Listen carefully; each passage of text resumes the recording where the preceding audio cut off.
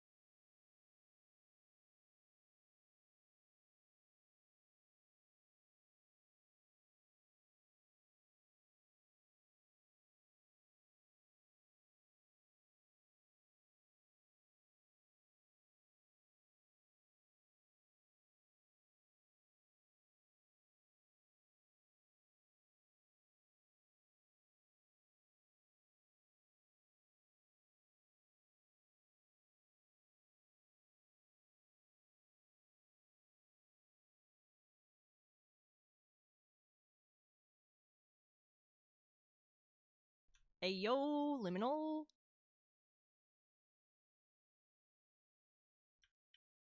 Captions, do the do. Captions.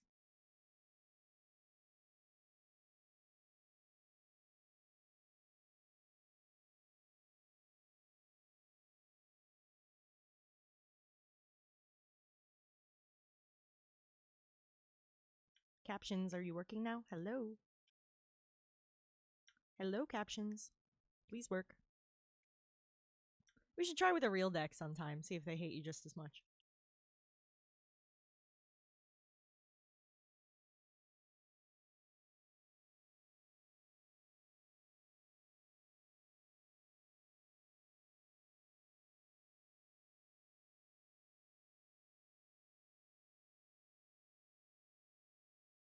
Hello, hello, captions.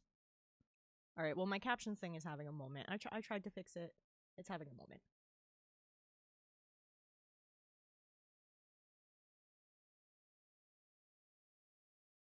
Hello, hello, everybody. I wanted to do a little more work on this guy, because I kind of wanted to work on something that I don't have to think crazy hard about today in case any of the new bot stuff I added doesn't work right, because then I can stop thinking about it for a second to go and tweak things.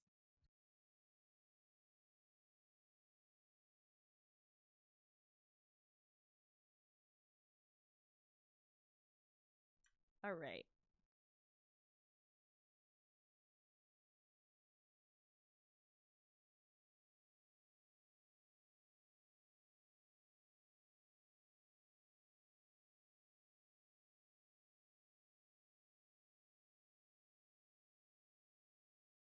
Okay, so I need to continue coloring some of this junk, particularly in the cubbies and the tarot cards. I need to clean up the edges on some of them. We need shading. We need to do what's out the window. I want to squeeze in a little more furniture, which I can do that whenever. I plan to retexture the brick because I don't like how it came out before. And I need to come up with some kind of design for the carpet. Probably something like astrology themed.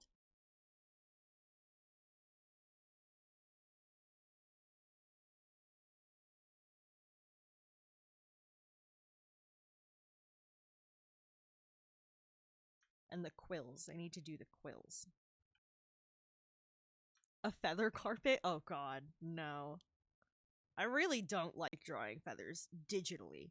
If it's traditional art, no problem. No problem. I'll draw you some goddamn feathers. But digitally, it's very different.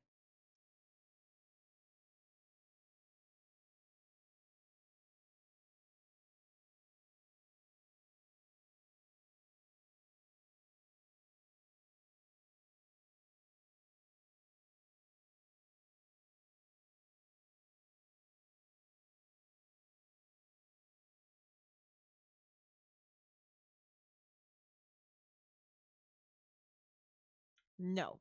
No more feathers. There are enough feathers in this drawing.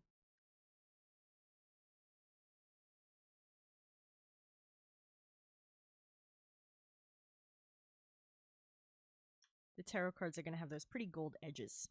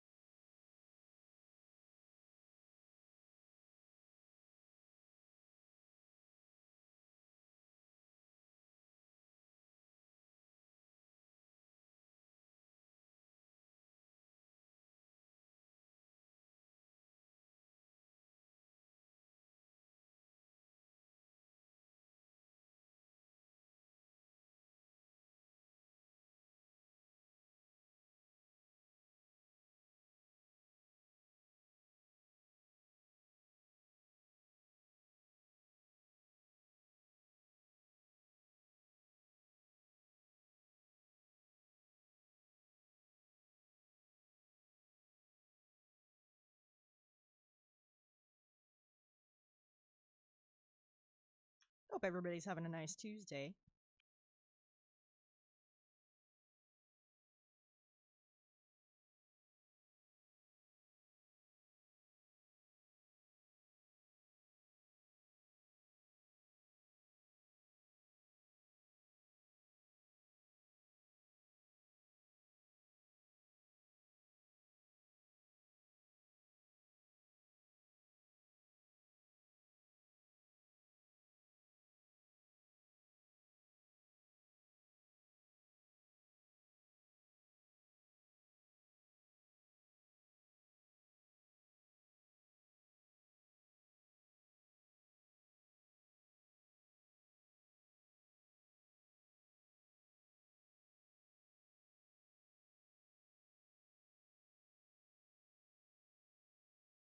There we go. That's a good start for that.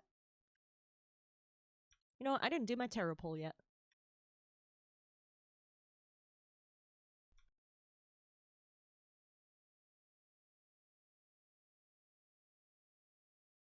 Oh, yep. Getting told how it is by some paper again.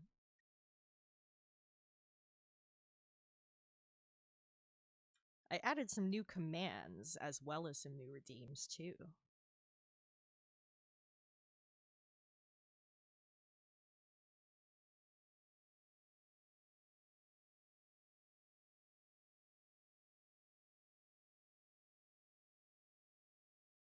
Okay, I'm gonna zoom you guys in on the cubbies because that's the section where I'm gonna be working.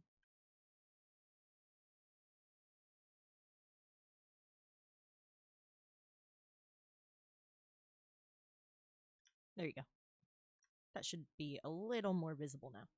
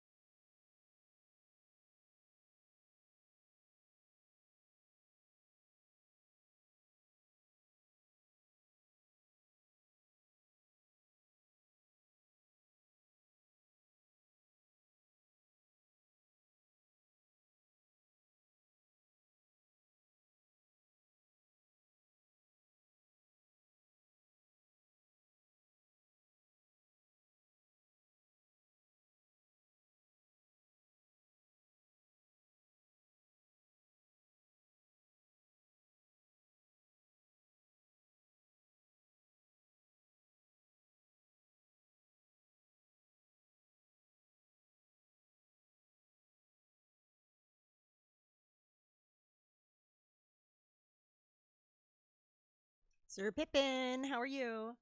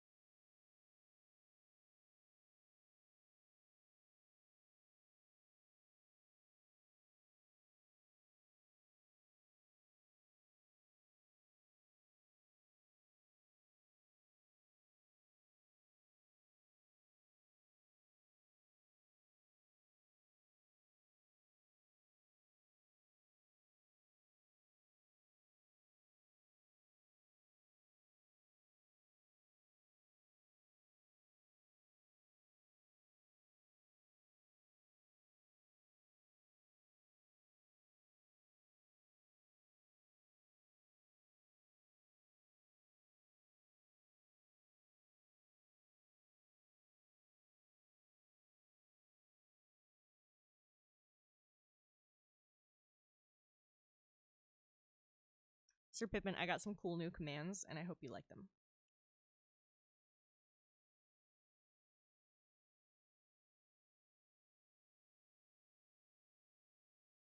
Or redeems, I guess. Both, really.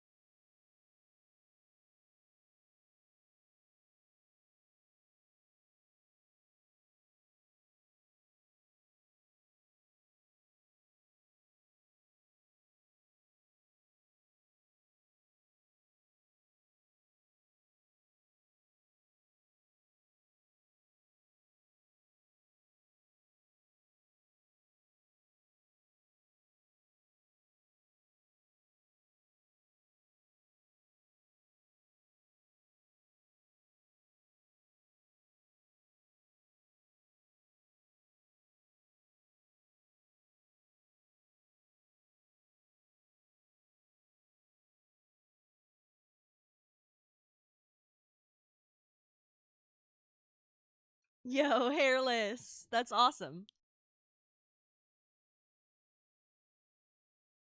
I didn't realize that they're like still touring. Whoa, hey, Punk Ape. How was the rest of your stream, man?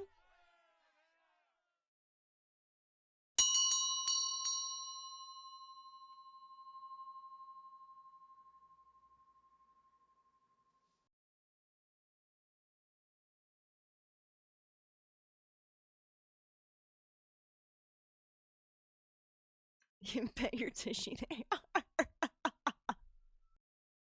Yo, sweet, my auto shoutouts work. Yes. Thank you for the raid. Thank you so much for letting me test that. I hope the rest of your stream went well, man. Hold on, my playback is coming through the wrong speaker. 1 second. I downloaded a new monitor plugin, and I think it defaulted to the speakers rather than the headphones.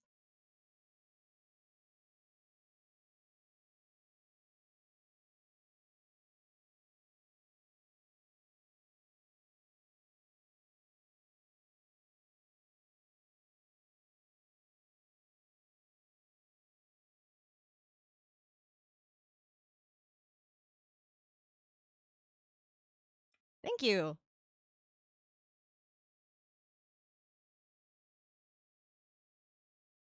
Thank you, thank you, thank you. Okay, I tweaked the settings on that. Let's see how that works out. Yeah, this is the full scene. I'm gonna redo the brick texture because I just wasn't happy with it. I've only been drawing in this program for like less than a year at this point.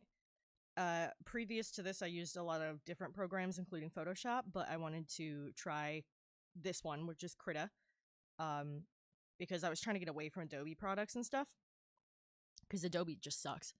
And so I was able to switch to Krita, which is by artists for artists, and is pay what you can.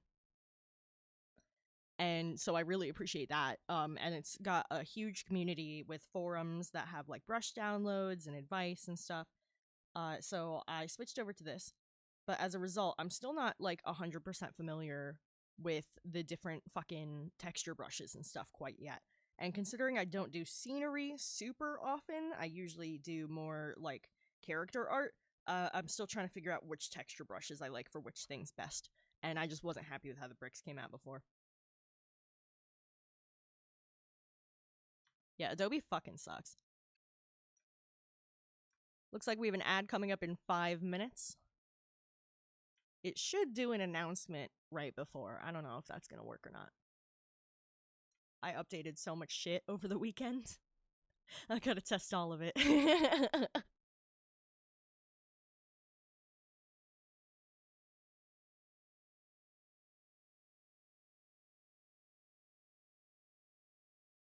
Yeah, we've switched over to Firebot, and now I have a new redeems, new commands. I updated all my like alerts and things. I added sounds to the redeems that didn't have sounds.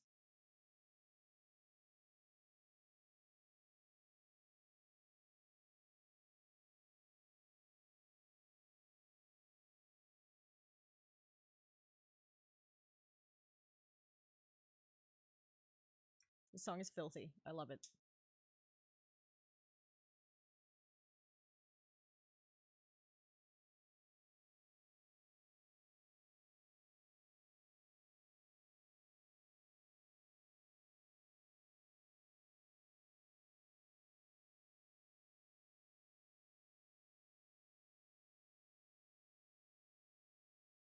Okay, I just had to double check some settings real quick.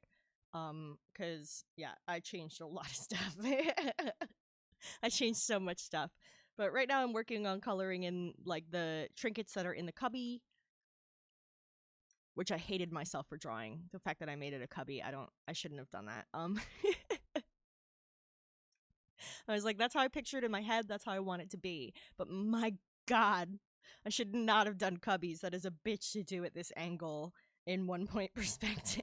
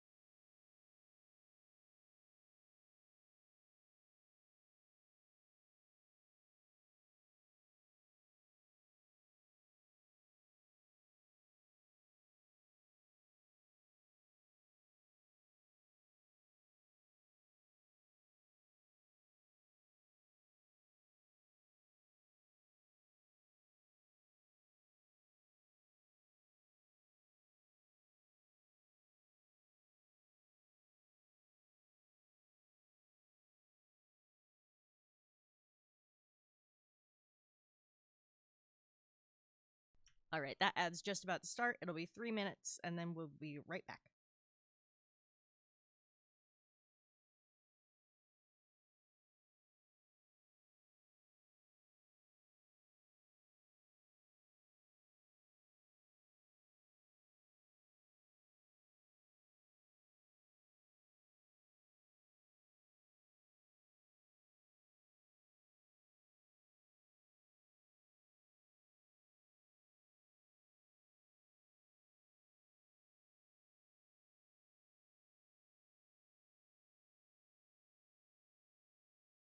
I got 2 more books to color in, and then 4 little jars over there.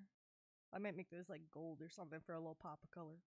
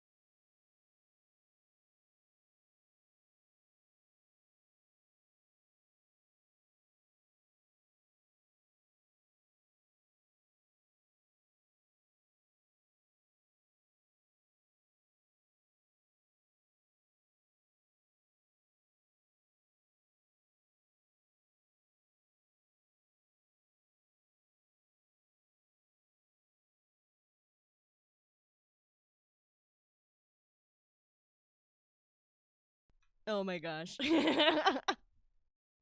Yeah, I'm here. I was just coloring in some tiny stuff in these cubbies here. I'm finally done getting base colors down on all this stuff. There's so much stuff. So all this stuff has base colors. All this stuff has base colors, though I need to, like, clean up some of the lines. This this is gonna be feathers for, like, quills. I'm gonna do that separately. Okay, so the ad break thing didn't go in advance. I need to fix that. Let me write that down.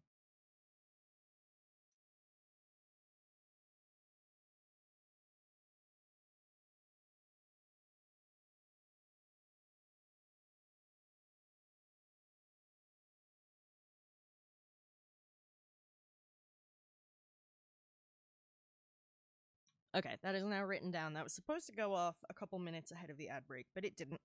So I'll have to revisit that. And my captions aren't working today, which is frustrating, so I'm going to write that down too.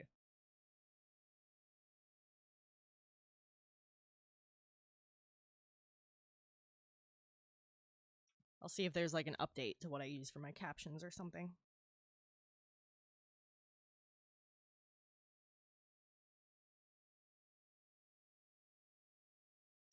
But yeah, I've been coloring in all of the tiny things. Incense burners, candles, wands, tarot cards, crystal balls, books, baskets. I think I'm gonna do the stained glass separate because I want that to be partly transparent. Same for the crystals for the sun catcher.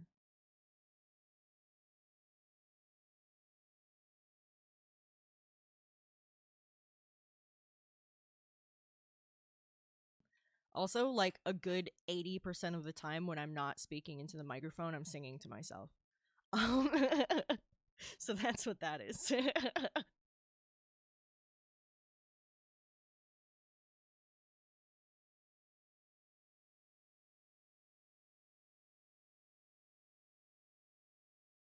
Like Liminal can personally attest to that. If anybody doubts me. But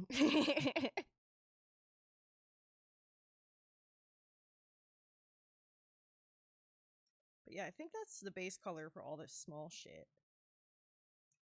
Let me just clean up some of these fucking lines. I'm gonna drop the opacity and amount so I can see better. And just pass an eraser over some of these lines real quick, because I didn't go too far over them. And I have the furniture line art separate from the trinkets line art, because I drew it first, and I could copy some of it and move it up, and I probably will just to clean it up. But some of this is going to need to be erased regardless.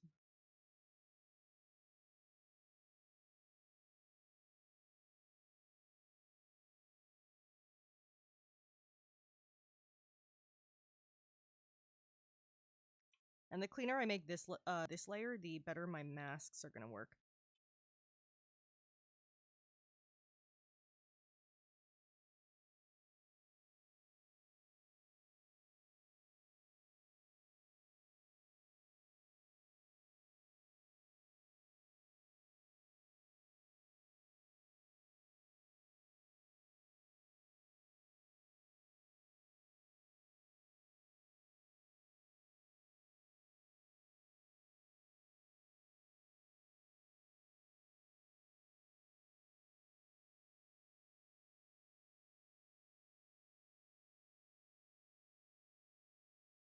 Yo, I'm really hoping this song's about a court case, if anybody's not paying attention. And I'm yeah, that too. um Yeah, this song's about a court case, and I'm just thinking about how I really want Daredevil to be added to Marvel Rivals because he's a fucking lawyer. And I'm just thinking of like the silly emotes they could give him. Like, will they give him like an emote where he just like smacks a gavel against something? Like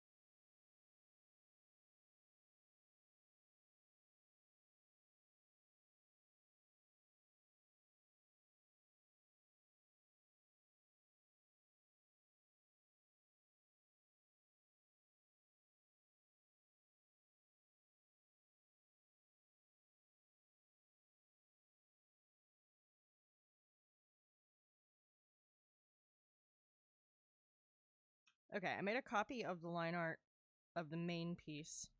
Now I'm gonna erase away the parts I don't need. Just with a quick pass of like a large eraser.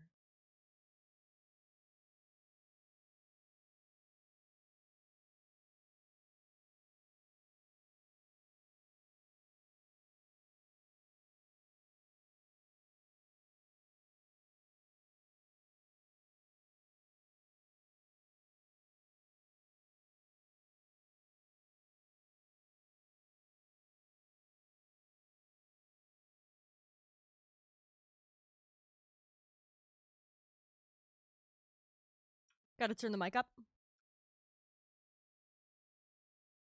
I can do that. Let me also move it slightly closer to where I am. It's one of those mics you're supposed to be right up on, but that could be a little bit difficult to do with like an art tablet in your lap. I have a stand for it. This is just more comfortable.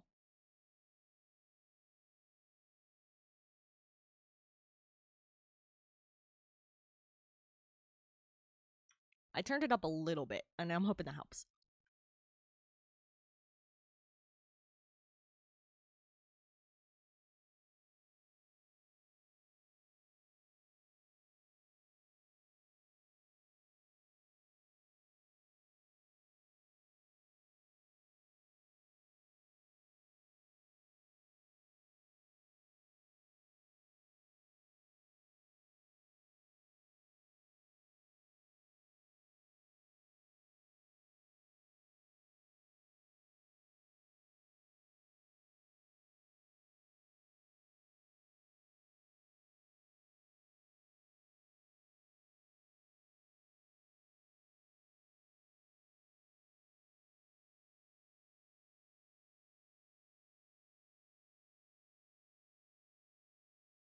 So that right there got rid of like the bulk shit I don't need, and now I just gotta like shrink this down a little bit.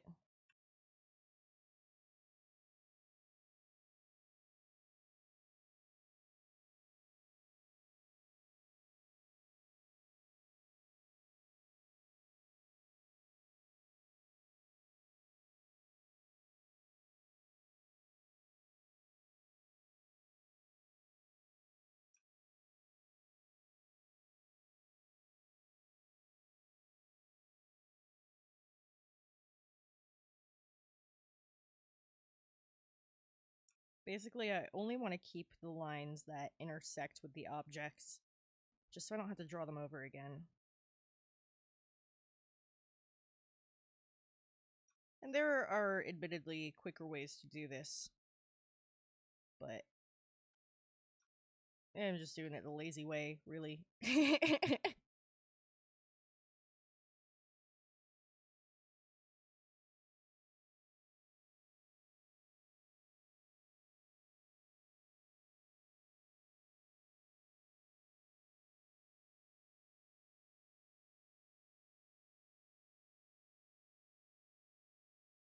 Okay, let me maybe if I turn cuz I'm like hitting the orange section and I don't want to peak too much. So maybe if I turn the music down a little bit instead.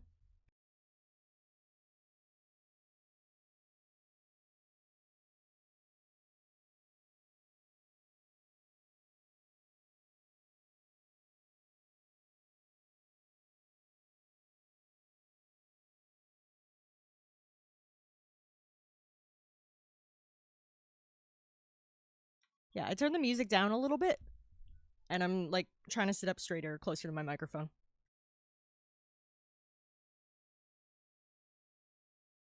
Thank you for letting me know. Hmm. Yeah, I think I need to get closer to the freaking mic. It's something I forget to do sometimes.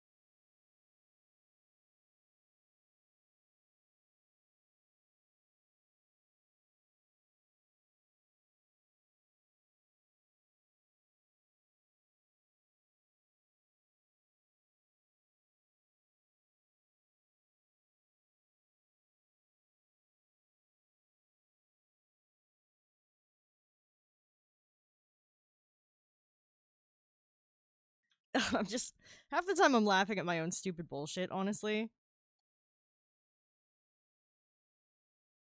But I was saying that like when I'm being quiet, 9 times out of 10 I'm just singing whatever music I'm listening to.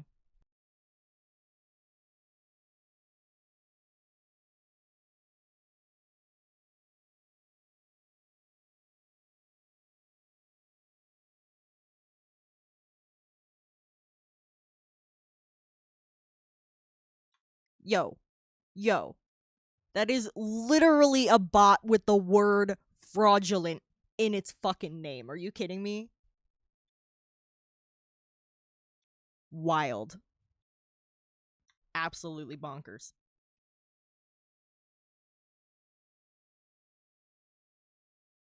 Did you fucking say fraudulent tat? Like a fake tattoo? I don't know, man. I don't know, man.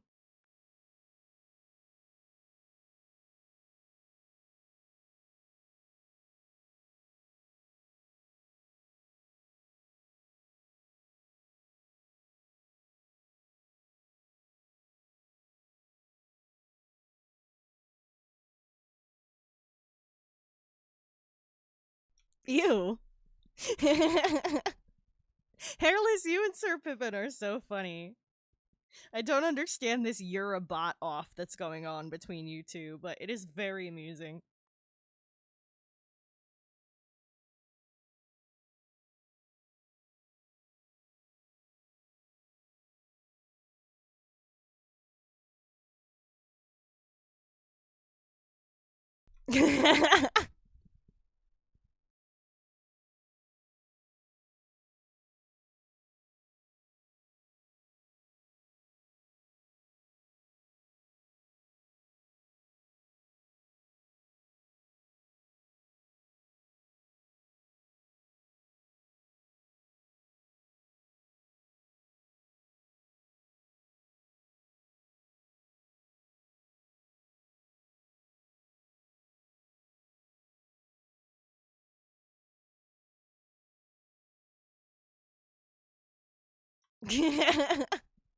You do make a lot of uniquely crafted typos. And honestly, I spend a lot of time dicking around with bots because I think like chat bots because I think AI learning is like fascinating. And they speak in very predictable ways. They really do.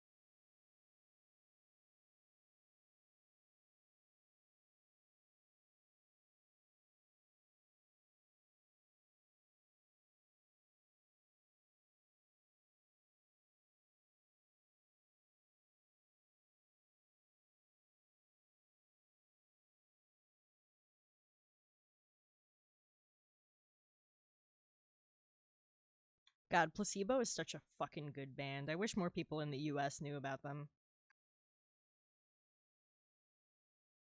Meanwhile, I talk to people in the UK and I'm like, hey, have you heard of Placebo? They're one of my favorite bands. And they're like, yeah, of course I've fucking heard of Placebo. Are you stupid? And I'm like, no one here has heard of them.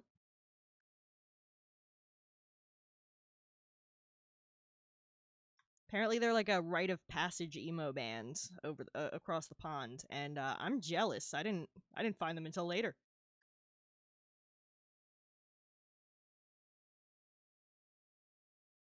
Granted, that might be good because they are fucking filthy, but I still love them, and you know I am too. So whatever.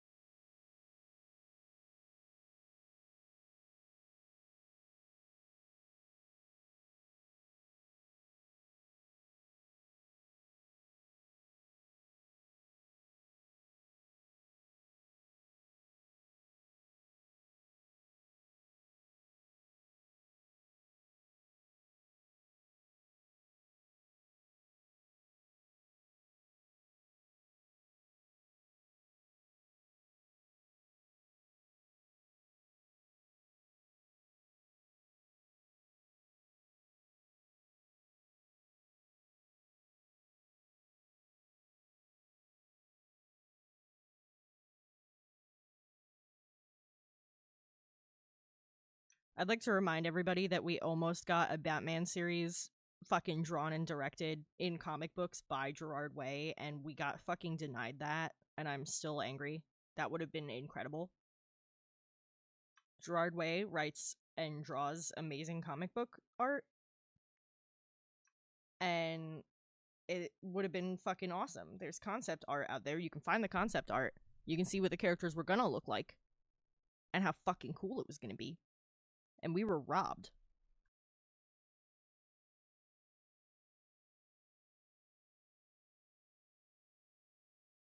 Alright, there's a nice quick cleanup on that.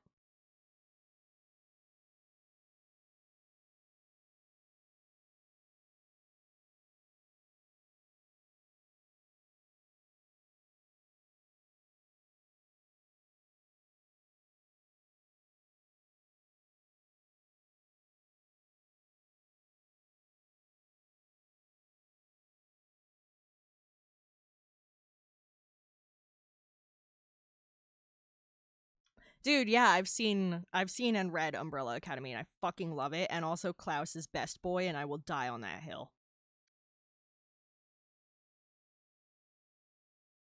People have been like, actually, I don't really like Klaus because, and I'm like, I don't care. He's the fucking best. like, like, I didn't ask your opinion. Klaus is objectively the best. I fucking love him. I fucking love Klaus Hargreaves. This is what I mean. Give me a good flawed character. Give me a good flawed character. It's so much better. So much better than some uppity douchebag.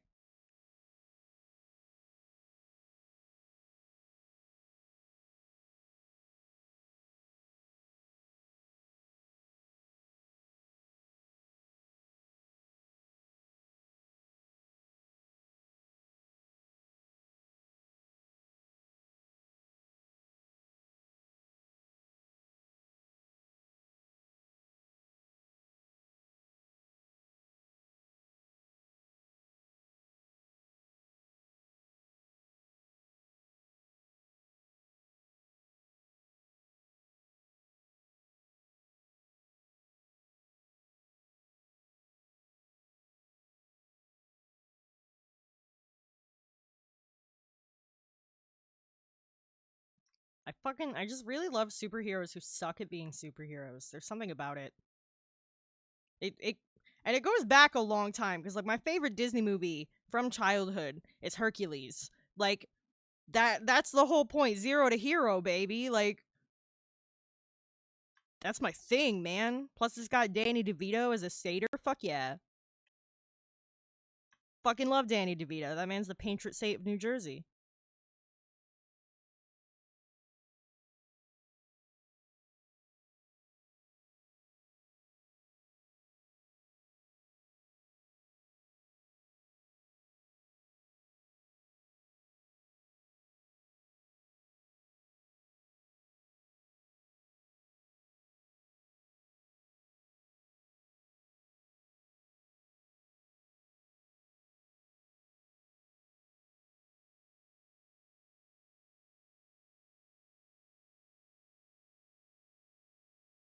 Dude, I fucking love that movie. That is the best Disney movie and I stand by it. And I fucking love Roger Bart too. That man is so talented. If you're not aware, he's the guy who does the singing voice of Hercules. The singing voice and speaking voice are two different people.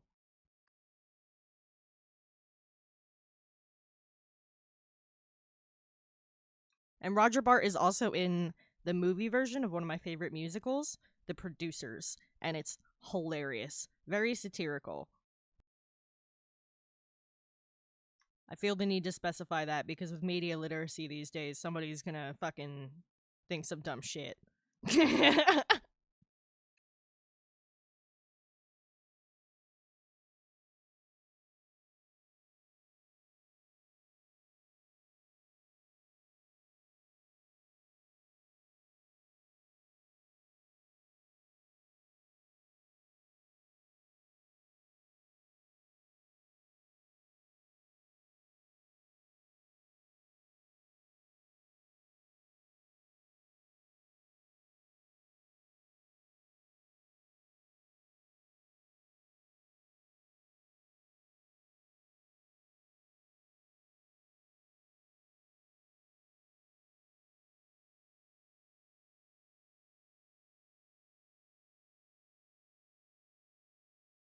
Yeah, but if you've never heard of the producers, and you like satire and musicals, I highly suggest it. Will Ferrell's in it, Matthew Broderick's in it, Nathan Lane is in it.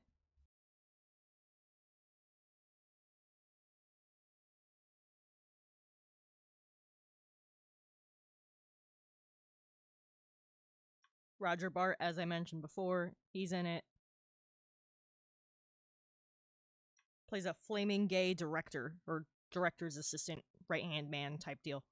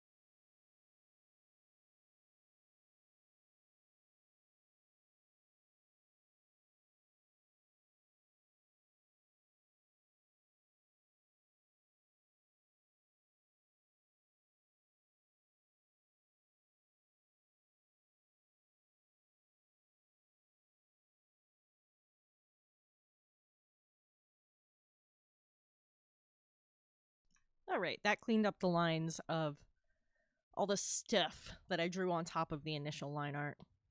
Yeah, that's my favorite Disney movie, Hairless. That's my favorite Disney movie from childhood, like Disney Renaissance. So it's got the nostalgia factor. My favorite modern Disney movie, I would say, is Coco. Lilo and Stitch is great. Lilo and Stitch is fantastic. And the art in that movie is beautiful.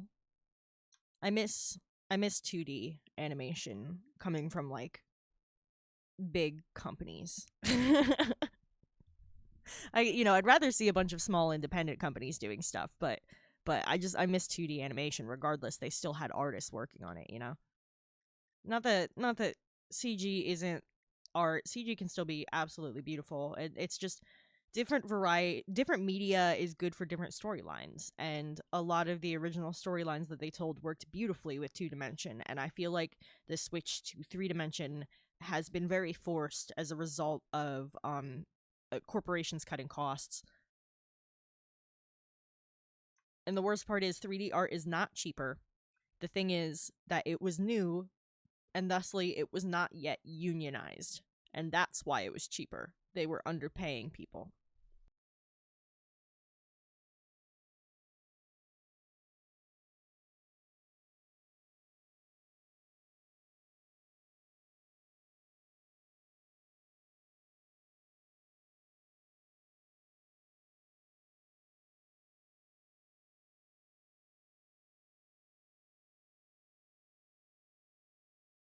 I did really love Coco. I liked the first Moana. I thought Encanto was overrated.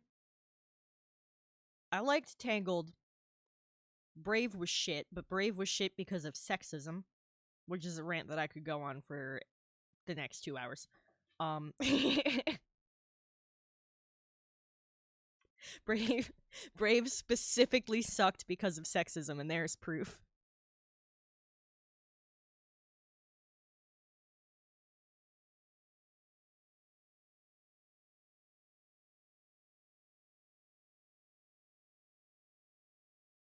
There's a bunch of fucking idiots working on Brave.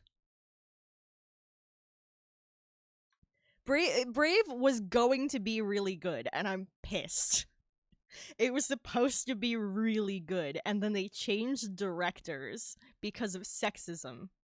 And then the new director completely changed the second half of the movie, which is why the movie starts out strong and then falls the fuck apart.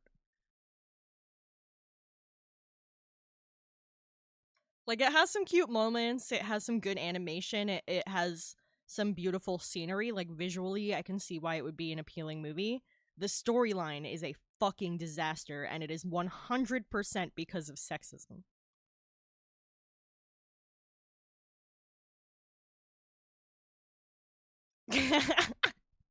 I wouldn't know, I don't wear bras.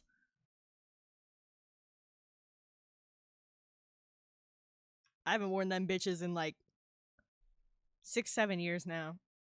I was like, who am I kidding? I've got nothing to support. I'm gonna stop wasting my money on these things.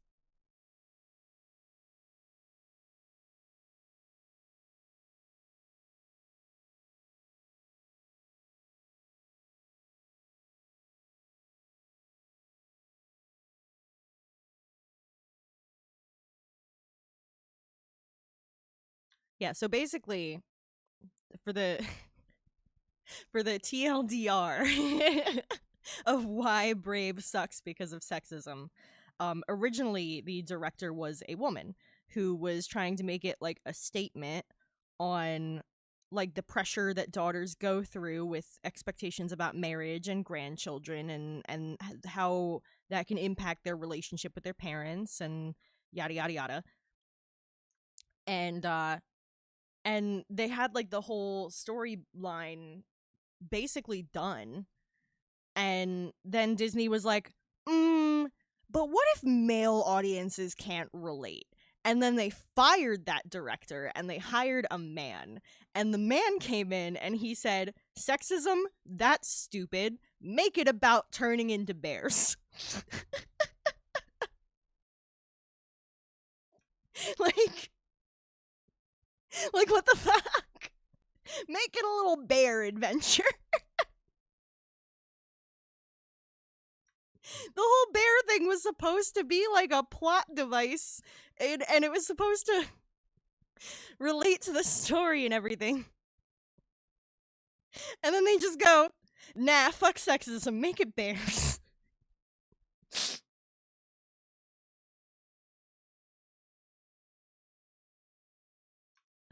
Oh my god, I want to switch around the way the colors are.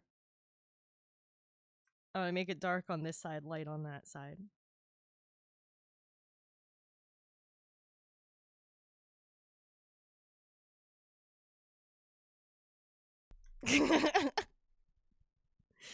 Yeah, like we're talking about Disney, Sir Pippin, and like old Disney and new Disney and problematic Disney and all that stuff.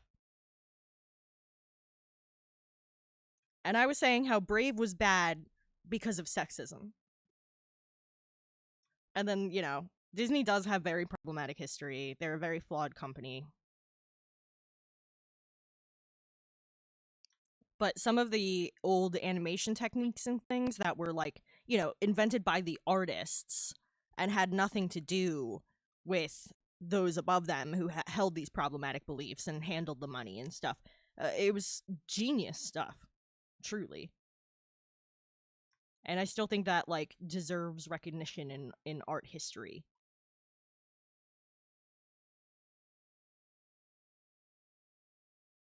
Like an excellent example in my opinion is Destino, which if you've never seen it is a crossover that Disney did with Salvador Dali.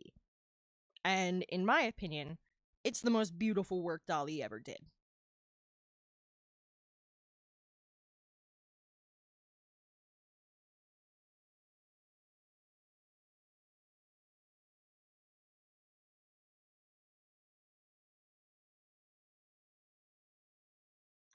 Listen, listen. Never said he's a good guy. Just acknowledging art history here. My concern presently is more regarding the modern fascists in this fucking country. but also non-mom. It's very nice to see you in here. Obviously, the history is something that we should all get to know because that's how we learn to prevent things again. But I'm a little more concerned with what's going on right now than like that kind of shit, you know. But yeah, modern Disney Coco is the best. Old Disney Hercules is the best. Disney does suck, always has sucked, always will suck. They're a corporation. Don't trust corporations.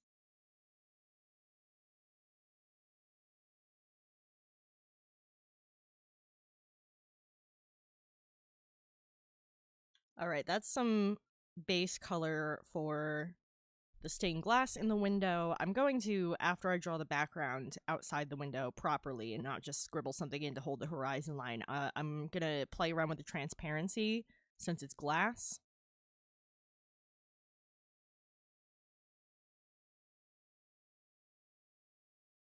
Drawing a little magic shop. I miss when Disney had a style that was flexible. And what I mean by that is peak Disney Renaissance, which is like if you think about it, if you look at the style of Hercules, it is inspired in ways by historical Grecian art. The way they drew like the chins and stuff is very much inspired by like the things you would see on pottery and discuses. And then you look at Mulan, and that's very much inspired by like Chinese art and the way they draw smoke and stuff. Oh my god, it's so beautiful. I wish they still did stuff like that where they, you know, you can look at it and you can know that that's Disney, but it's still you can know which movie it is just from the scenery.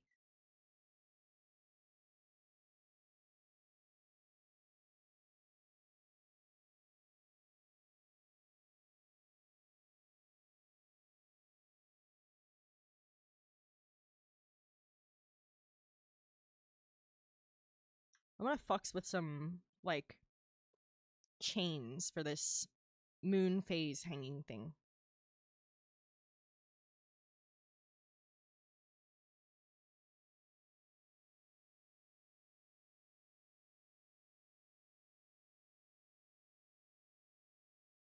Lion King is just Hamlet with lions. But also, they were going to name it King of the Jungle until somebody pointed out that it doesn't take place in the jungle, and I think that's hilarious.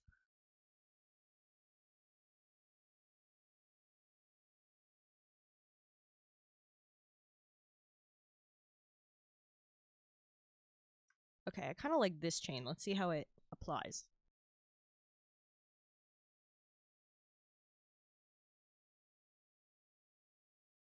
Oh, this is much too large. 1 second.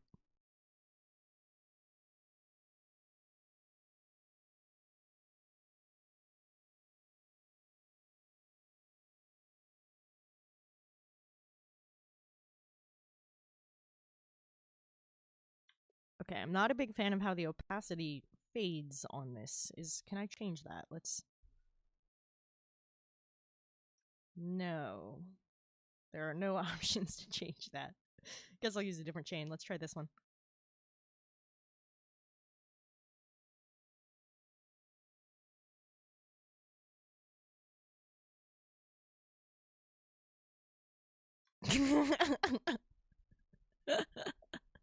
Okay. Speaking of Pocahontas, I get recommended a lot of Disney shit on Reddit. Not because I'm really much of a Disney buff. I mostly like it through like nostalgia lens, you know. I haven't watched any of the live action shit they've released. I just don't care to have my childhood sold back to me. That's not my style. And fucking I saw some people in the Disney subreddit like talking about how badly they wanted a live action fucking Pocahontas, and I was like, uh uh are you sure? And a couple of them were like, oh my god, it would be such a perfect opportunity for Disney to make it less problematic than it was last time. And I'm like, I think making it in the first place was the mistake. I don't think you can make Pocahontas not problematic. That's not history you can erase. Oh my god, not to mention how shitty Peter Pan got with the very same cultural racism. Like, oh my god.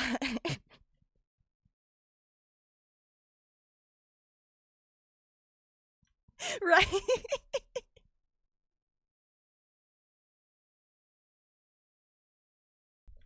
Oh my god. But yeah, I would say the worst pre slash sequels that occurred in Disney are the Aladdin ones, and uh that's because of the lawsuit they had with Robin Williams.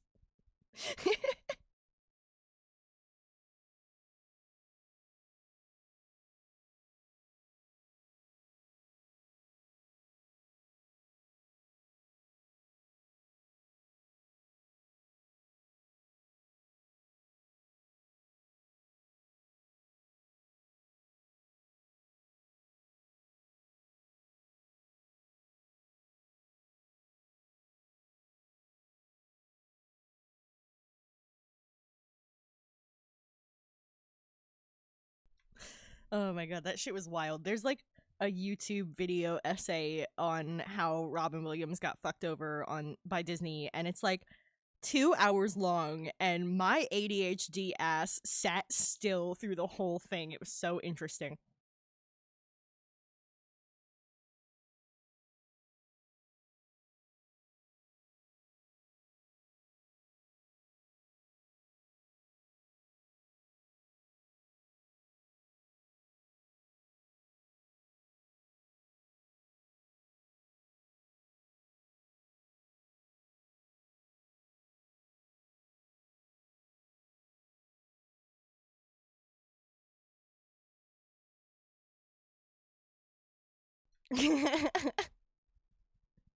I know.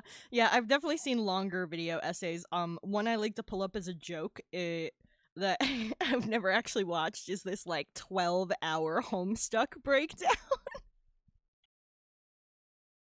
To be clear, I've never liked Homestuck, but I had friends who were really into Homestuck, so I like tried to understand it, and it's become my favorite example of absolutely ludicrous bullshit that is impossible to explain.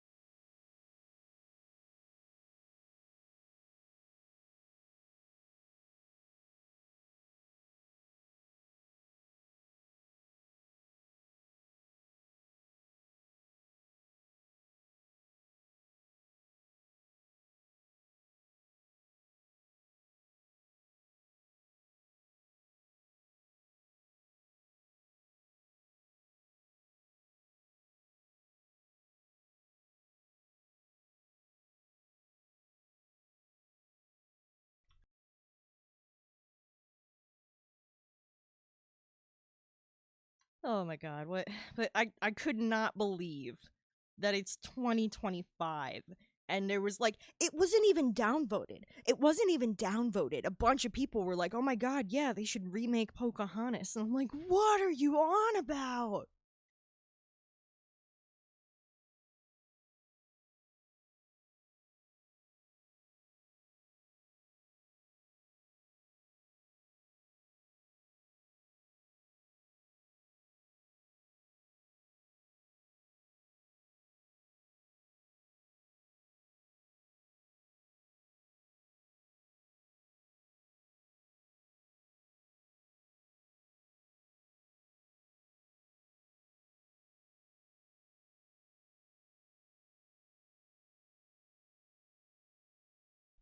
Like fucking you, you know what it made me think of if I'm being completely honest?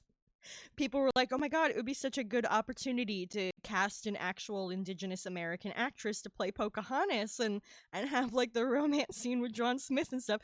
And in the back of my brain, the real thing that played was Always Sunny, Frank Reynolds. Charlie, she's 12.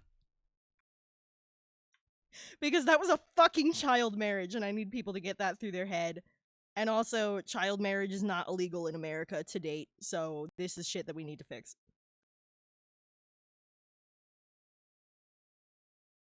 Fucking insane. Oh my god. Yeah, the Avatar movies are just a shitty alien Pocahontas, but they made pretty visuals, so people were like, "Yeah, let's go see it." It was terrible. Those movies were so bad. And like my partner's grandma was like talking about how much she loves them. And I'm just like sitting there nodding my head. Like, "Yeah, sure. I'm glad you like it."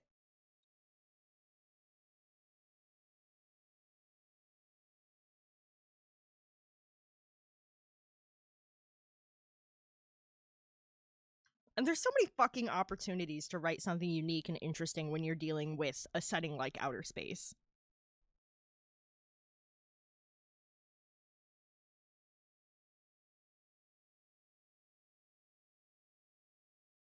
People need to stop being cowards and making everything like a slightly different skin tone human being. Like, oh, it's an alien. He looks like a man, but he's blue.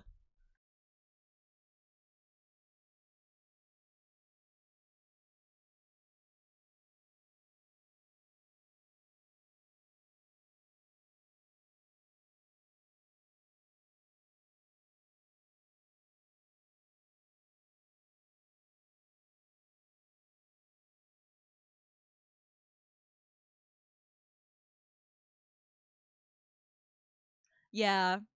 Yeah, I don't think I've seen a video essay on it myself, but considering it's just a Pocahontas ripoff, yeah. you know? You know? Jesus Christ. I mean, there even is a stereotype referred to as Pocahontas to discuss the sexualization of Native American women, like indigenous women. And like you still you still want that movie?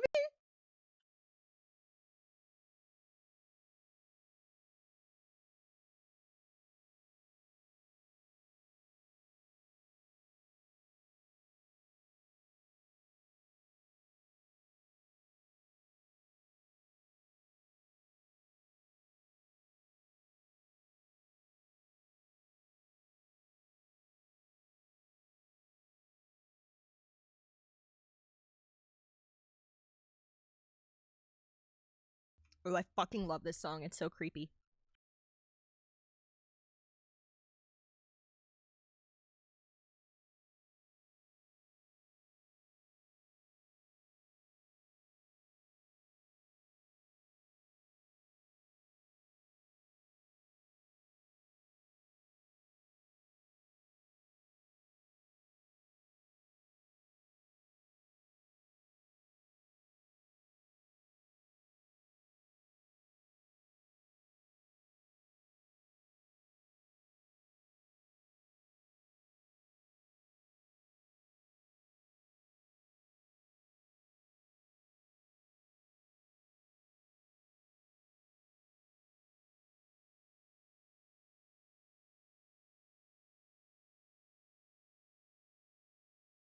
Yeah.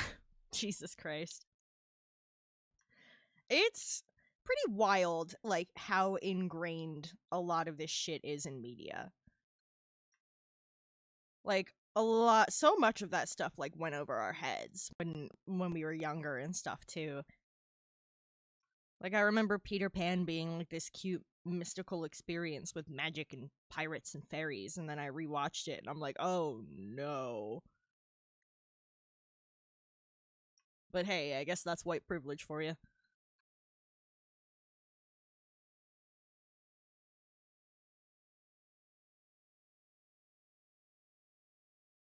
I liked that chain the most, so I just I just copy pasted it on itself to make the opacity stronger. I'm not sure why this has a fade effect. I don't really prefer that, but I made it work. Now I need to add a chain for this little eyeball. I'm also noticing some tight corners that got missed when I was coloring. I want to go around and touch up a bunch of those eventually.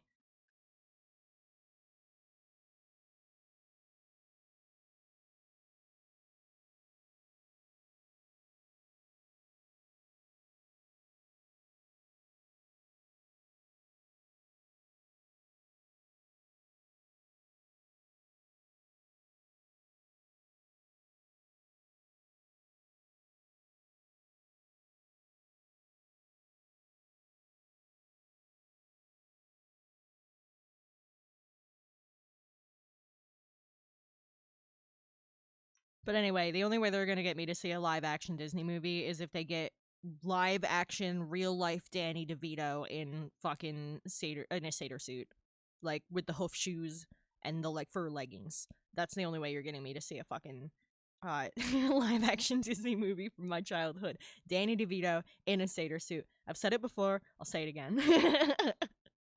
Yeah, right. Anyone would watch it. Fucking Danny DeVito's so good. I love that guy. He's so good.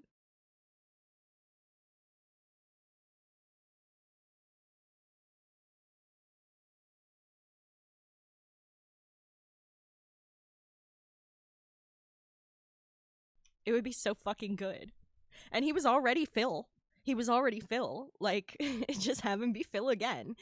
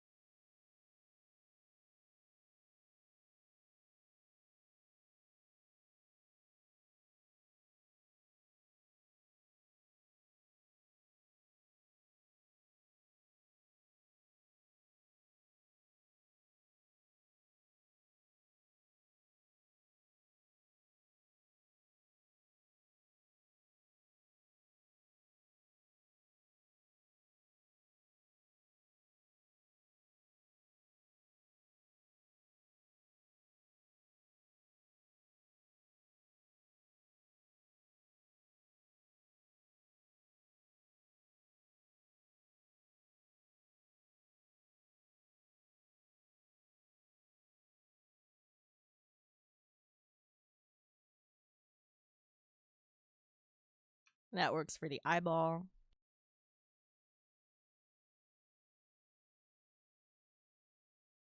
I'm gonna do like a little hook above it. Probably do the hook in like gold for a little contrast.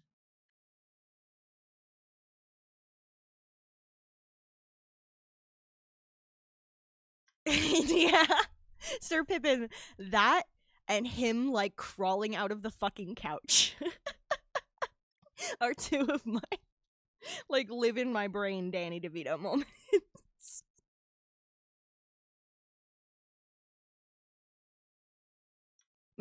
Yeah, that's rough. I didn't like I said, I didn't see any of the live actions.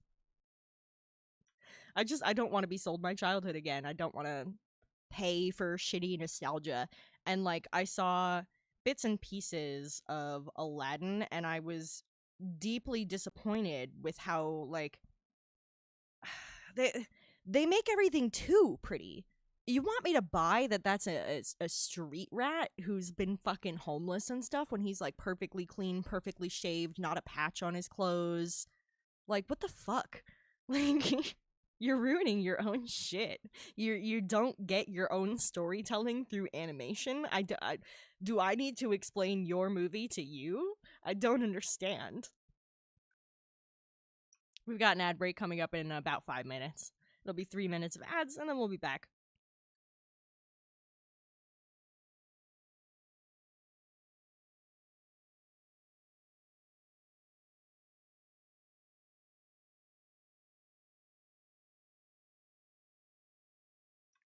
I want to try to find.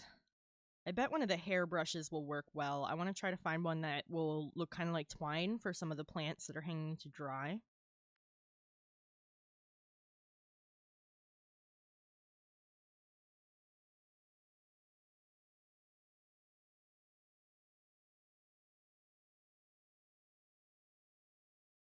Oh God, was it that bad?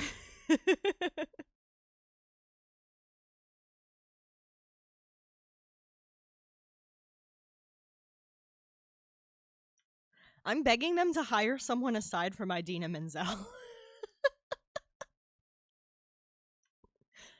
Yeah, I had the blessing of seeing Aladdin on Broadway once, and that was a fantastic experience.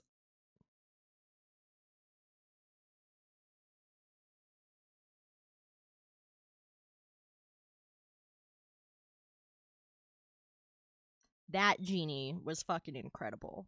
And also, I bet he still has glitter on him to this day.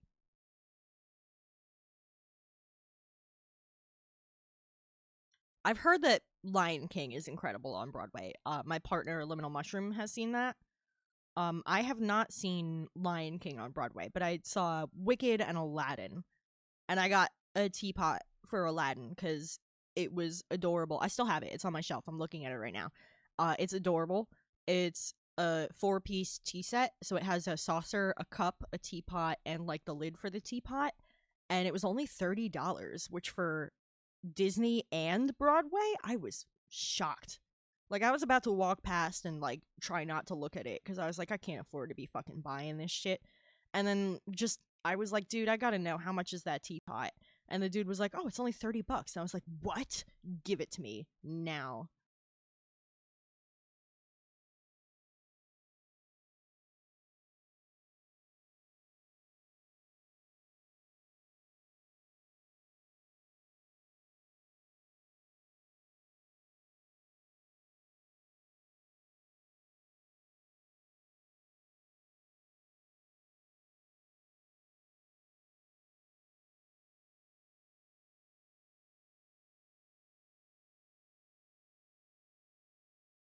I think this with a backing will look like a rope, which isn't exactly what I'm going for, but I could give it some loose strands and stuff myself, and I might look into some better like rope texture brushes to download because I'm realizing now I don't really have any. I drew the ropes on Sit Stay by hand, actually. That recent drawing I did that had some ropes in it.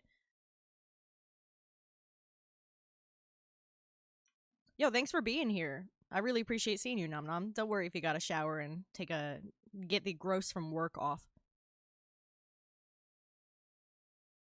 Yeah, right? Like between the fact that it's real ceramic and it's Disney and it's Broadway, like if this was at the Disney store, it would have been 3 times as much. So why was it so cheap on Broadway? I don't care. I love it. I love my teapot. It's one of the ones where the teapot nests in the cup.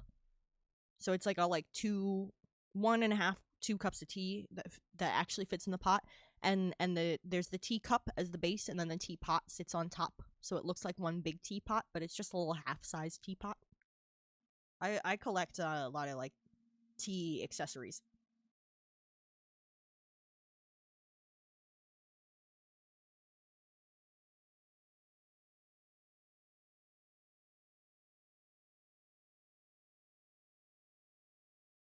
I love tea, I love cute stuff, and I love practical stuff. So it's just a good combo.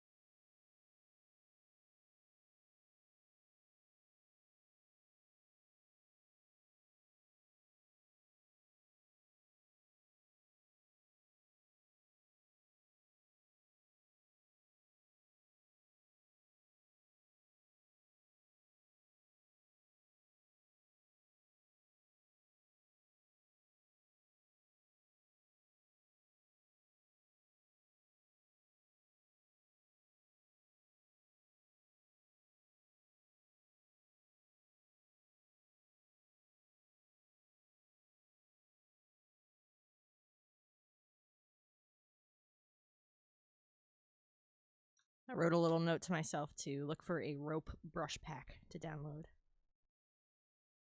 This one shrunk down might work.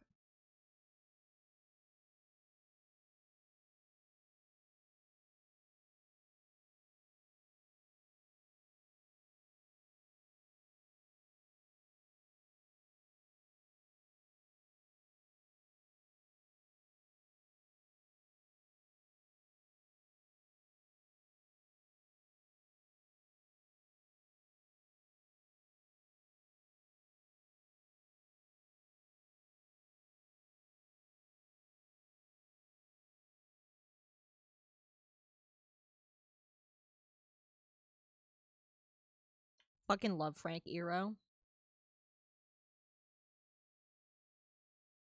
This is his album Stomach Aches with Frank Iero and the Celebration.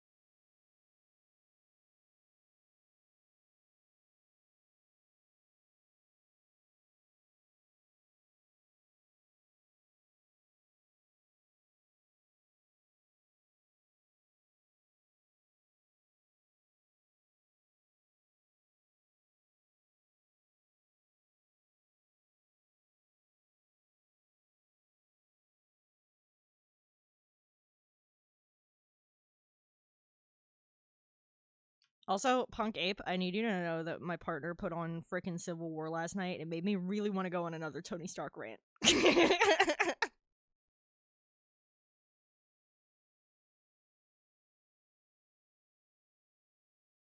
was like 1 in the morning. My partner last night, it's like midnight 1 a.m. They were like, "Oh, I'm gonna put something to fall asleep to," and they put on Civil War, and I'm like, "Oh, now I want to talk about Tony Stark."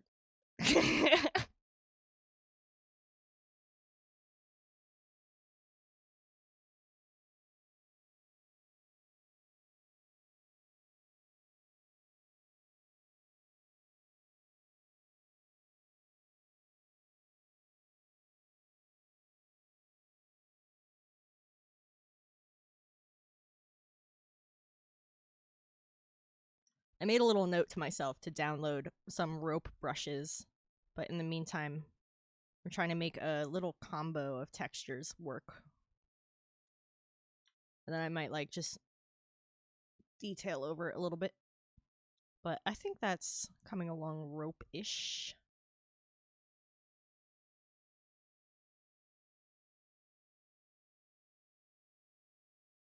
I mean, I'm going for twine, which isn't exactly a well-braided rope. It's a very sloppy rope.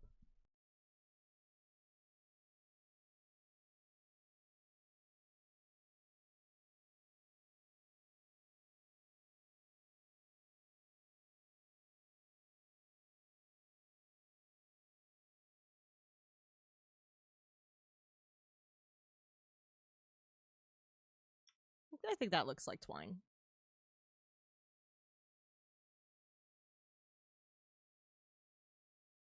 It's not like anybody else is going to zoom in this close, let's be honest. They're barely going to look at that shit. I'm such a sucker for detailing the things no one's going to look at, I swear to God. I also want to make the tarot cards have faces. I don't want them to just be face down, but I haven't decided what cards I want them to be yet. I might, like, do something cryptic, because that's my style.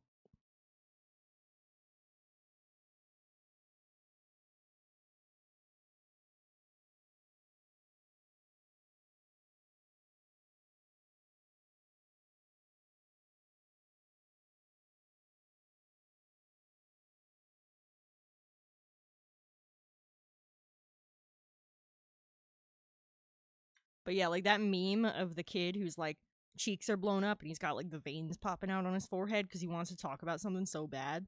That's me with Marvel. Anytime anybody brings it up, like, especially Avengers, particularly Avengers, I'm like, I want to talk about it. I want to talk about it. I want to info dump everything on them.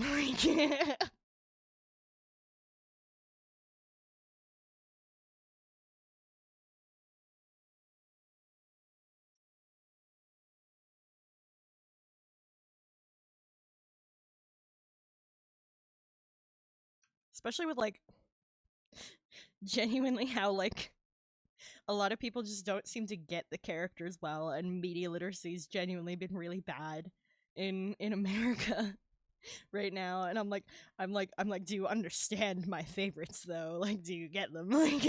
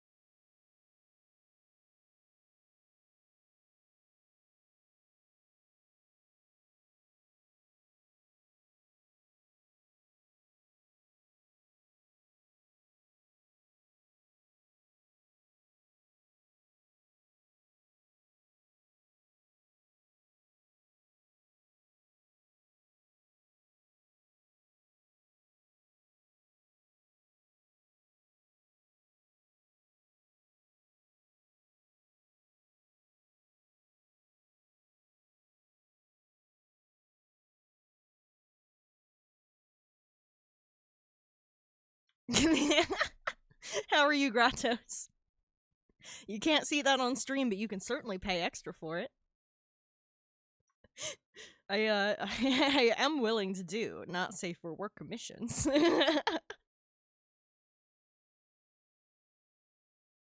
For a reasonable fee, too.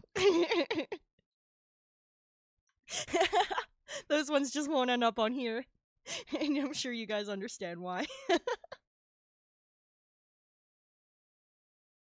Okay, I'm drawing the fucking. Let me zoom in. I'm drawing the incense. That's what I decided I wanted to draw next.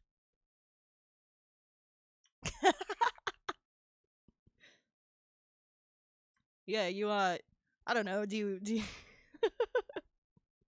you want, like, weird art of your favorite video game characters tying each other up or some shit? Hit me up. I can draw anything.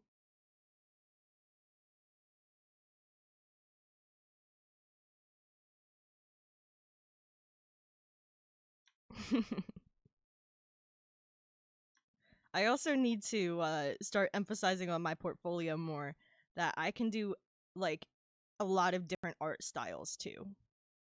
Because a lot of people want like, oh, I want a PNG tuber that looks like this cartoon style, or I want this that looks like that, and I'm like, cool, yeah, I can do that. But right now, I don't really have a lot of samples to show that I can do that, so it's something I need to work on.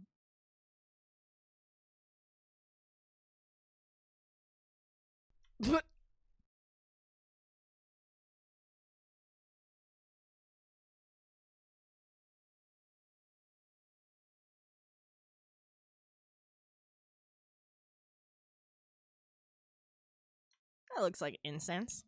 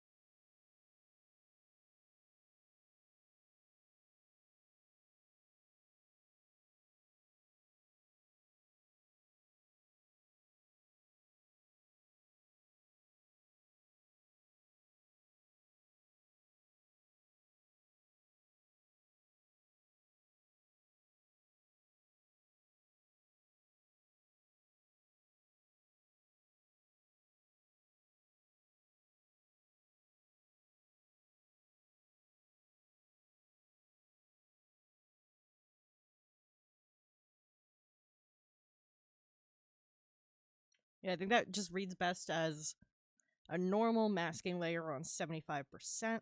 Let me make a separate group for this masking layer so that it doesn't start getting onto other things.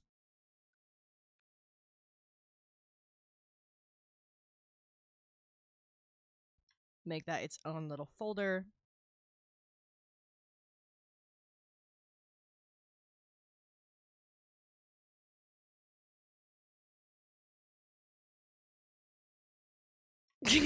Grottos. Fucking Bloodhound gang.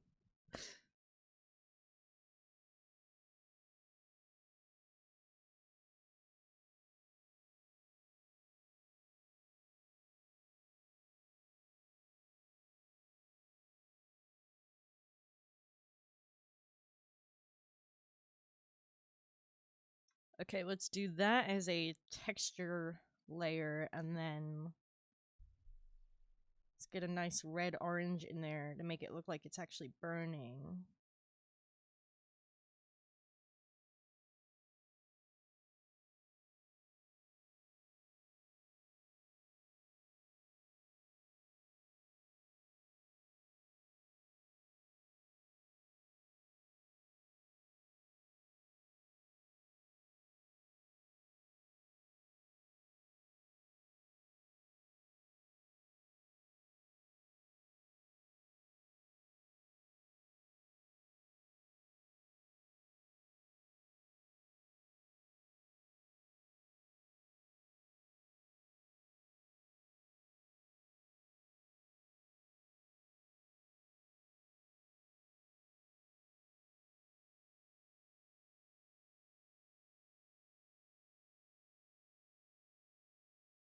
Once again, that looks best just on normal 75. Sweet. So I can combine those layers.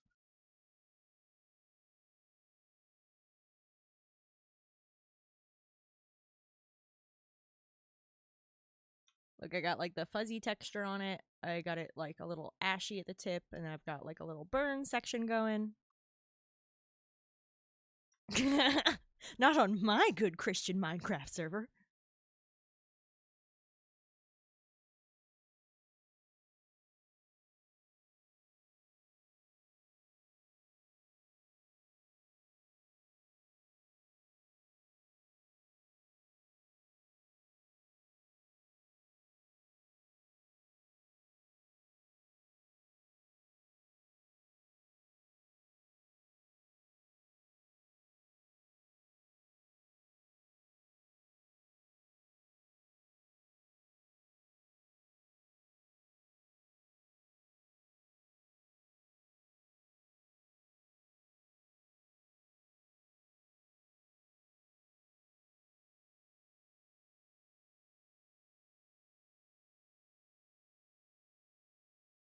That one looks best on lighten. And I want to try to get some sort of little glow effect in there. Let's see, let's see. I think my glow brush is, yes, here it is. Yeah, that's a fun brush. Much too large. 25? That is much more realistic.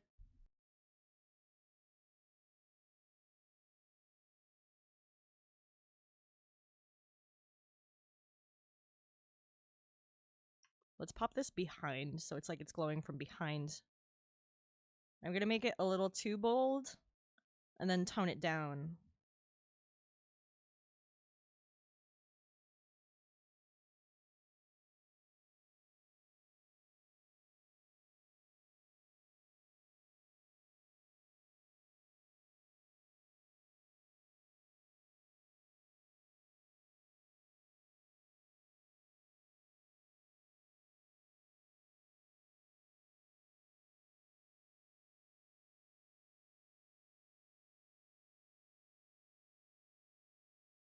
Yeah, exactly. Because honestly, especially with how small this is, glow effects can be pretty subtle. You gotta be pretty big with them. If you guys recall the drawing of Beryl I did, which I can open for anybody who hasn't seen it, I did lightning in his hand because he's a fucking storm sorcerer, and that shit came out pretty dope.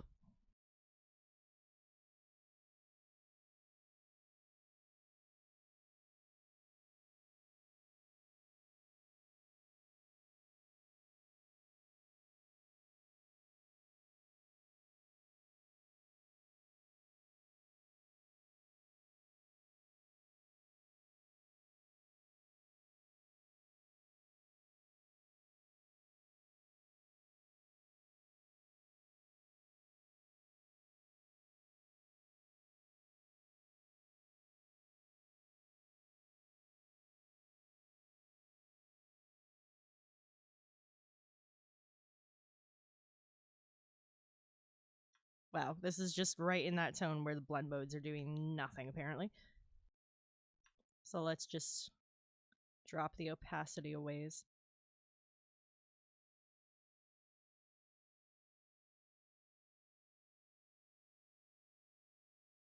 And build it up with a second layer.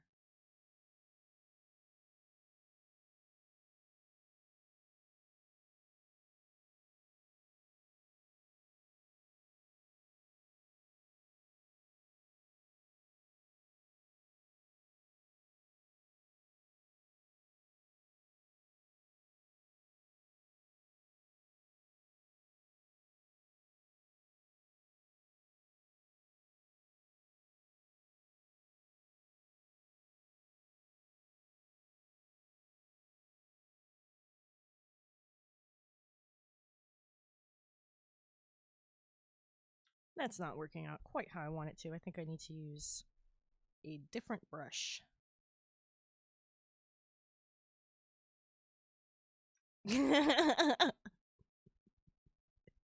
It's actually the barbarian in my party that I played Barrel with thought his name was Barrel for 2 in-game years. She had his name completely incorrect for 2 in-game years. Just to be clear, it's specifically because my closed captions aren't working today. His name is Beryl.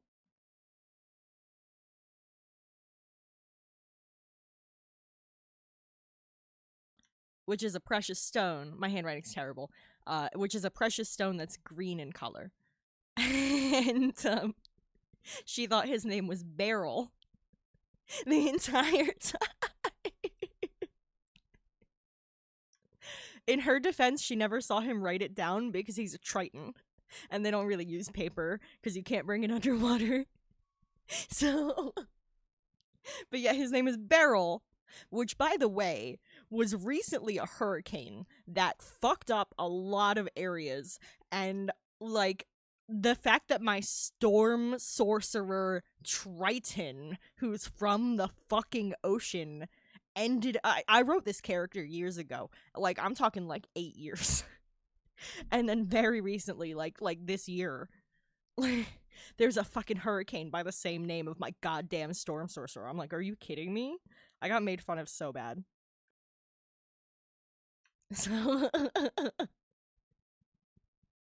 hey Tricky. Hold on, let me show you guys. For any of you who haven't seen it, let me open what he looks like.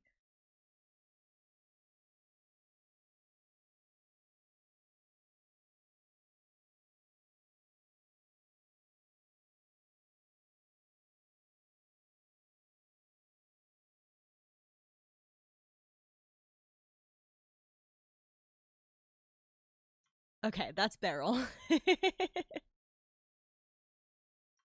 Yeah. Yeah, I feel like I jinxed everywhere that was hit by that hurricane, and it was a bad one. And the worst part is one of my fucking party members was in its path. So one of the people I played with ended up getting fucking hit by it. But this is him.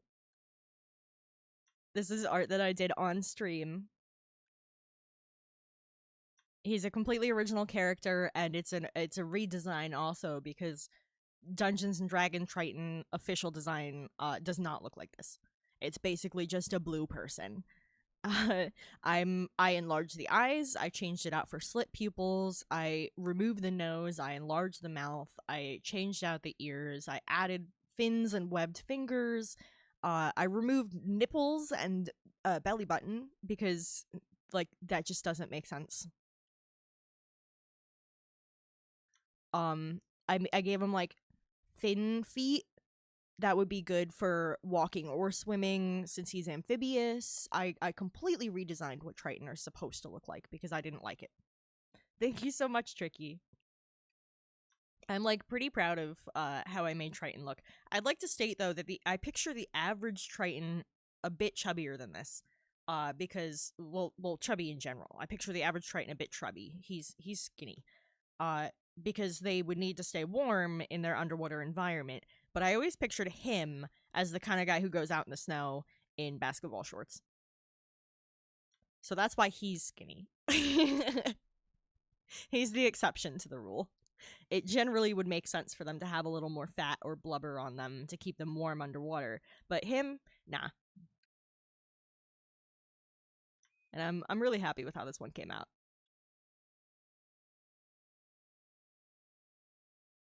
Thank you. Yeah, I use a combination of like streaky hairbrushes and an airbrush to blend them out so it's not too streaky. And I was really happy with how the glowy effects came out on this one. For his fucking lightning. I put a little eel in there. I just kind of made one up. There are no real eels that look like that. I couldn't find a good reference. And this is poster size, so you can zoom in a lot. This is like my standard character art size.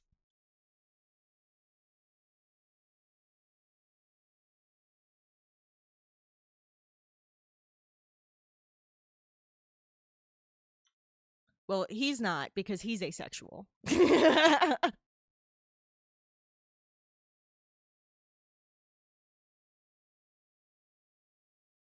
Yeah, and it's the Staff of the Magi, which is a real D&D design. I just made it slightly smaller because he's very short. But that's based on the canon design. And yeah, I threw in this weird little eel guy. I don't know, I just felt like it. And then there's a little fish at the bottom. And Painted King said this is his favorite fish.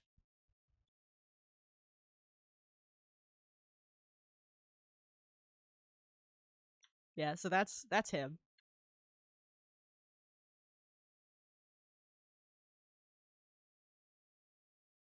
Listen, he tries really hard to be a good guy. He just fucks up a lot because he's an idiot. He's super, super naive. I like playing naive characters. It's a lot of fun when you know what's going on, but your character's too stupid to pick up on it.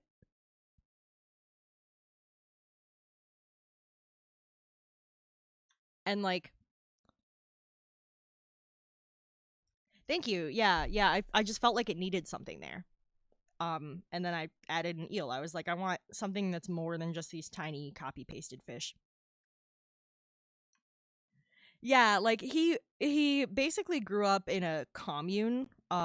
Triton culture is very it's very socialist in that like each Triton location takes care of itself using work from everyone within the community.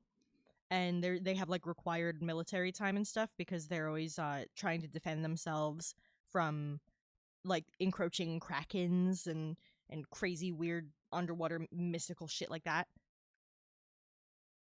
And so he grew up surrounded by people who are very supportive and kind. And that's a good thing.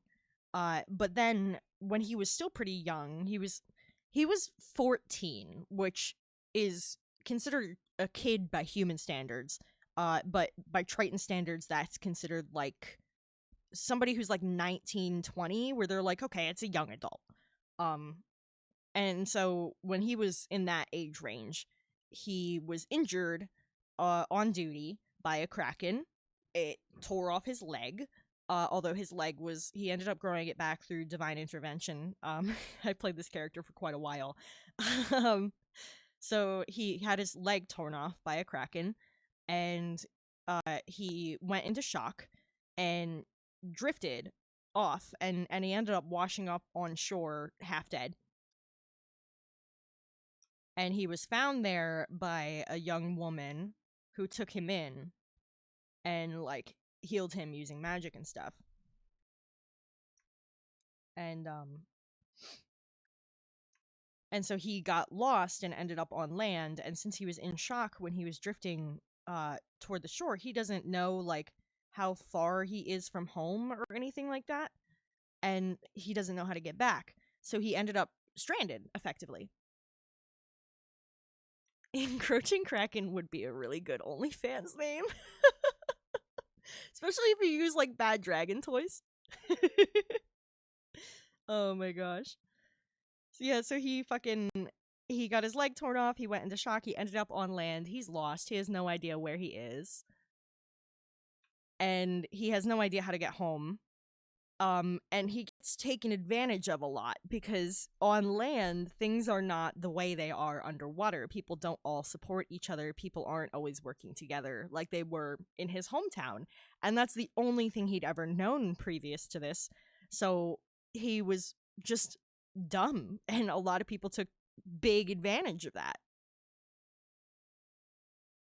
He's not an intuitive guy. He doesn't assume people are lying to him. Like I think I only ever got one good fucking one good check to figure out somebody's intentions when they were in fact nefarious. And Beryl was like, you know, even I don't trust that lady. There's something weird about her. And everybody else was like, even Beryl doesn't trust her. Clearly something's wrong with this woman. Like, even Beryl doesn't like her. Something's wrong here. And that was funny as hell. He has a very, very long backstory that I could go on about for a while. That's just like a TLDR of it, basically. But in addition, his favorite color is red, because if you are not familiar with diving, the way the wavelengths of light and color work differently underwater than they do in air. And if you dive past a certain depth, and it's not very deep, it's a depth that free divers can pass without oxygen tanks. If you go past a certain depth, you can no longer see the color red.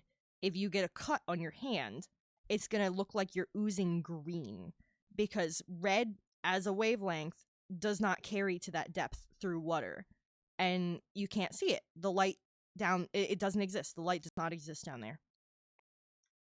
And so when he ended up washing up on land, it was autumn, and there were all these trees with, you know, red and orange and yellow leaves, and he'd never seen these colors before, and he was in shock, and he'd lost a lot of blood, and he was in horrible pain, and his first assumption was that he was dead. He couldn't make any other sense of it.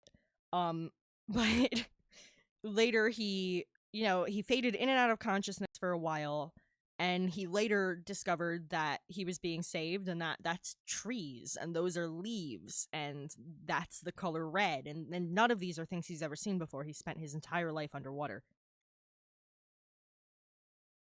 And red became his favorite color because, like, can you imagine if you got like an opportunity to go to outer space and color was different there, and you couldn't even explain it really?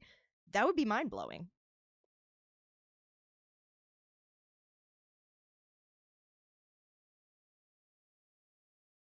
I know I have a better smoke texture in here somewhere. Plants and stones, skins, textures, paint and sprays. Oh, clouds and vapor should be under there.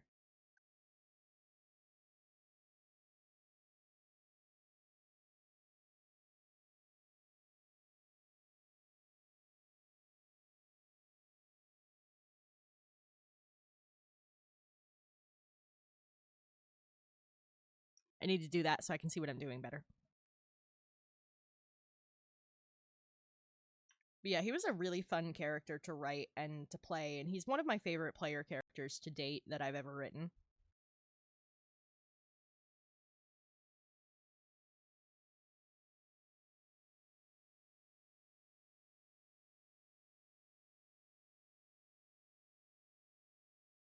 And he's very much just a naive young man, and he's also kind of shrimpy. Like, in terms of build, Triton are smaller than human beings to begin with, and he is a short Triton. So he's often mistaken for being much younger than he is. Like, to the point where in-game people have, like, taken away booze from him and stuff and been like, "Why, you can't be getting drunk, you're a child." And, like, and he's like, "I'm a veteran." Like,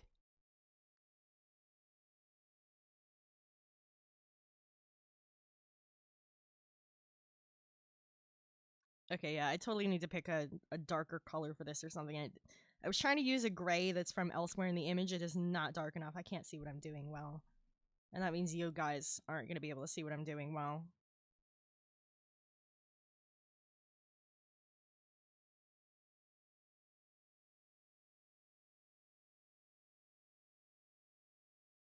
Okay, that's a lot more visible. I can always lighten it up later, drop the opacity a bit, but I need to be able to see what the fuck I'm doing before I can do that.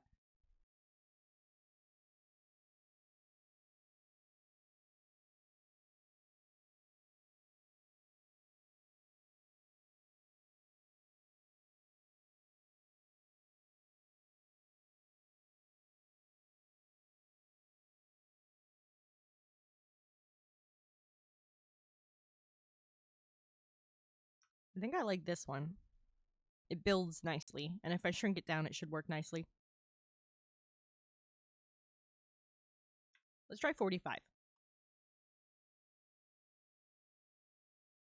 That is too small. Let's try 125.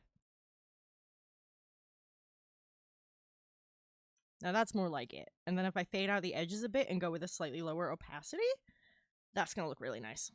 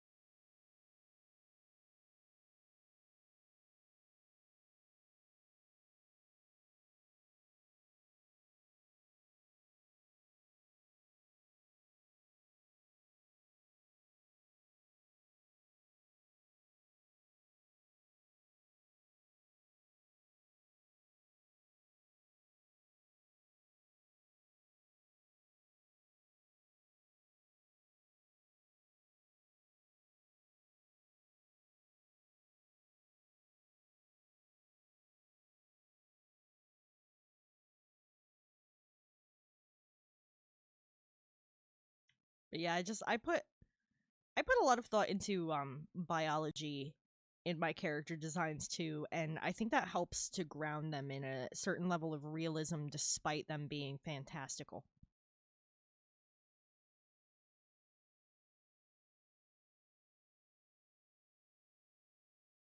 Because I love biology, it's my favorite science.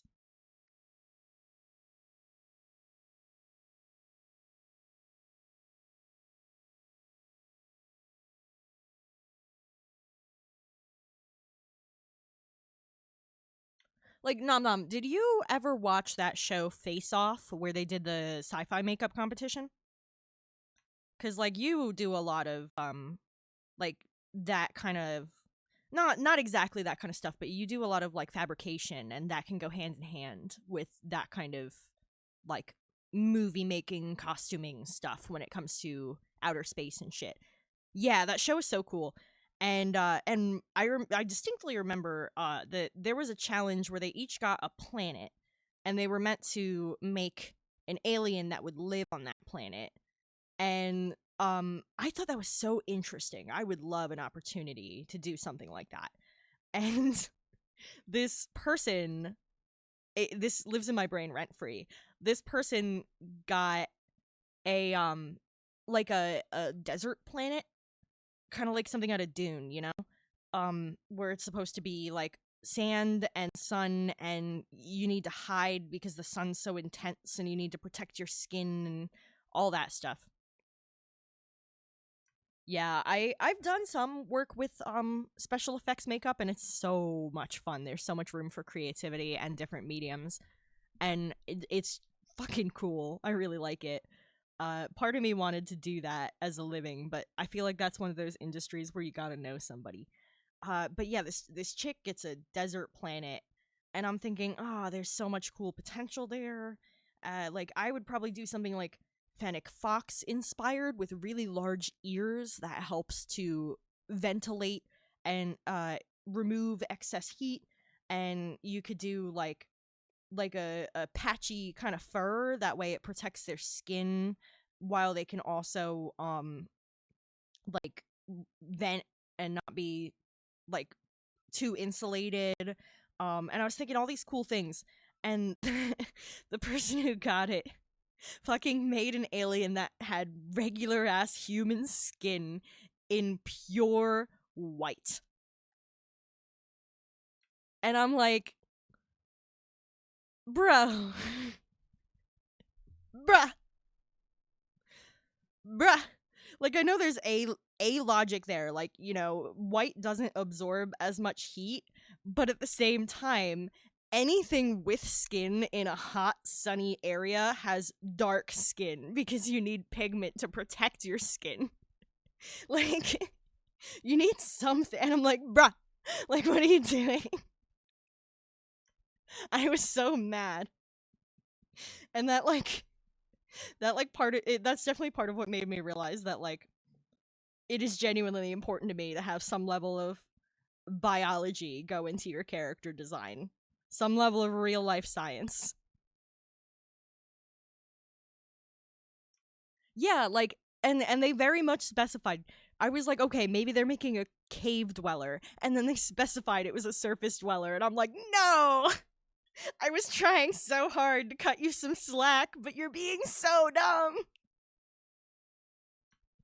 Like, I was like, okay, give it big eyes and it can be in a cave. It can be hiding in the darkness. Nope. Nope. Couldn't give me that. Drove me fucking crazy.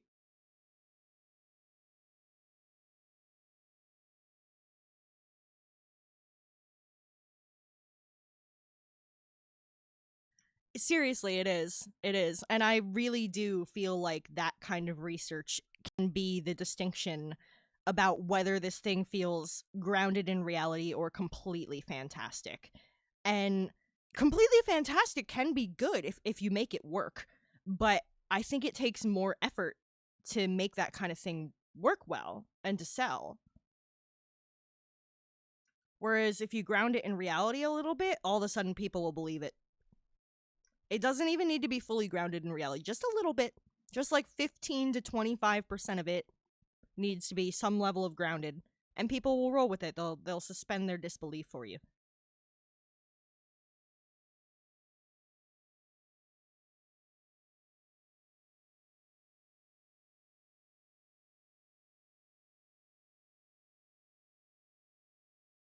All right, I wanted to fade out the smoke some more. I think that looks pretty nice.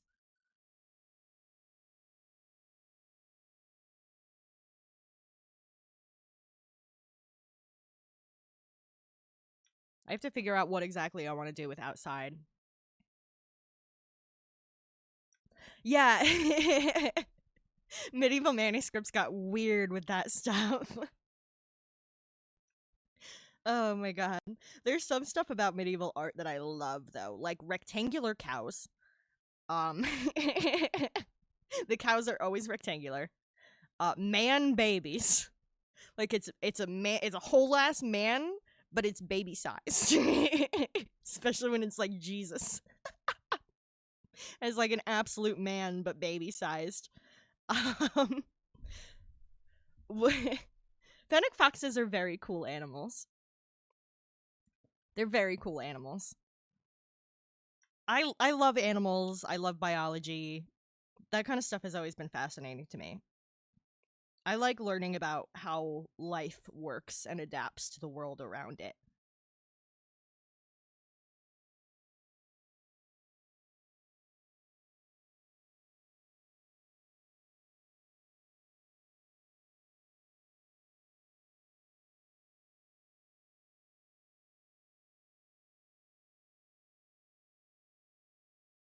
I feel like I really want to figure out this damn carpet. Yeah, it's really funny that you mentioned that because the thing I was about to go into is when artists would really poorly draw tits because they didn't want people to know that they've seen a boob. Cuz like with modesty culture back in the day, that was a real thing. There were artists who would like Like, fuck, look at Michelangelo's work. Look at Michelangelo's work of bare chested women. It looks like he drew a man and then slapped some very sad oranges on top. And that was completely intentional because modesty culture was so weird. And a lot of these artists, were like people's. For there was a time period where you were just a pet artist. That's somebody basically owned you. They paid for your housing and food and stuff, and they clothed you. And they'd be like, I want something drawn, and he'd be like, okay, boss, because that's all you had to do. And a lot of these pet artists wouldn't get married or anything because they live in luxury like that. And it's fucking wild. Oh, he was super gay. I have to approve that apparently, which is getting approved immediately because we're both queer and this is ridiculous. um but like, a lot of them genuinely knew what women's bodies look like, but had to pretend they didn't because of modesty standards of the time period. And then you end up with like ridiculous looking shit.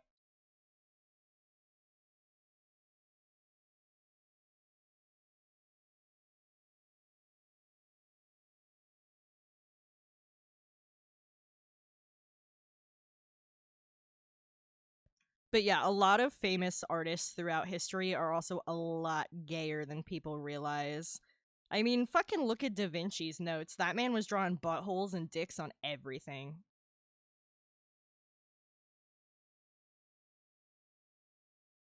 Yeah,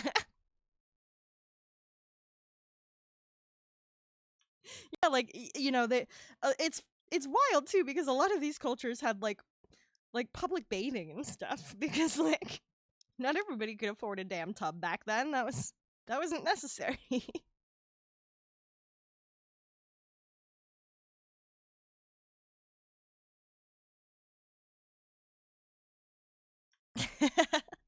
Hairless. The thing is, I think everybody likes boobies. Um, like gay men like boobies, straight women like boobies. Everybody likes boobies.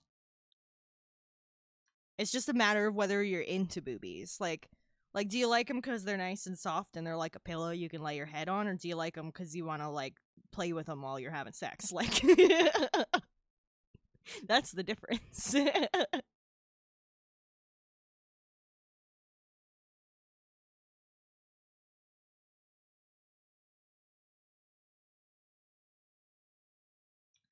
But oh my gosh, modesty culture is insane. Like, modernly, in the past, all of it, we're just used to the new stuff, so we don't really question it.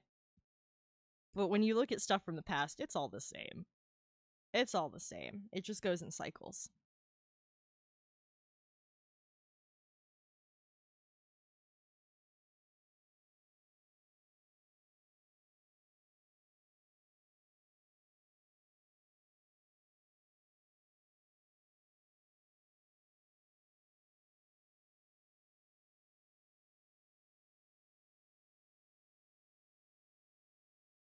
Got more Frank Ero. Fucking love this guy.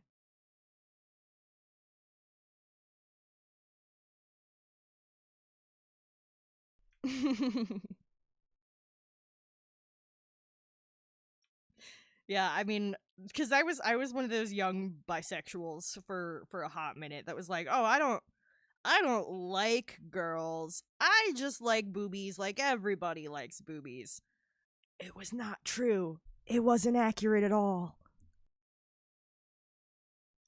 Yeah, and there's definitely a factor of like, do I want to look like that or do I want to have that? Like,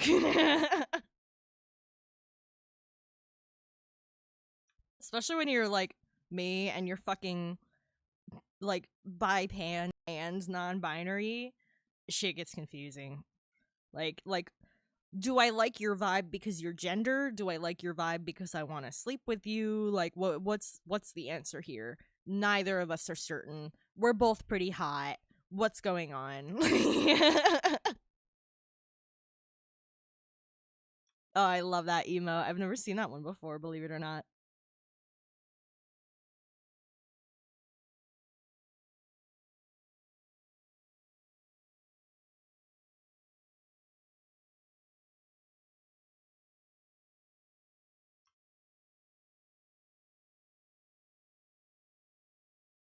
I'm trying to figure out. I want to do some sort of like astrological thing with this carpet. This character is a Sagittarius. And I know that because she's a character. You can see from the tarot cards and astrology symbols and stuff that she's the kind of character who cares about that kind of thing. So she's a Sagittarius specifically. I don't have her full birth chart because that would require her being from a real life place, but she's definitely a Sagittarius.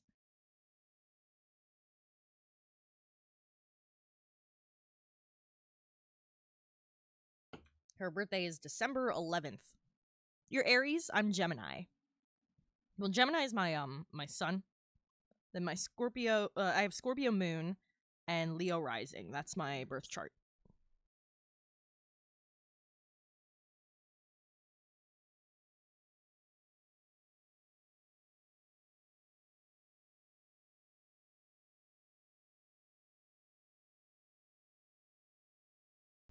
I know that I want to use one of the hairbrushes at like an enlarged size to add like a fringe around the edges.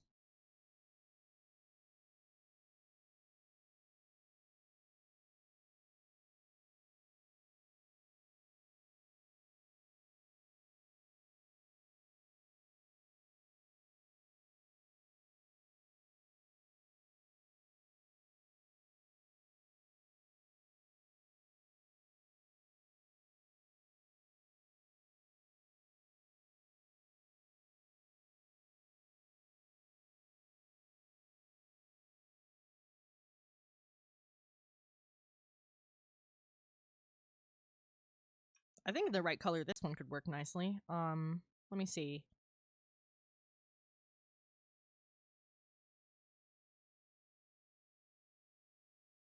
Hey, we got a few Geminis in chat. My sister is also a Gemini. We're both Geminis. We are several years apart, but we're both Geminis.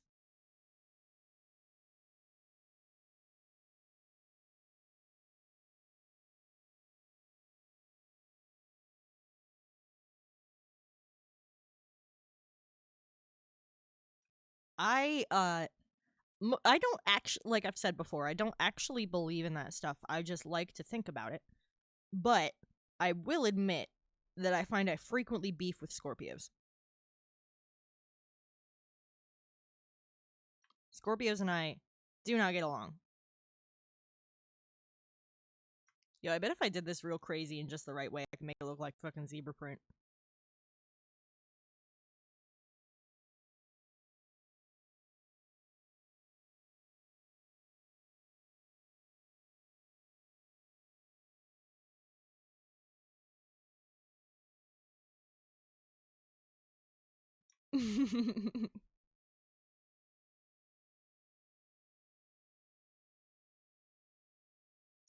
The dancing Squidward emote is so good.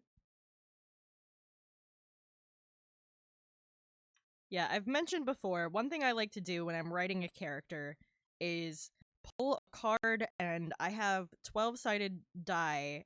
I have a 12-sided die that has on it the different astrological signs. And I like to pull a card and roll a sign to get inspiration on what that character's personality would be like.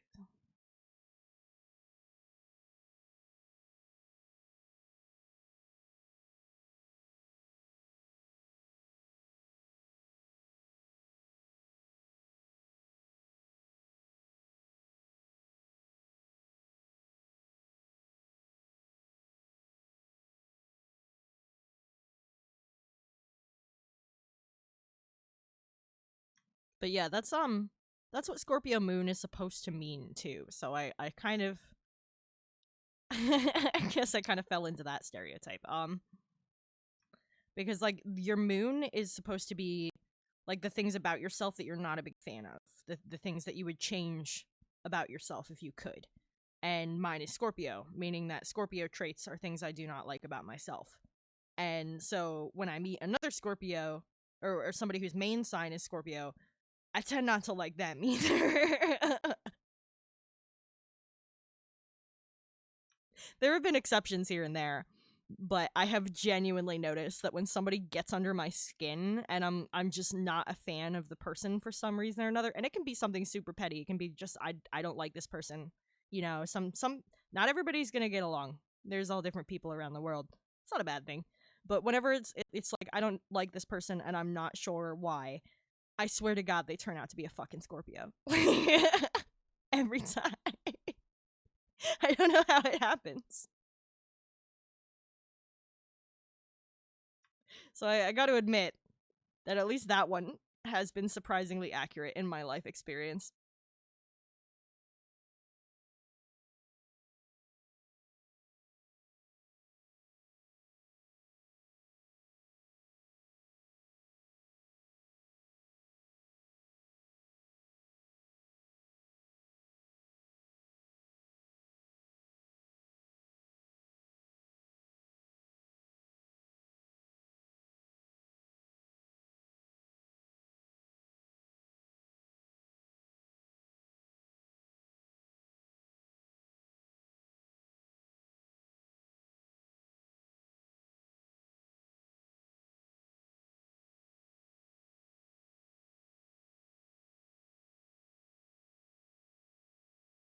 Oh wow, you guys are the first and last. Hey, that could be why you guys well, you said your sister's also an Aries and that's really lame. Is it lame because you guys beef with each other or is it lame because you're just both the same thing? Because if you guys beef with each other, in theory via astrology, it's one of you is at the very beginning of Aries and one of you is at the very end of Aries. That puts you on opposite ends of what that sign means.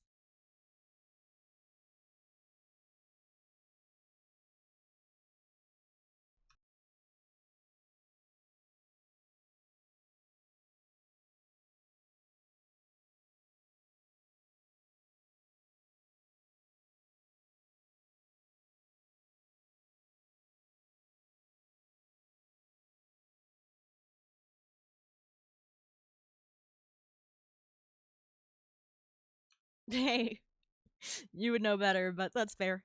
We got an ad break coming up in 5 minutes. It'll be 3 minutes of ads, and then we'll be ad free for the next hour.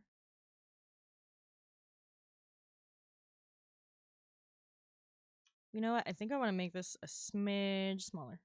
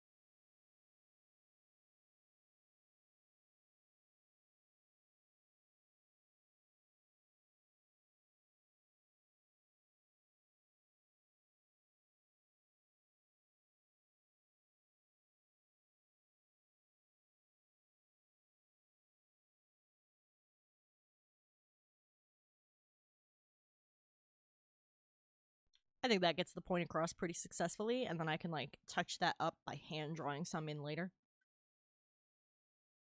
But that'll be a nice little backdrop to establish that it's got like tassels on it. Thanks. It's a pretty indigo. It's a little more on the blue side than a pure indigo, but I really like cool colors like that. Blue, purple, green. If you can't tell, that's very my taste.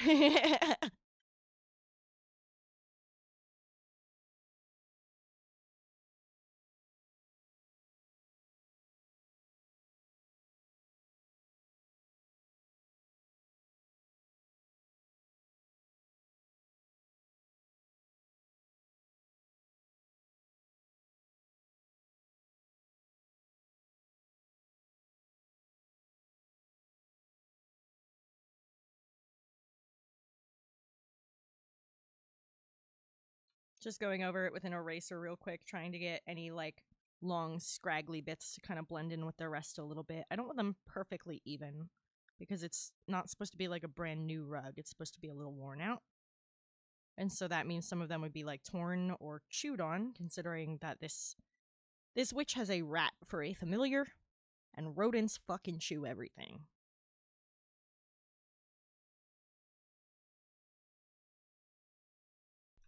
So of course that's something to take into consideration, that these tassels would likely be chewed on by a rat.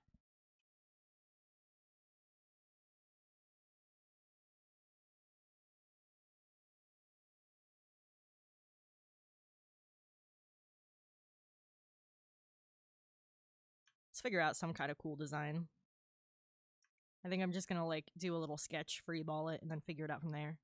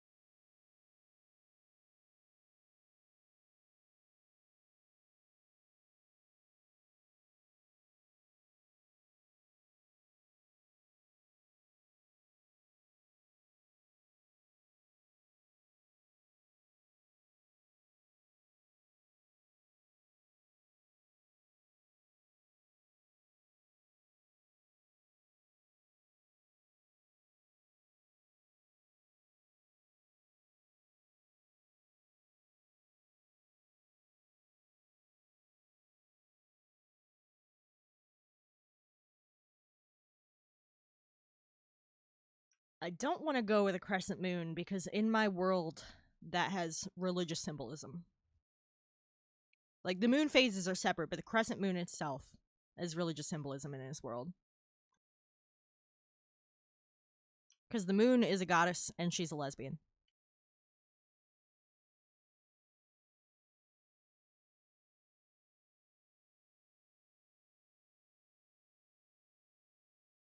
This is a homebrew setting.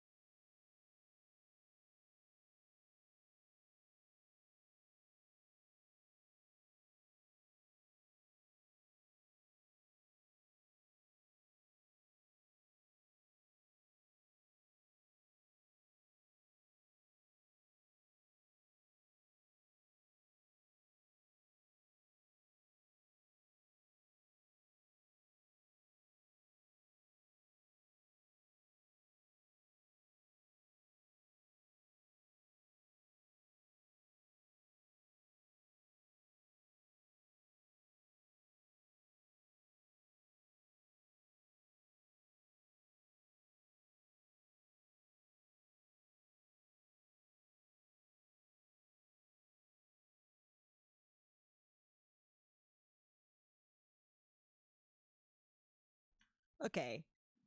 I'm thinking of just doing some kind of zodiac wheel design, which is why I have that split into 12 sections. Should be 12. 1, 2, 3, 4, 5, 6, 7, 8, 9, 10. Yes, 12. I did my math right. Rather double check now. And I see in chat we have Aries, we have Gemini. I'm Gemini.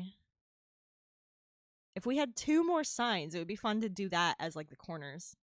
Like one sign here, one sign here, one sign here, one sign here. But like the star formations, not the symbols, because the symbols will be on the wheel.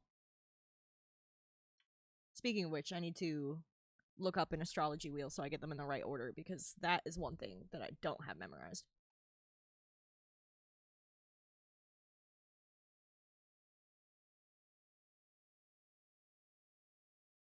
So let's scope a reference.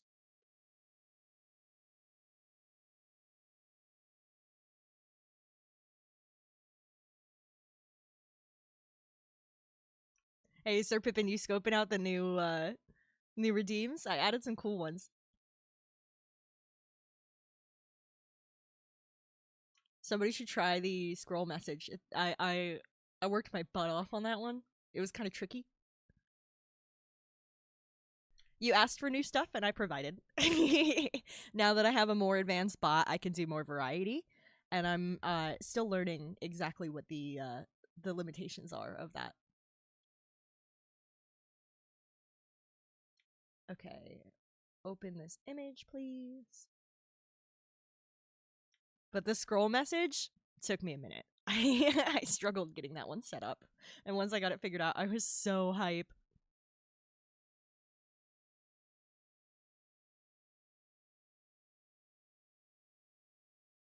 And I did it all by myself. I couldn't find any tutorials.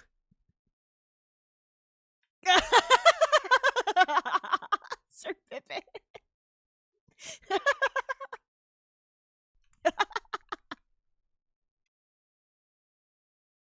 Oh my gosh, you would. You would. That would be the first thing that gets sent on that on stream. I did a couple test messages with it, but oh my gosh.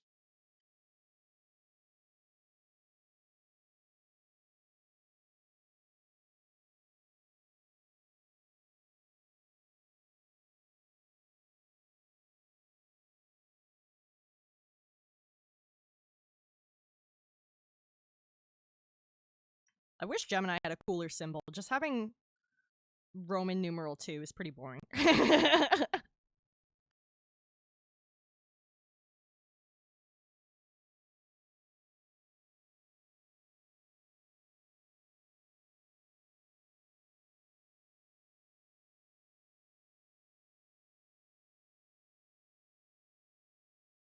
Fucking Pisces and they're 69. Yeah, I hope you like that one. It took me a bit to figure out. And I thought it would be really cool. I found that's one of the green screen effects I added. That scroll is a green screen image. And I edited out the green screen and I added a thing where it reads the text you input and your username, and it says those in place.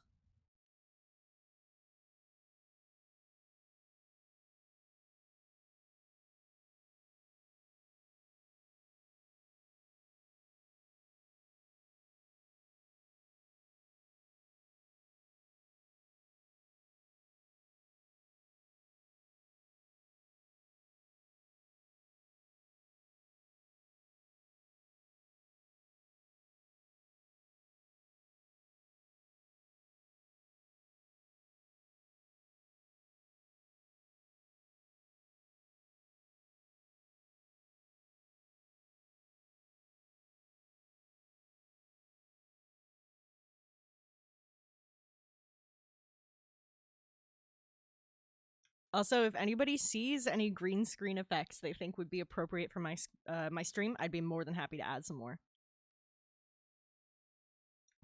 Yeah, I can see if I can't set it up with a TTS. I know that it is an option on Firebot. I didn't get a chance to listen to the voices with it yet. I did do the Blurp TTS. I have that set up because I was able to pick voices that kind of suit the vibe, and I like that. There's Sagittarius, that's what she is. But yeah, I want to see what the Firebot TTS sounds like first, because if it's one of those like super annoying robotic voices, I don't want that.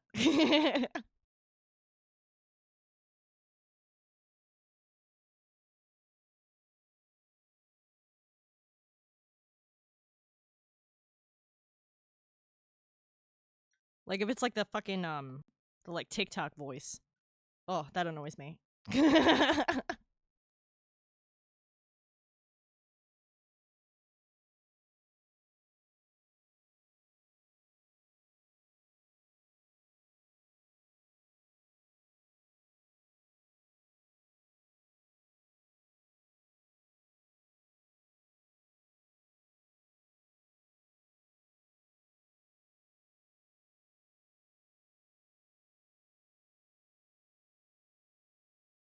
So I think that would look really cool. And then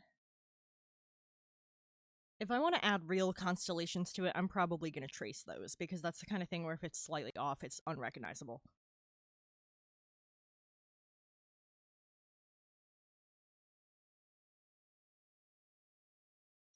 But I think that really suits the scene.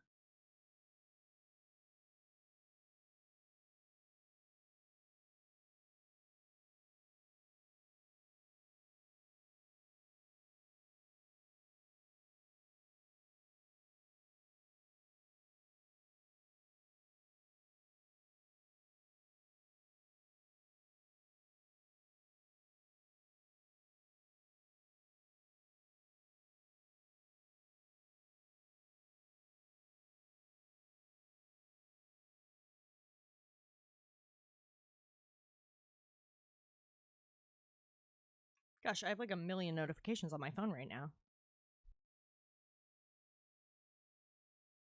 What is going on?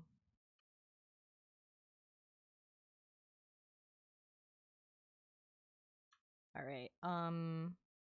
Let me label this layer as sketch.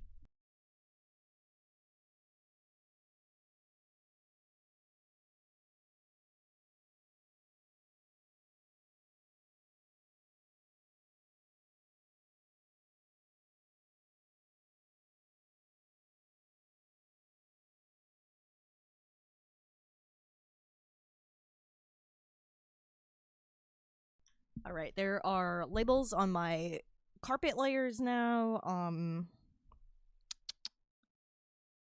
of want to figure out what's going to be outside the window too. I don't have a lot of room to work with there. But let's give it a shot. I'm going to use a bright red so we can see it really well. First and foremost, we have our horizon line, which needs to be consistent because otherwise it's going to fuck the perspective.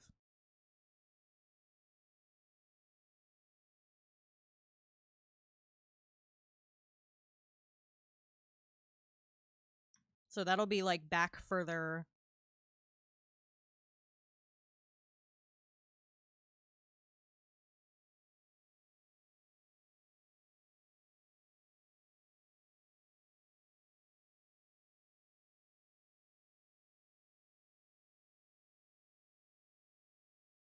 Trying to get like a feel for how exactly that works. I want like a little window box here with some flowers.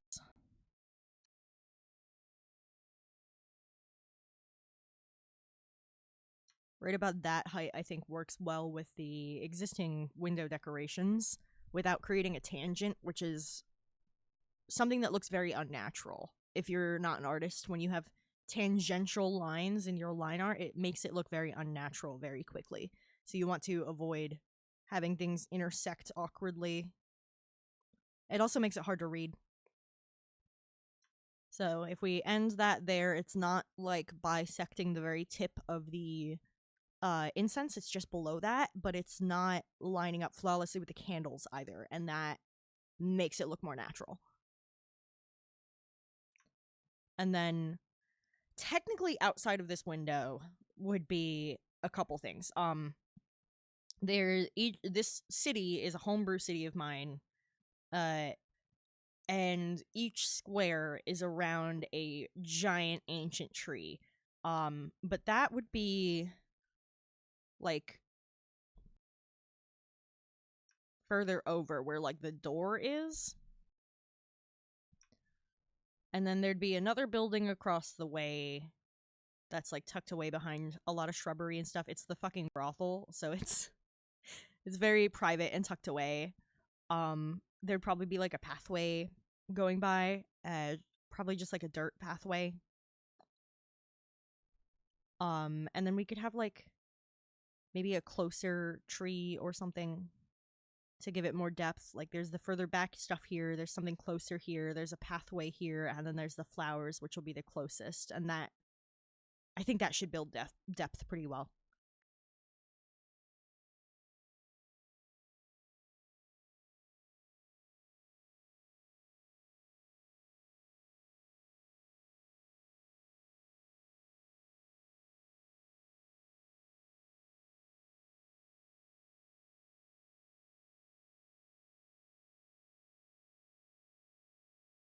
So in the distance, we'd have... Why is this? Oh, the opacity is lower there. That's where it is. Not here.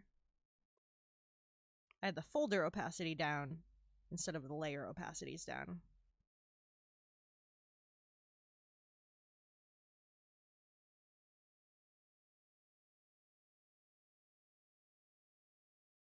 So it's like... Let me grab the line tool.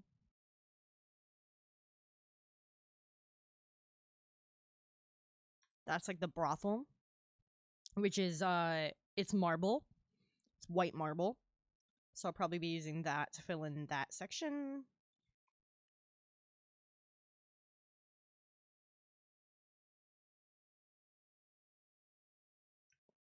And then I'm going to do some shrubs and things in front of it. If I wanted to be really lazy, I could just use like the tree stamps that are provided, but I think I'd rather not do that. I don't think that I don't think that looks so professional. Let's grab a nice brown. Delete this shit.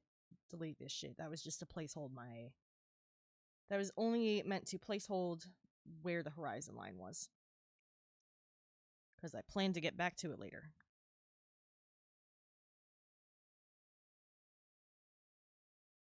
Classic fucking Fallout Boy coming at you.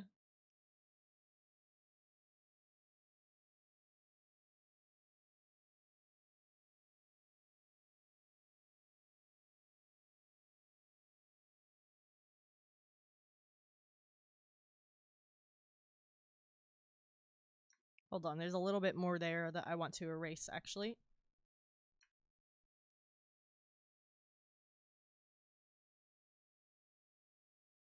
There's like a little bit of a funky artifact situation going on above the incense smoke that I hadn't noticed with the texture I had before. But I have corrected that now. And then I have this really nice plant texture kit that I'm going to use. But I think I need to slap in like a solid brown for some dirt first.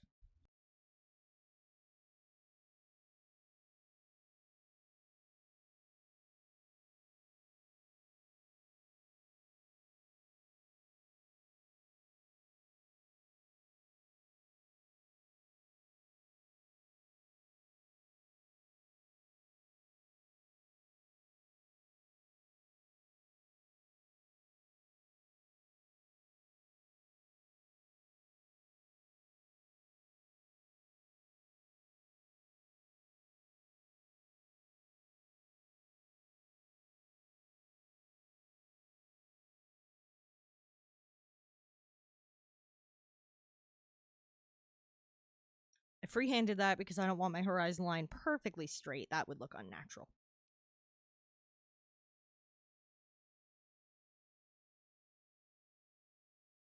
I freehand most of my line work for that reason. Especially given that my art is a lot of like historically set stuff or like fantasy historical, you know. I find that it's more realistic to have things be like flawed and handmade looking and to not be perfectly even, perfectly straight.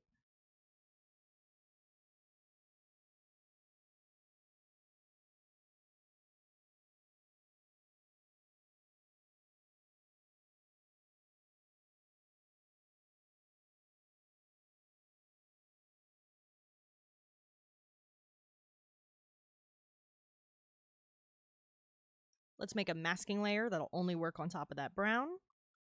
And then let's throw some texture on top.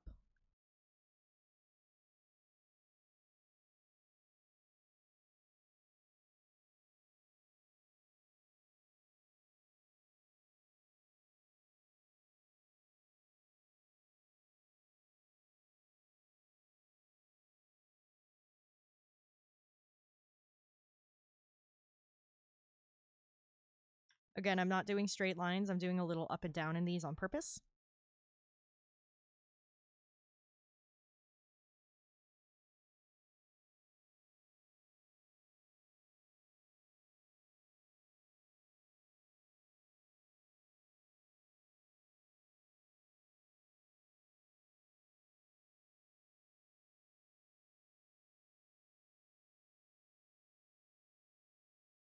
And I'm kind of working my way from the back to the front because the front's supposed to appear closer. So that gives us a little bit of like a textured situation as a basis. I don't want that at 100% opacity though. Let's...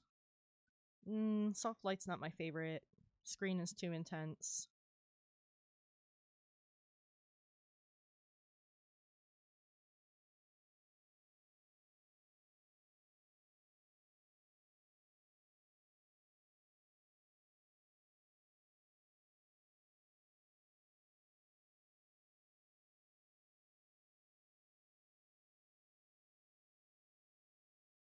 I think the way the lighten looks works the best.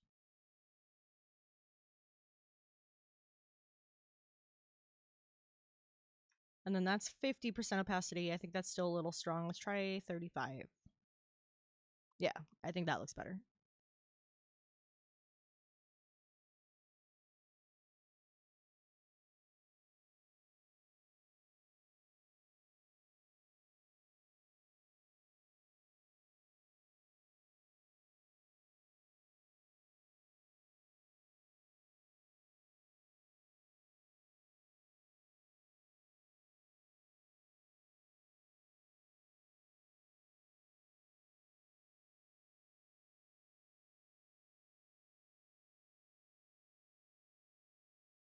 Trying to lighten the pathway more.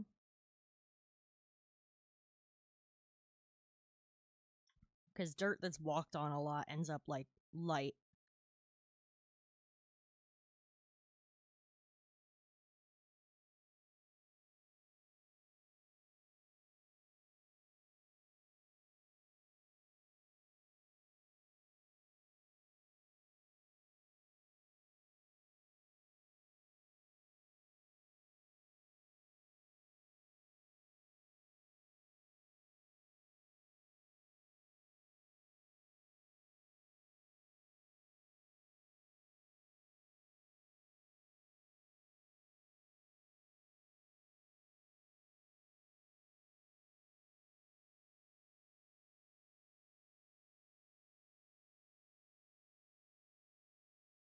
Alright, again, I haven't done many scenes since I've switched to Krita, and that's part of the reason this is taking me a little bit longer.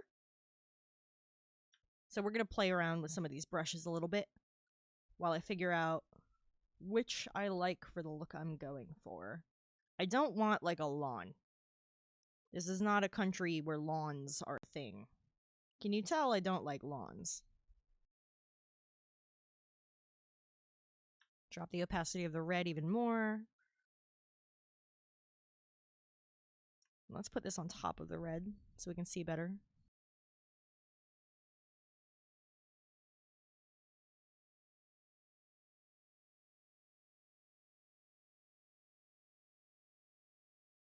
And I'm going to start at the back. Again, so it layers naturally.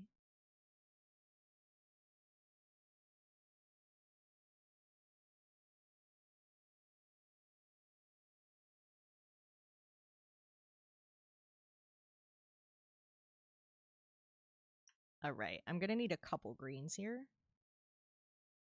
Let's grab this one. It's a little blue-green. I need this at a lower opacity to blend these.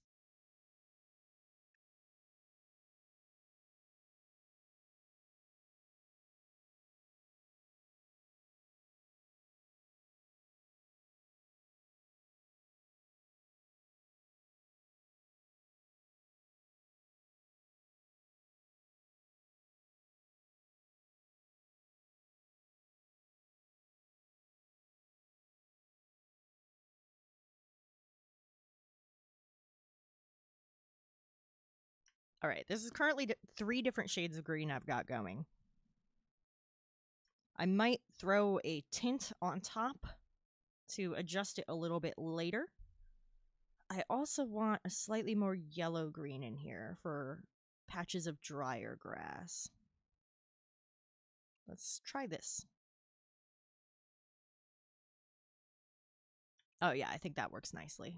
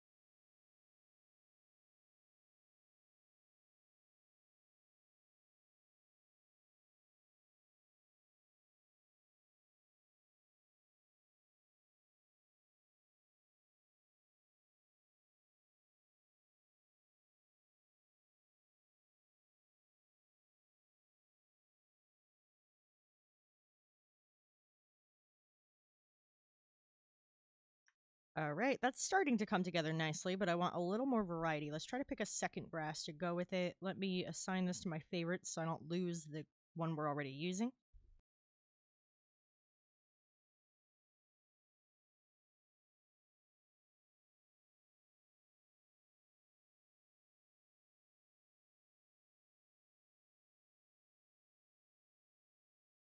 But we definitely need more textural variety in this. I can't just use the same brush for the whole thing, or it's going to look like a fucking lawn.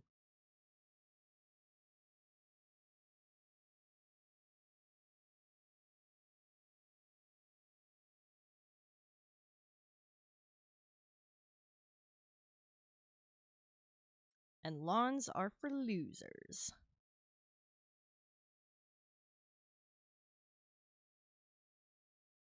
That adds a nice contrast with thicker blades of grass.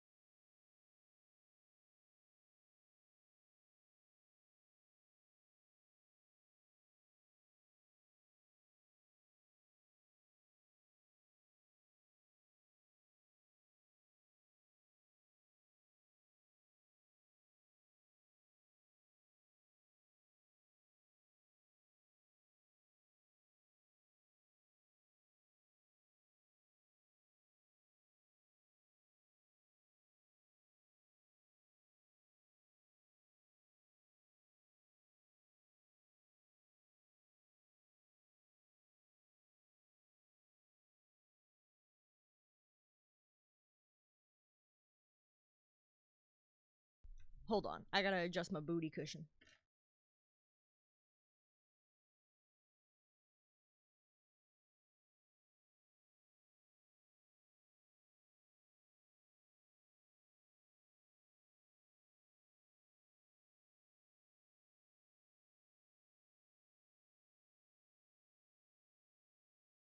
Oh, that's so much better. Need a little stretch. We're 3 hours in. Why is my timer is not working correctly again? Write that down.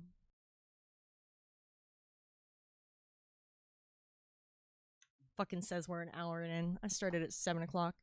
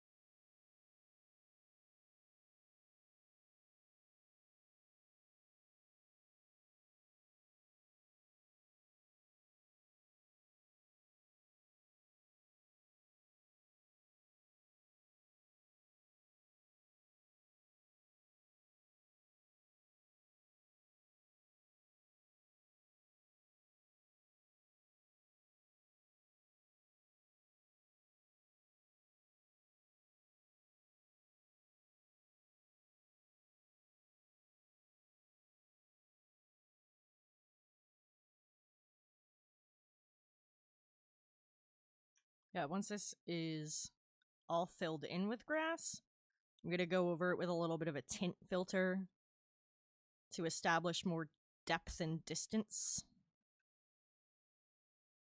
and a little more consistency between the different tones of green. Because I want to kind of pump the highlights and lowlights here and then chill them out. Almost like doing a wash, but digitally.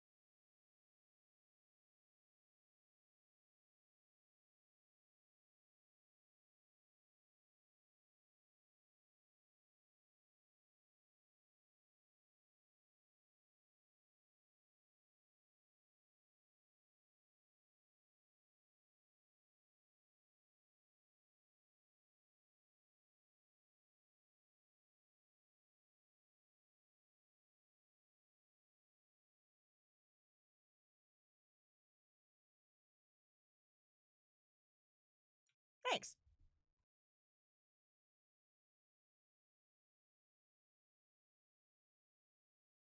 Trying to get a good variety of sizes and stuff in there. I want it to look more like a field than a lawn.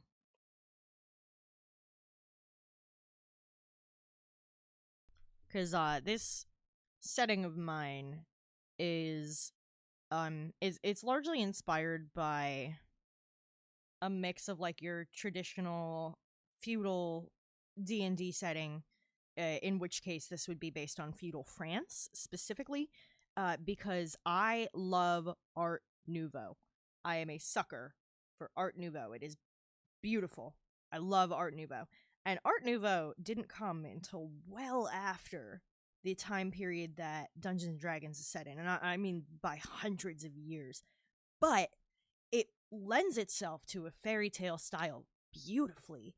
And it is confusing to me that more people don't use it for fantasy stuff, especially because D&D does not need to be grounded in reality as much as other historical games, because you've got fucking magic. So you don't have to have things like purple is a royal color because the dye is extremely rare, because guess what? You can change the fucking color of things with magic. So like there's certain realisms I'm willing to sacrifice, and one of those is that something like Art Nouveau would be attainable using magic in addition to the more rudimentary tools of such a time period.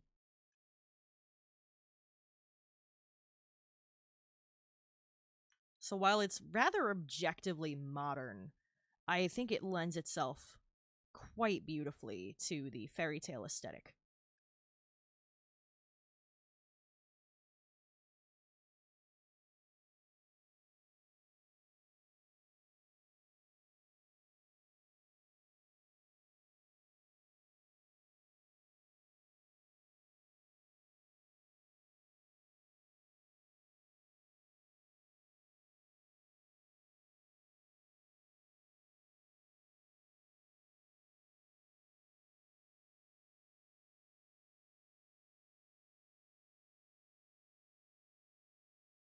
Now I'm just kind of peppering in a third texture because I'm with the pattern repeating.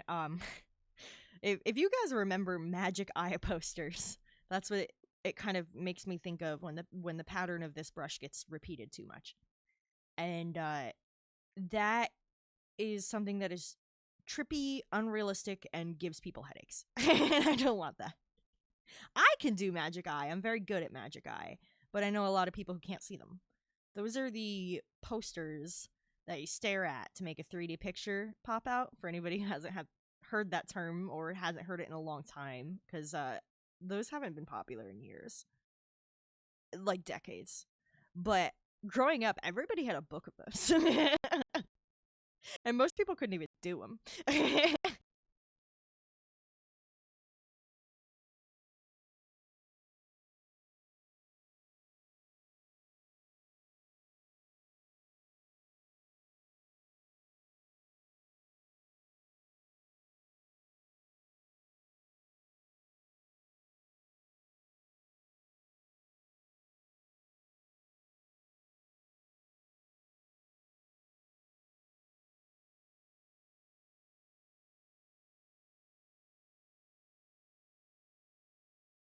Okay, so now we have varying grass using 3 brushes. Let me add this one to favorites also for next time I do grass.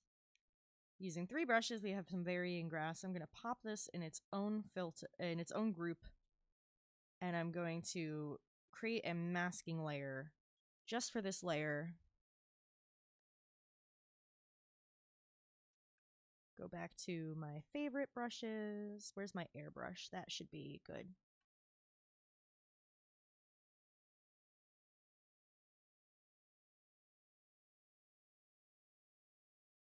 I just want to tint it so it's darker toward the back and lighter toward the front to establish depth better.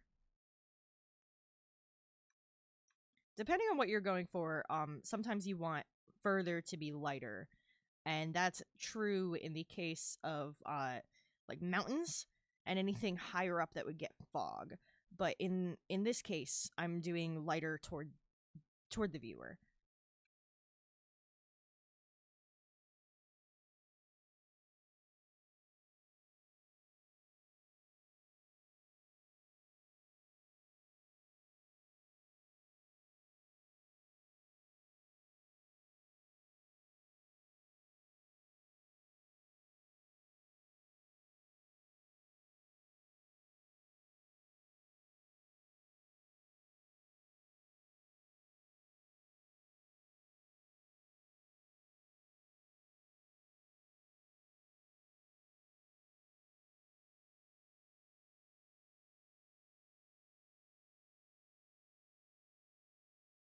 In this case, I'm using color for the layer setting, and I'm gonna that kind of blends it together a little bit more, but I don't want it at full opacity because I want some of that variety we established, just not so much that it looks unnatural.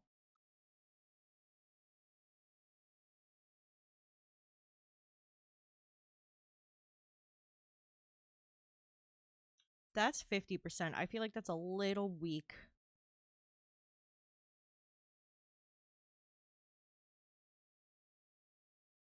That's at 70%. And yeah, if you take a look, disappear, reappear, disappear, reappear, it just kind of marries those tones together while keeping a varied value beneath. I do want to take the back into a slightly even darker tone though, so let's just scribble that in.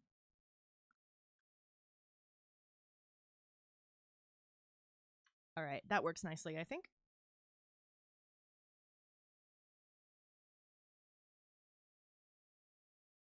And it looks lush, which is a goal. This is a garden city.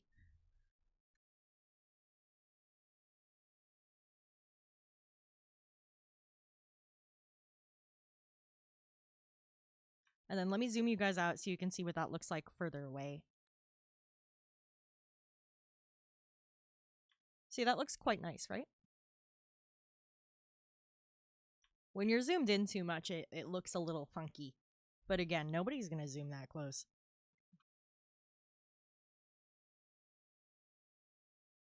And honestly, when I slap a character here on her stool, she's going to be blocking most of this. I need to do a little slice extra.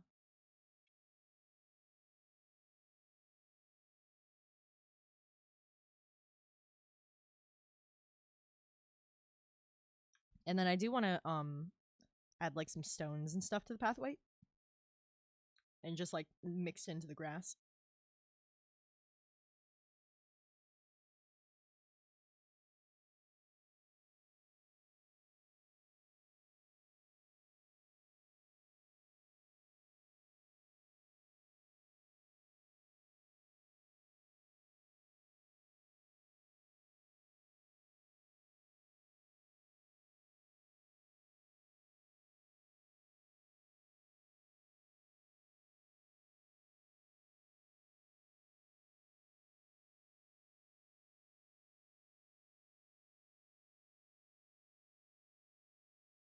Wait, I accidentally did that in the extra dark color I made for shading, not the one I'd used in the grass already.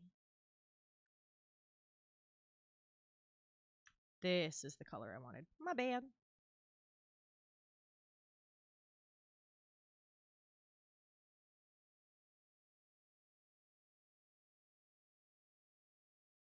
Just like that with grass 1. Then we'll take in the slightly chunkier grass 2.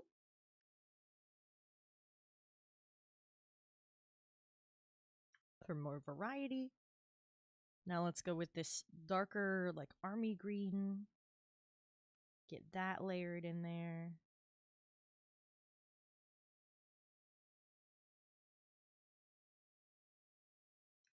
And then the blue green for your bluegrass needs. Haha.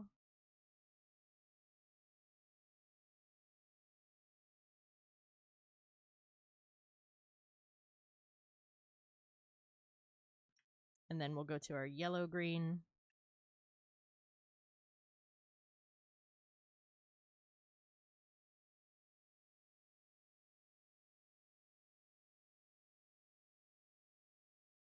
And then I go back to the dark one to add some like shading and contrast back in there.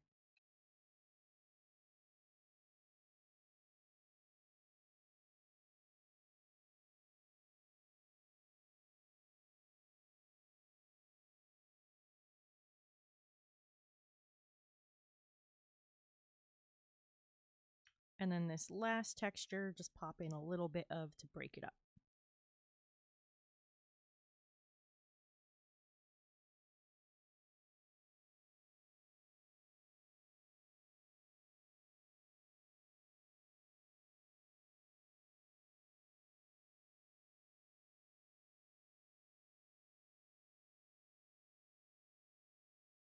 There we go. Now let me grab my airbrush again and that darkest color. And I'm going to grab my mask layer again and slap some of that darkest color down here to blend it.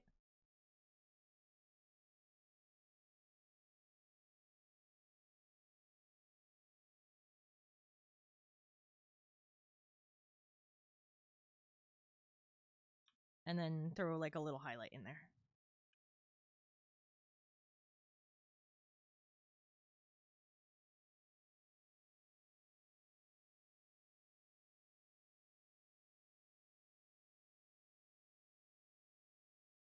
There, that looks pretty nice. And then I'll probably come back with that same dark green to add shadows in when I add the trees and stuff too.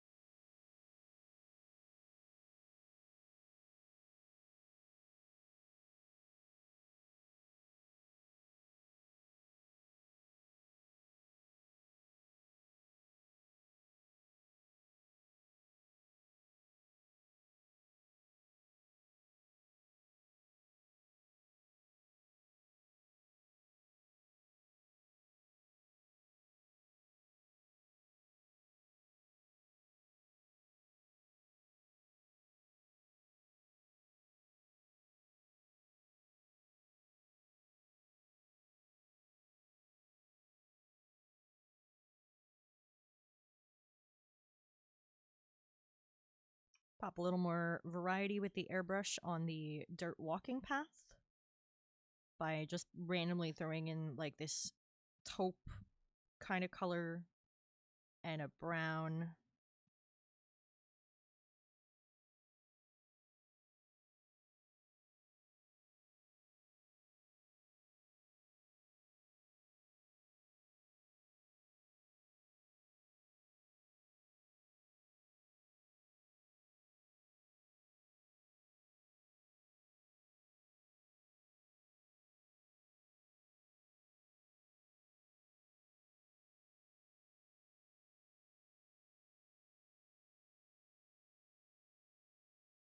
Let's redo a little bit of that. It got a little too opaque on me.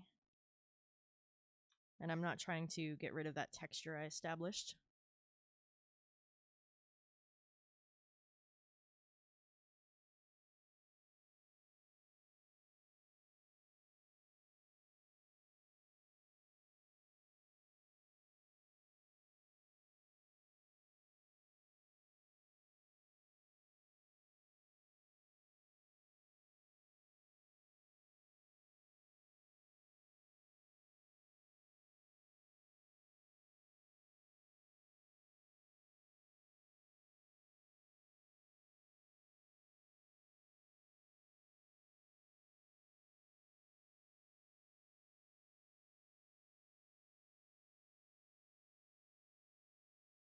I know I have some like scatterstone brushes in here. I'm trying to find some of those.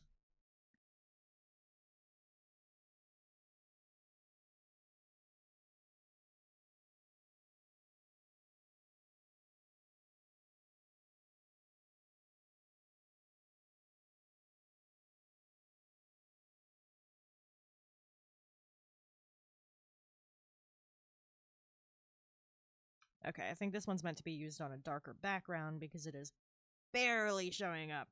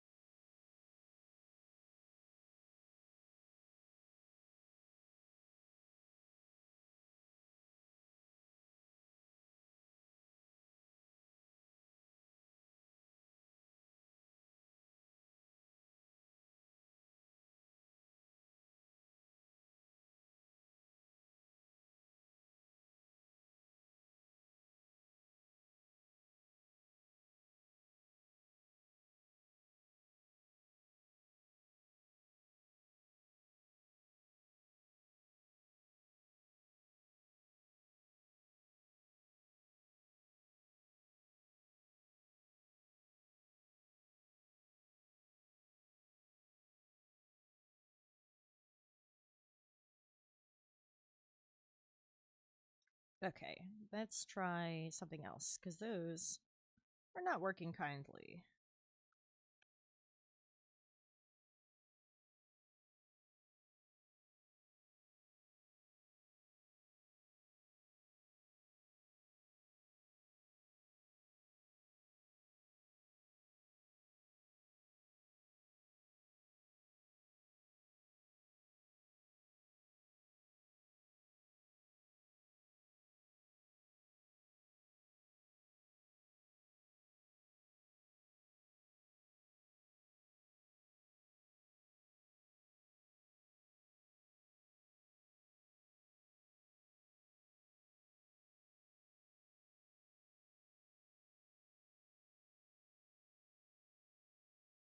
Honestly, I think this noise brush works better.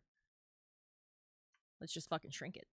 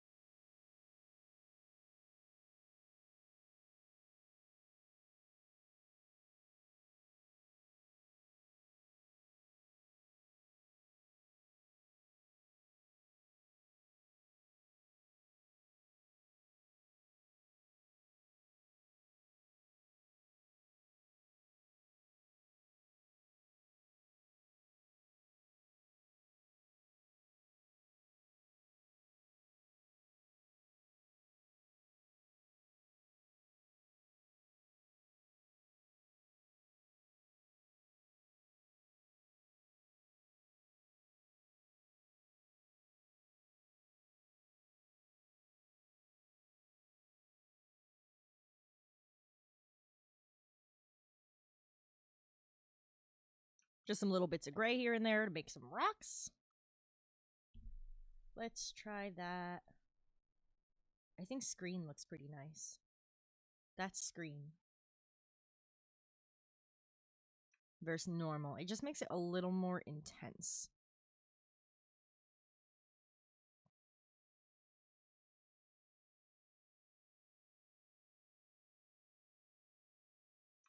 Let's see what else we got.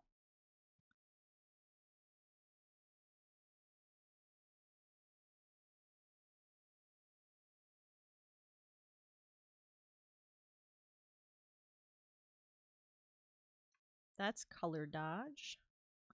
Color. Burn. Addition.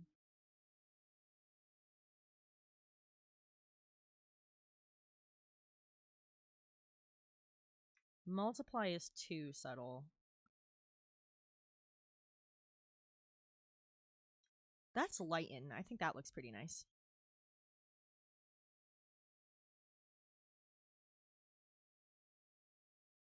Hey, Punk Ape, this is the song that inspired that monkey drawing of mine that you like. Give a monkey half a brain, and still he's bound to fry it. That's the song lyric that inspired that drawing. It's on my merchandise website for anybody who's not familiar with what I'm talking about.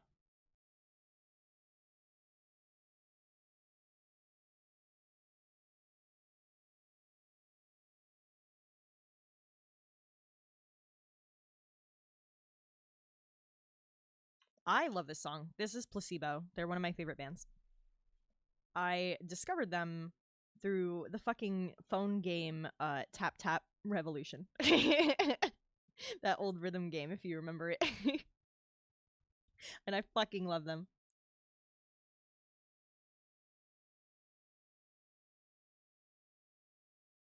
Let's just throw in a quick base of sky blue. I'll probably go over this with some kind of overlay to create like a multicolor effect. But for now, I'm just gonna do that. Got an ad break starting in 5 minutes. It'll be 3 minutes of ads, and then we'll be ad free for an hour.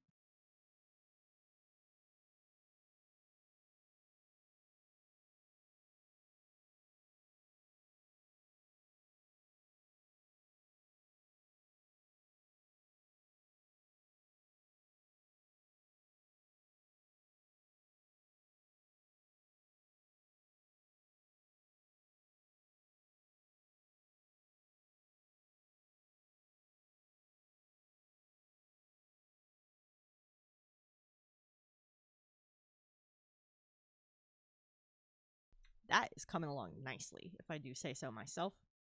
And to think, I was a little intimidated to do this part.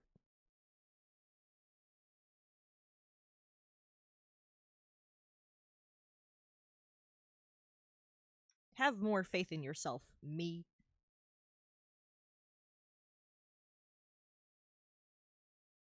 Let's throw in a little bit of gray for the marble building.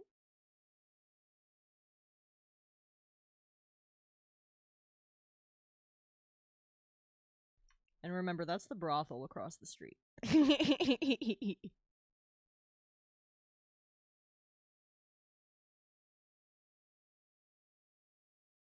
I like to run Dungeons and Dragons scenarios past chatbots to see how my players might react to different situations. It's kind of silly, but it works well, honestly.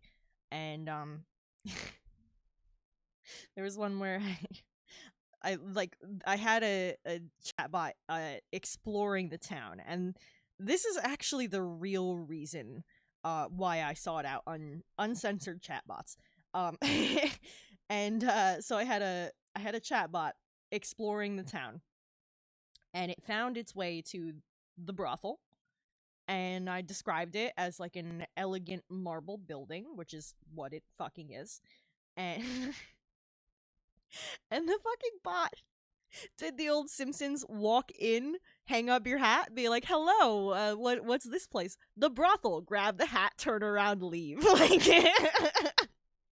like the fucking gif of the granddad from The Simpsons. It made me laugh so hard.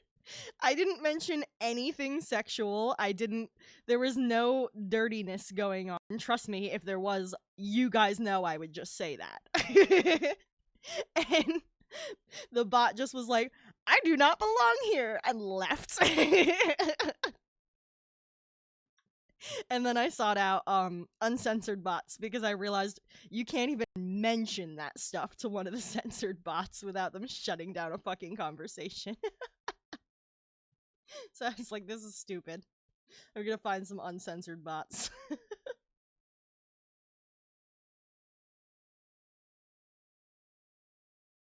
Oop, one sec. My alarm is going off. Yeah, that's exactly what it did. My alarm's going off to take my meds. So here's a friendly reminder for you guys. If you forgot to take your meds or vitamins or whatever, please take them.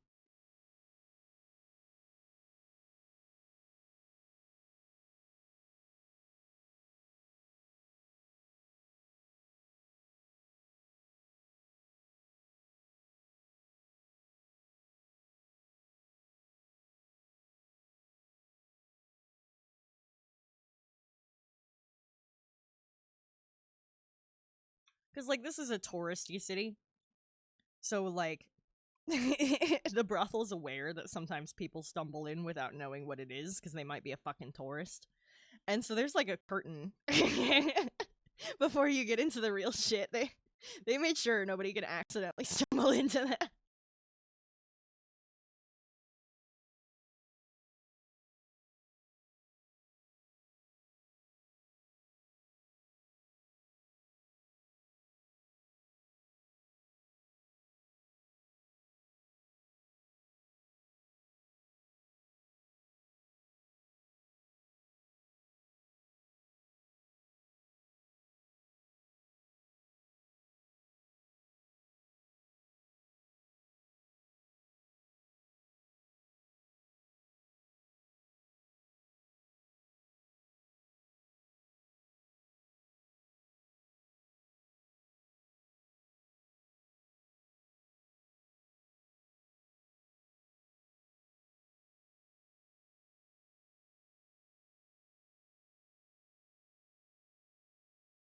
There, that looks a lot better without a hard edge.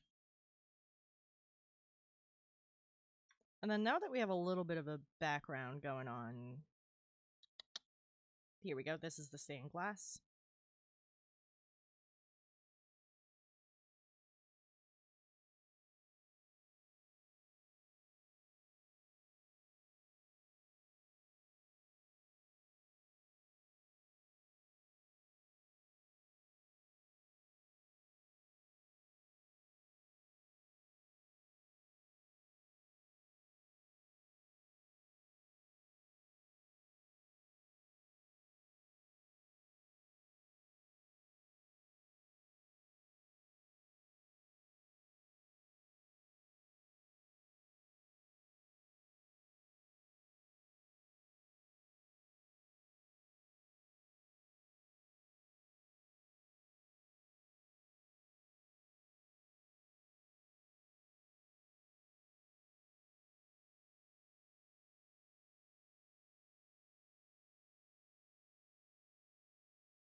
Yeah, that's just going to be on like 85% opacity to show some of the color behind it.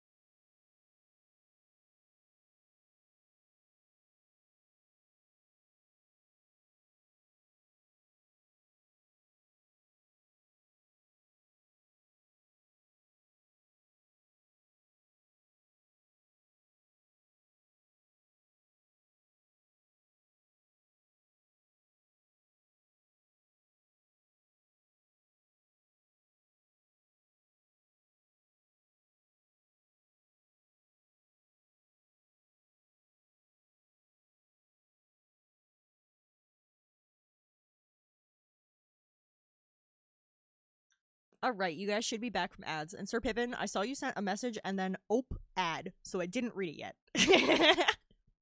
Funny story, my aunt told me RFK Jr. has some good ideas about health. I wanted to tell her so bad, so you want me to listen to an anti-vaxxer and someone who has brain worms?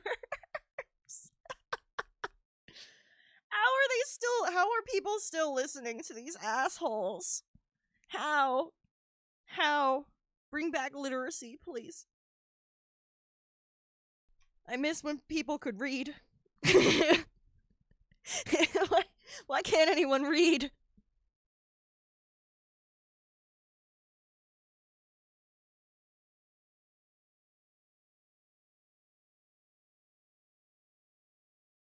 Oh my god. I think I'm gonna do the shrubs the lazy way.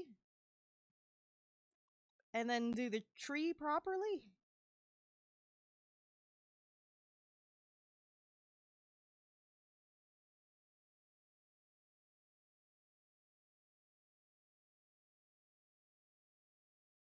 Why is this so not opaque at all? That is on 100% opacity.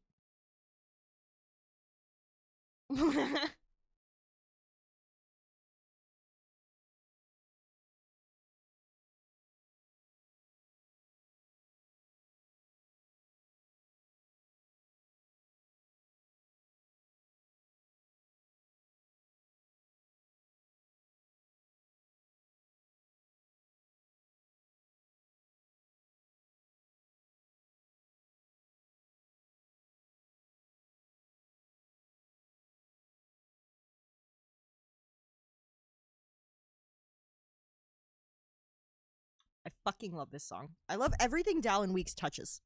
He is so talented.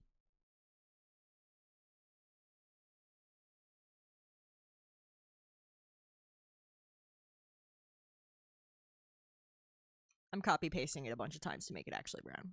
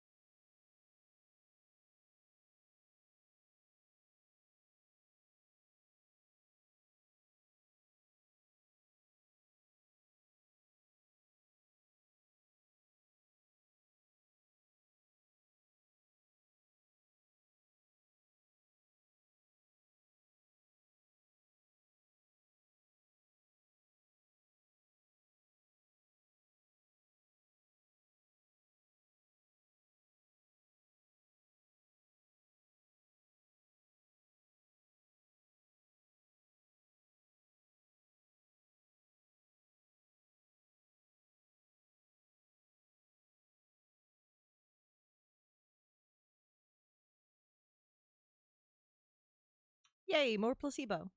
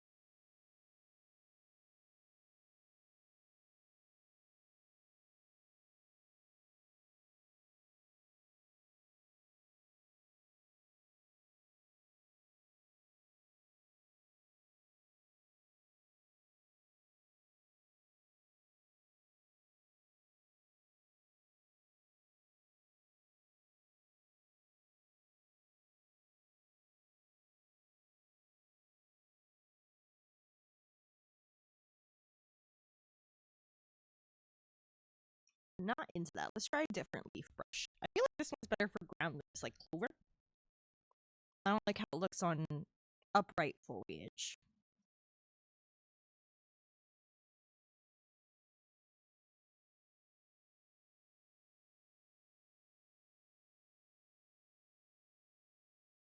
I'm trying to put a nice little bush here.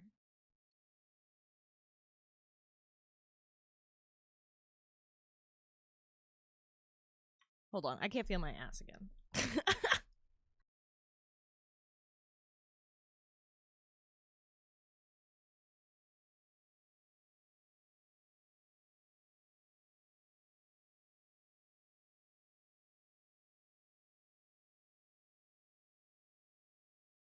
Y'all be grateful for my push to talk. You did not hear the nasty crack my back just did.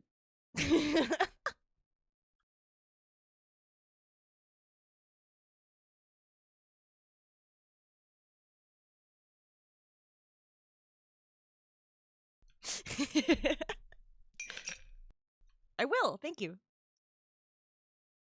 Do you like the noise I added to that one?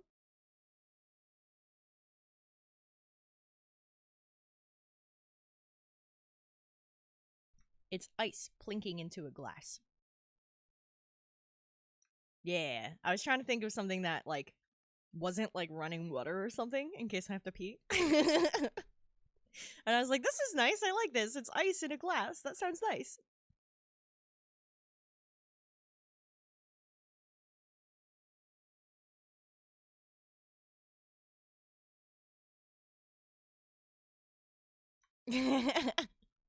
Not all the original sounds are updated. The ones that didn't have sounds now.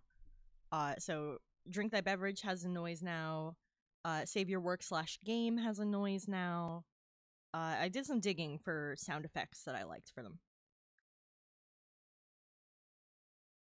And I made Show Thine Love have the beating heart too, instead of the still heart.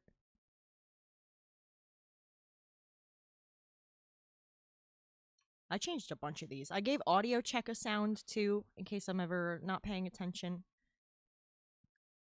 Audio check is the sound of a smith tapping a 1-1-2 rhythm on an anvil.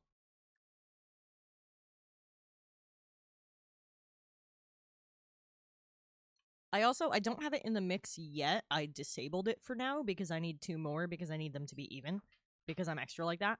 But I added a first redeem as well, and that one has the sound of a shop door opening where it like creaks on the hinges and a bell rings, and it's like, oh, you're the first person to my shop.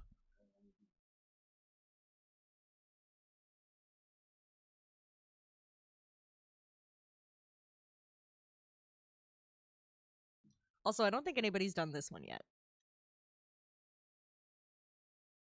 15! Hey, that's pretty good. Here, let me... I should be able to clear the countdown.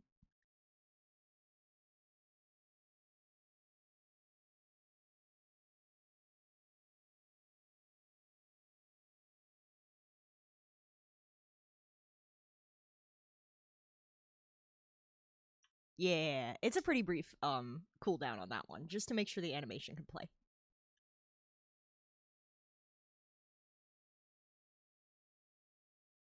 Hey, confetti! Yeah, I changed my alerts over to Firebot as well, so I can do cooler stuff with them now. And I set it up so that certain ones set off fireworks too, like the end of a hype train or meeting a goal. It does on-screen fireworks now.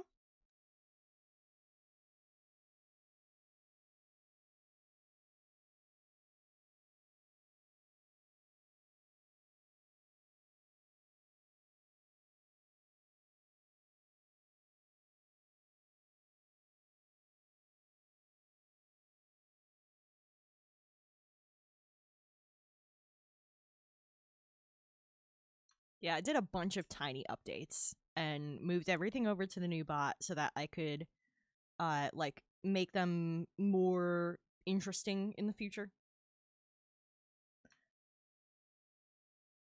I don't think anybody's done the bats yet either.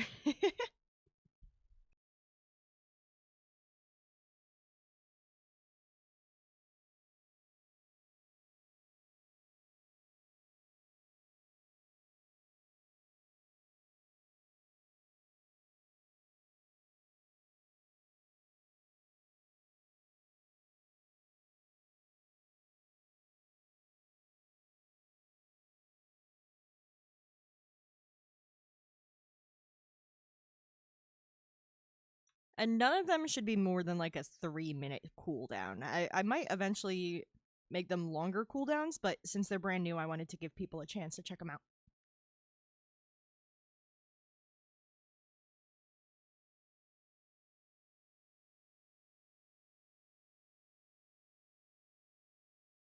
Ooh, I think I like this one. Let's put this one in favorites so I don't remove it or lose it.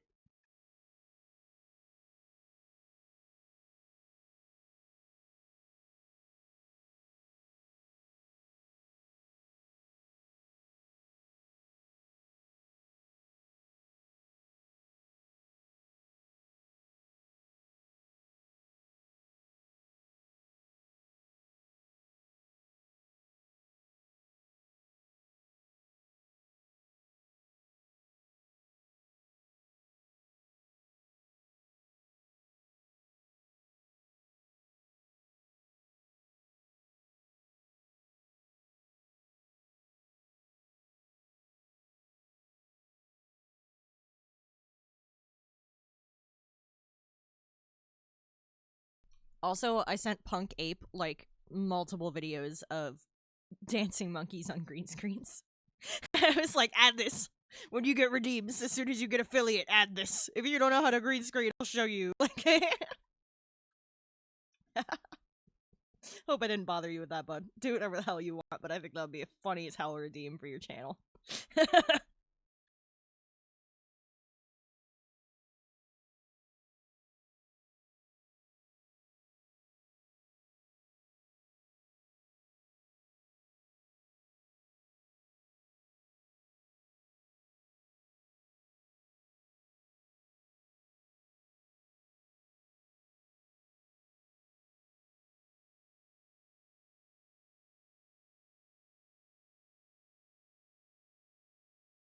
It was really fun. I mean, they had top hats and sunglasses. Come on.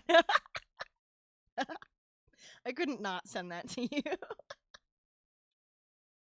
I know they're monkeys, not apes, but still. It was like chimps, poorly CGI'd chimps dancing with top hats and sunglasses. It made me laugh. I laugh pretty easy though, so life's too short to be uptight.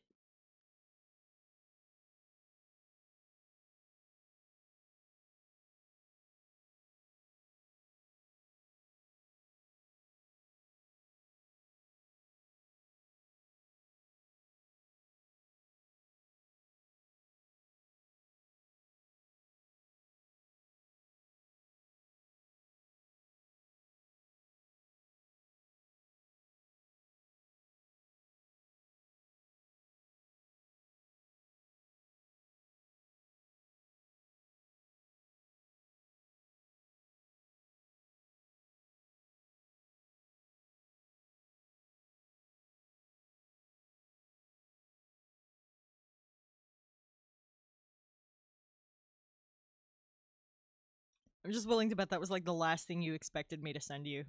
I just completely I'm very isolative. I don't really message people out of the blue, and then I just randomly hit you with a bunch of dancing monkey videos.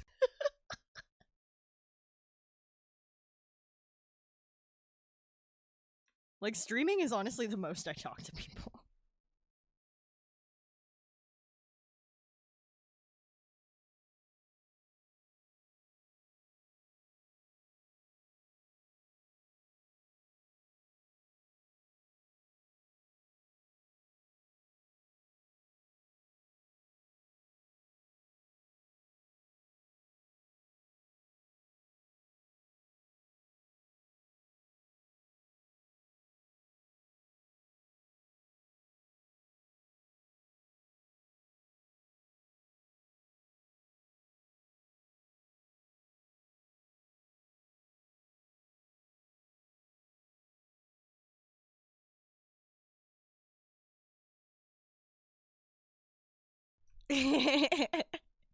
Yeah, I'm in a lot of streaming discords, but people will notice I'm not very active in them.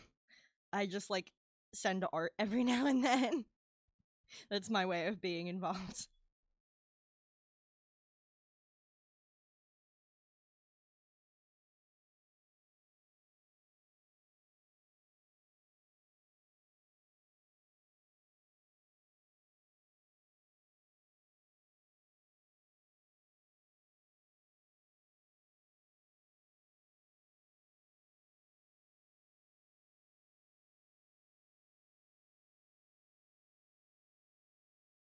Alright, I tried to place the lighter tones based on where the sun would be hitting this tree and mix in some darker tones to, give it depth and shade.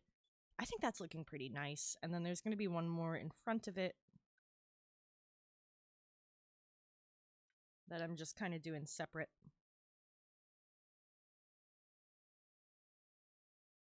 Like that. Let's, do a little bit of that action. Get it off the ground on the left. There. That looks more like how a plant would grow in nature. And then I want to take my eraser to the roots of this back tree a little bit. Blend them into the grass.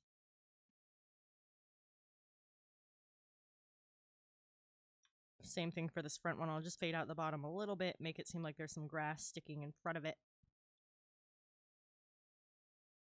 I might even add a few little blades of grass to this layer just to have them more in front of the tree rather than just the tree in front of them. Then let's go back to that nice leaf brush and get started.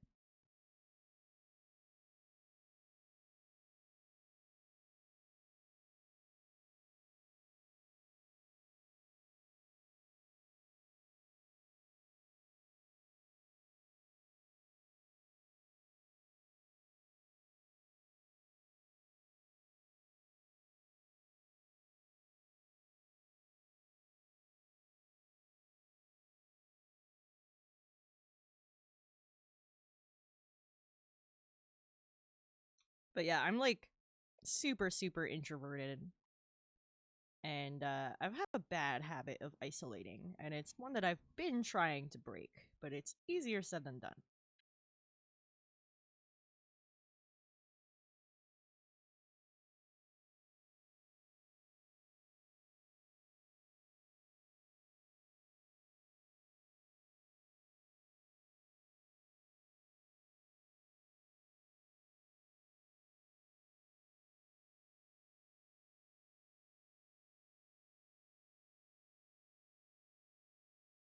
Oh, I fucking love this song. 21 Pilots is so good. My sister introduced me to them, I shit you not, a month before they blew up. I was a little mad because now I can't afford to go see them.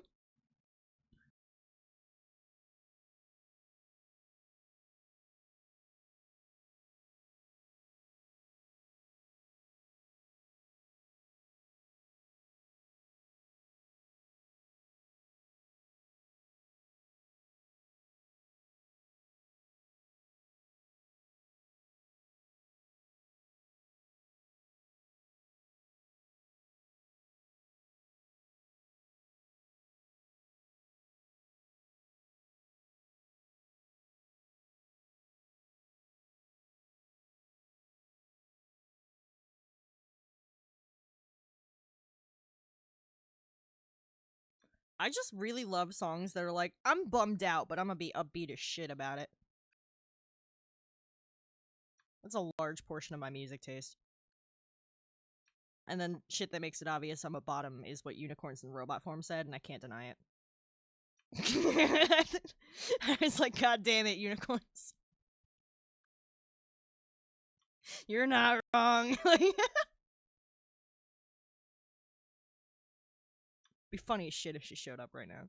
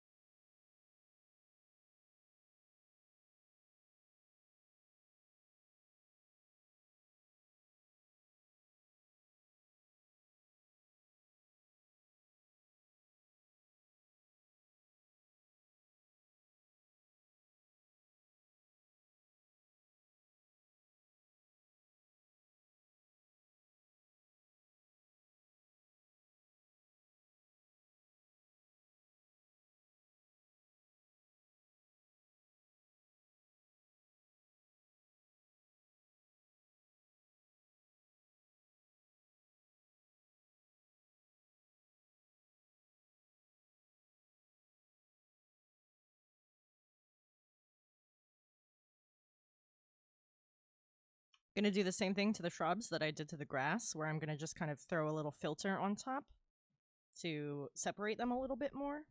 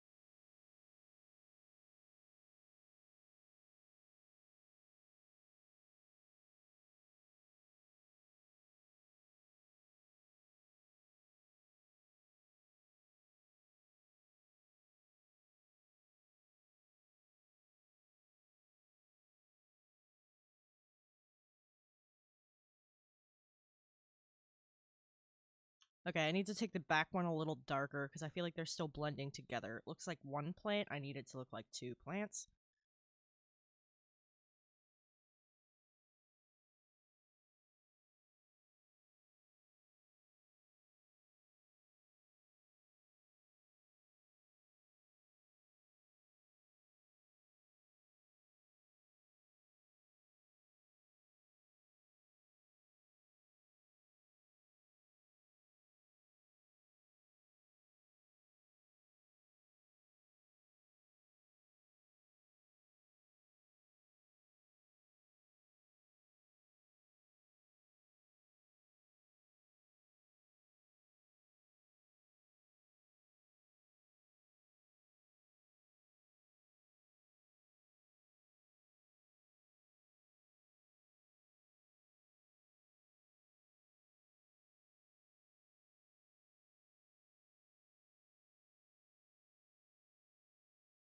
I'll see you around, Paul Gape. Thanks for hanging out, man. I know you were a real late playing Monster Hunter. I'm glad you're having a good time with it. Thanks for hanging out. You have a great night, alright? Sleep well.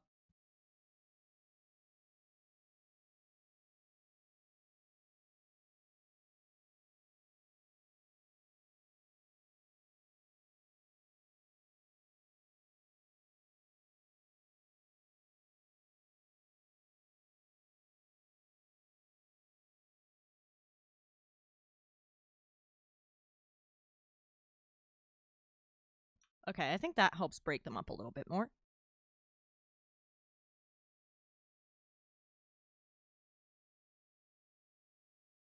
I think that looks nice.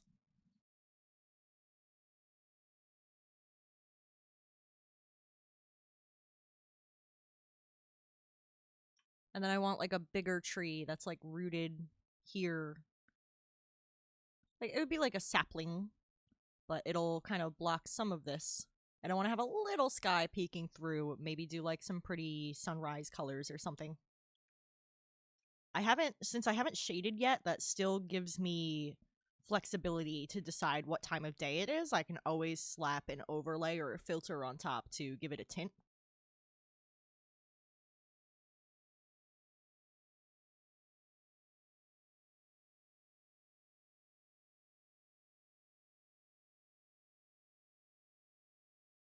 Let me just name these layers real quick.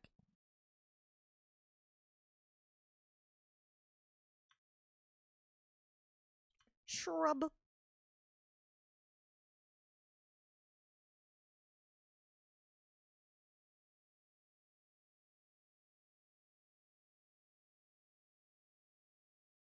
Yeah, so I want to add like another tree that's closer to establish more depth, and the little flower basket thing on the windowsill on the outside. I don't know what those are called.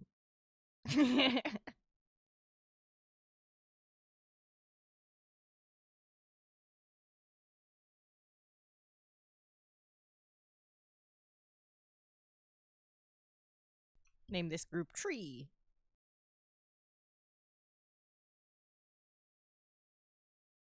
Let's see, do we have a good stamp for a simple trunk? Because again, this is just out the window. This one looks pretty nice.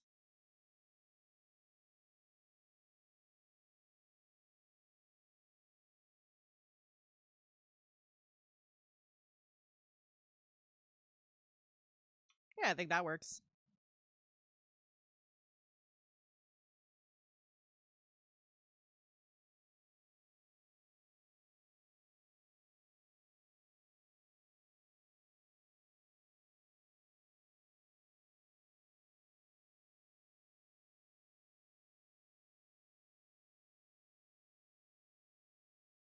I'm making it a little bit crooked to avoid it ending up tangential with the window. As I mentioned before, tangents do not look good in art. You don't want tangents. It looks unnatural. Considering this is supposed to be like a little garden situation, it should look natural. It should look natural as fuck.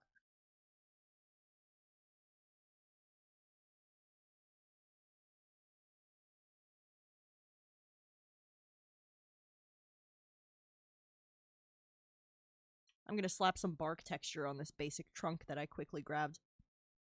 I want to give it more of a personal touch. I don't prefer using these kinds of stamp brushes, but it's such a small area. I don't really care right now.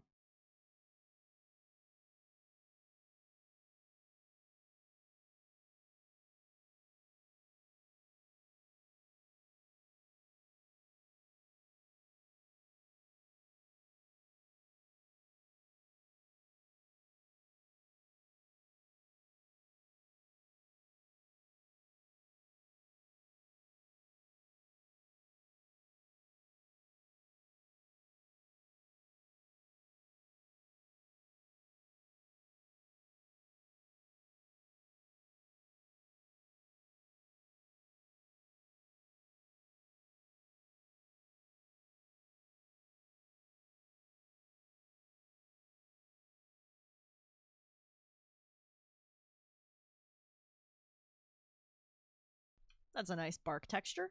Quick and easy. Now let's go here. Let's grab my favorite brush, the one I use as a liner. Switch it to erase mode. And just kind of reshape the trunk to accommodate for how I put it at a little bit of an angle. And then I'm going to take the airbrush eraser and I'm going to soften up the bottom so that some of the grass shows through it. So that it looks like some of the grass is in front of it. I'll probably add some blades in front of it later, as I mentioned, but this is a simple way to just blend it better with that backdrop.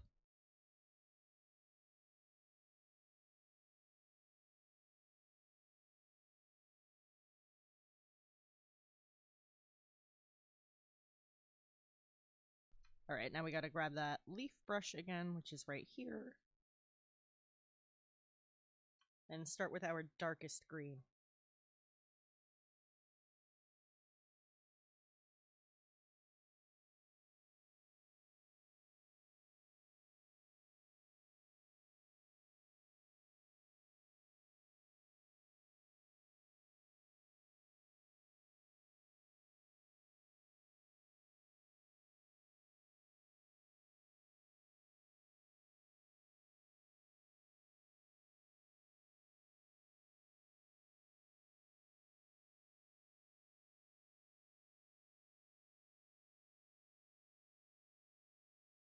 One thing I'll note, a common mistake I see from beginner artists in a situation like this, right? I used to teach, I taught mostly children and like people who aren't artists but just wanted to try.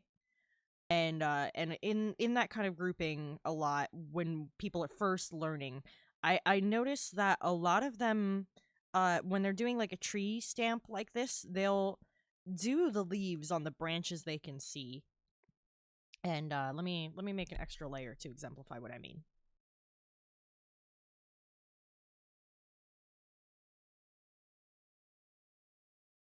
Here's a nice bright red. I'm just gonna, so they'll like fill in here, they'll fill in here, they'll fill in this little area, they'll fill in here, they'll fill in here, and they'll fill in here. And then they just have this big bare trunk running up the center. But what you need to keep in mind with a stamp like this is that there would be branches that you can't see that are like directionally coming at you. Like stuff like that, that would be in perspective coming forward, coming toward the viewer, that you just can't see from this angle. So you want to make sure that you cover some of that too, because those spots would have leaves too. They shouldn't be bald.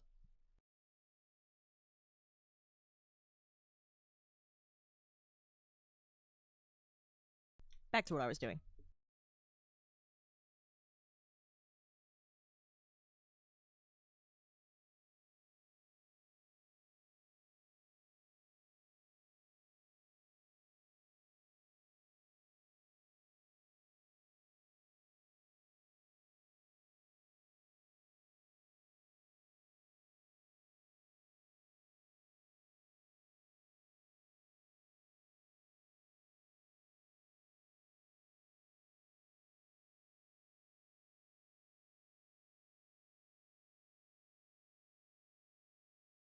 You know what? I'm restarting this foliage layer because I want the leaves to be bigger since it's closer.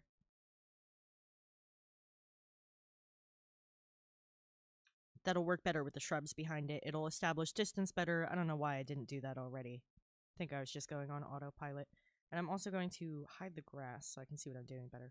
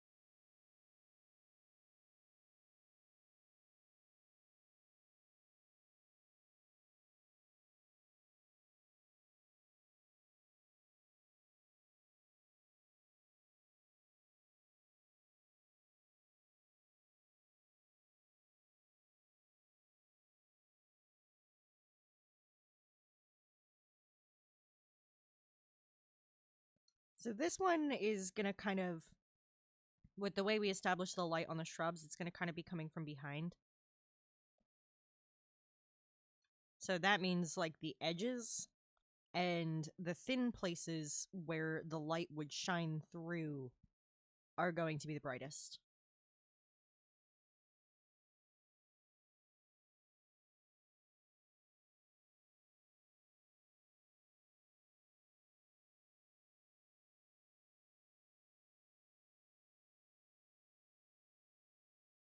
trees get kind of a halo effect like that. It's very pleasant.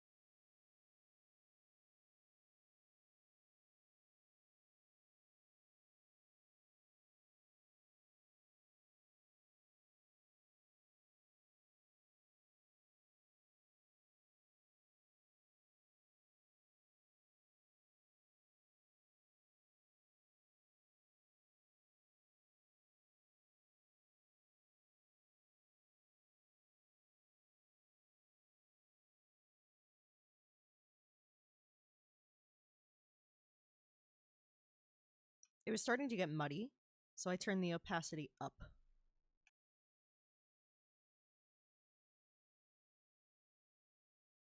Because really it's about layering, right? And I don't want it to get too muddy.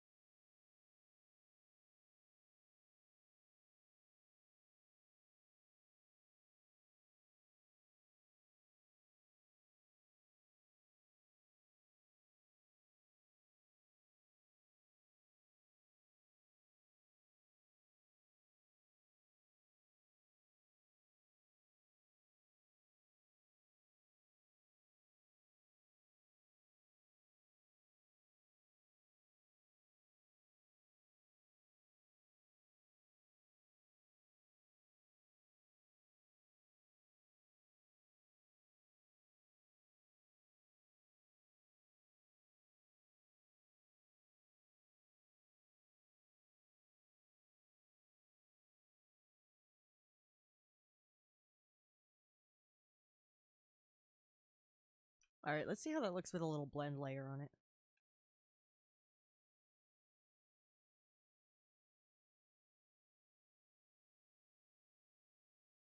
Set that to layer mask. Grab that dark, dark green. Make that brush bigger.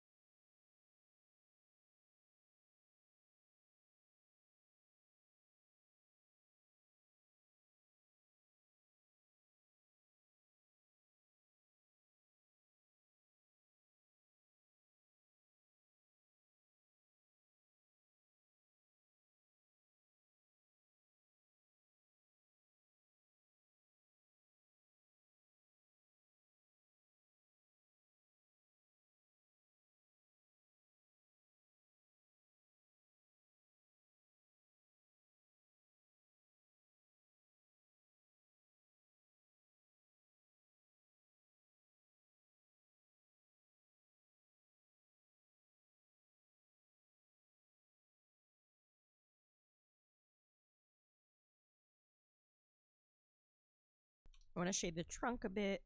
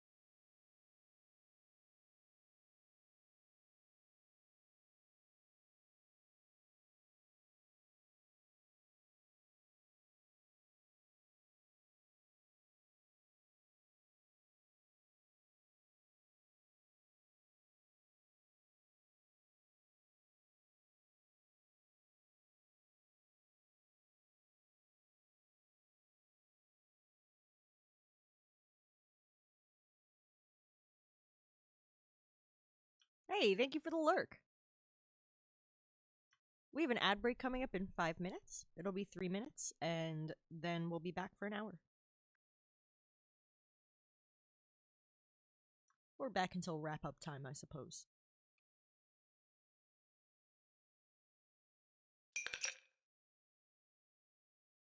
Thank you very much. I will do exactly that.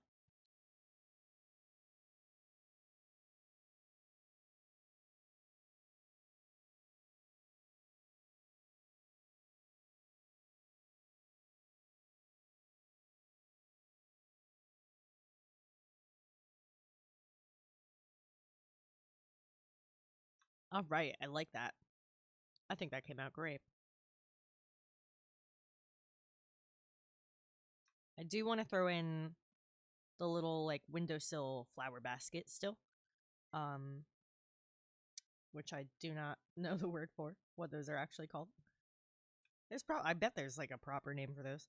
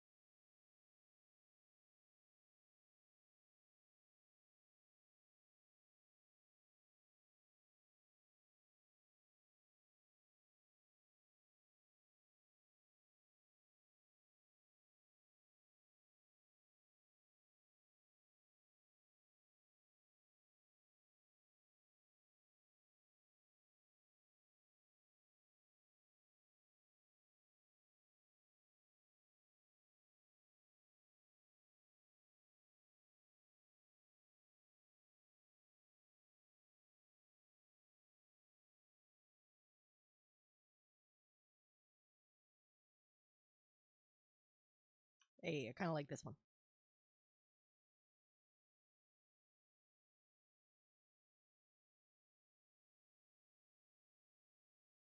Let's go back to our dark green to start.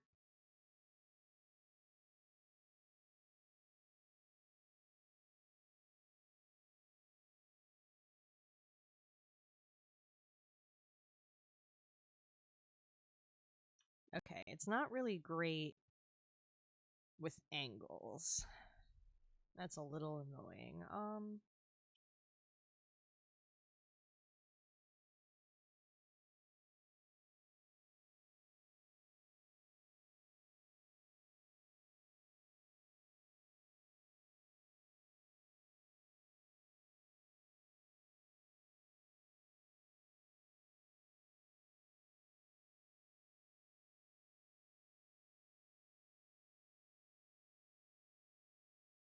Fuck it, same brush.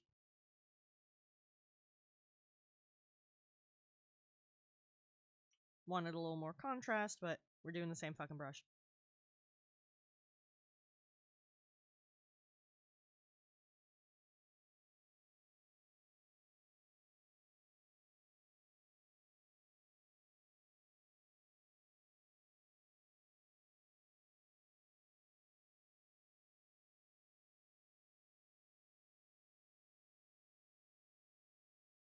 I'm trying to imply that there's like lines growing out of it and spilling down the front because I think that kind of look is really pretty.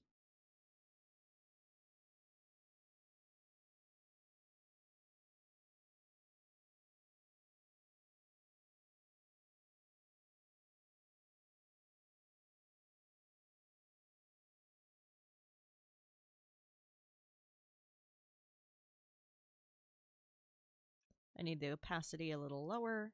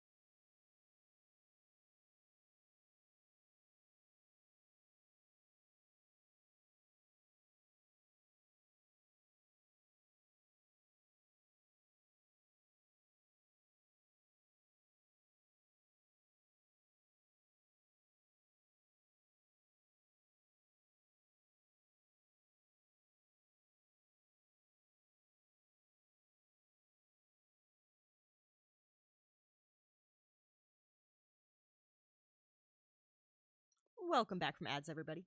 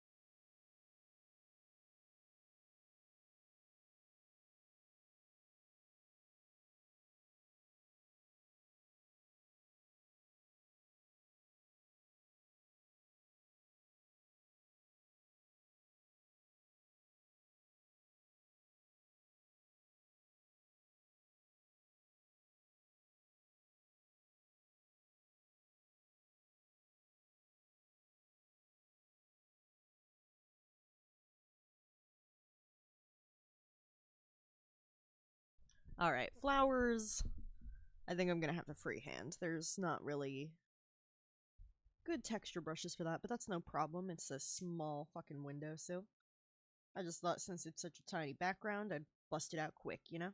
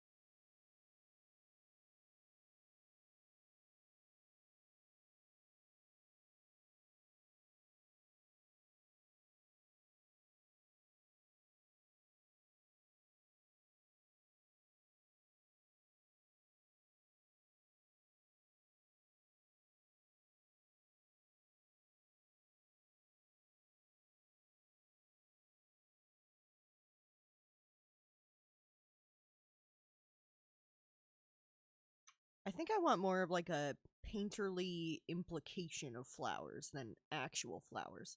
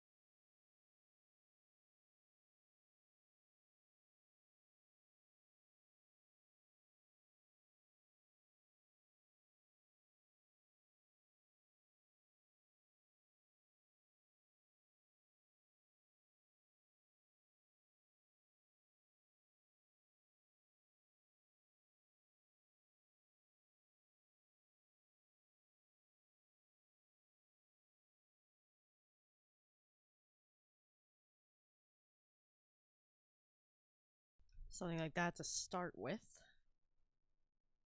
And then let's grab something painterly.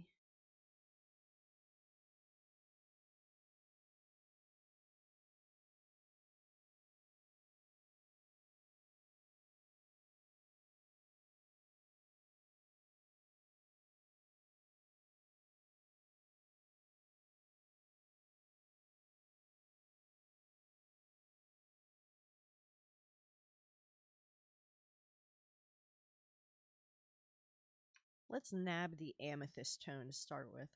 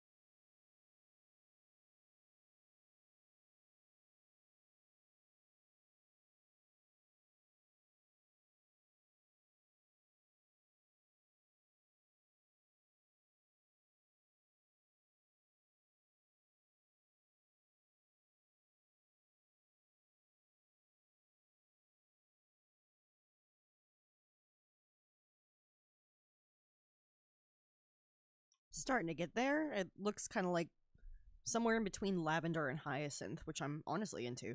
Um, I think I want to take one of my other favorite brushes, this guy here, adjust the size.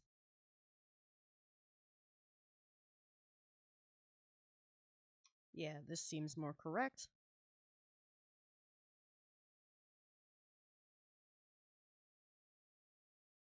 Let me drop the opacity. Start with 45. No, I think it needs to be stronger than that.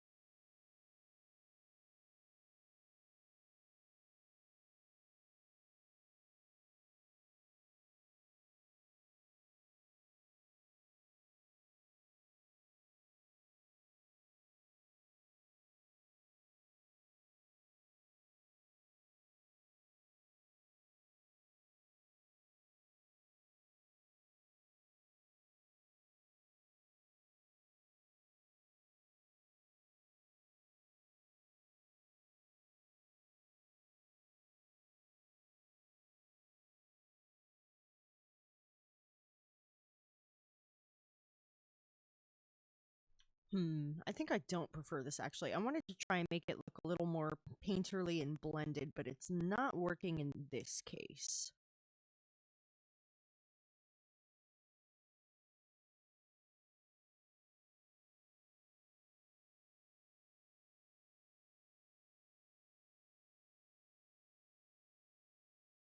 Maybe this one will work better.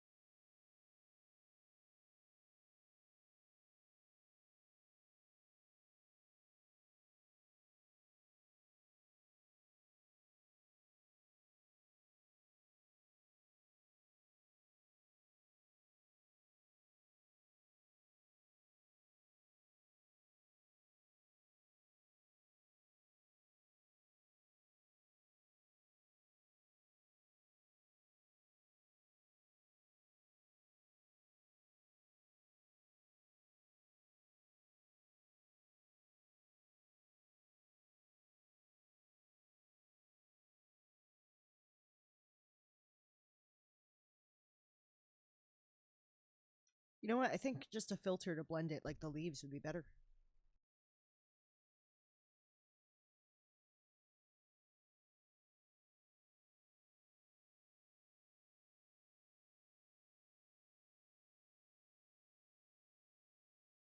So I just made a masking layer, and I'm using the airbrush to just kind of pop in some shadows and highlights.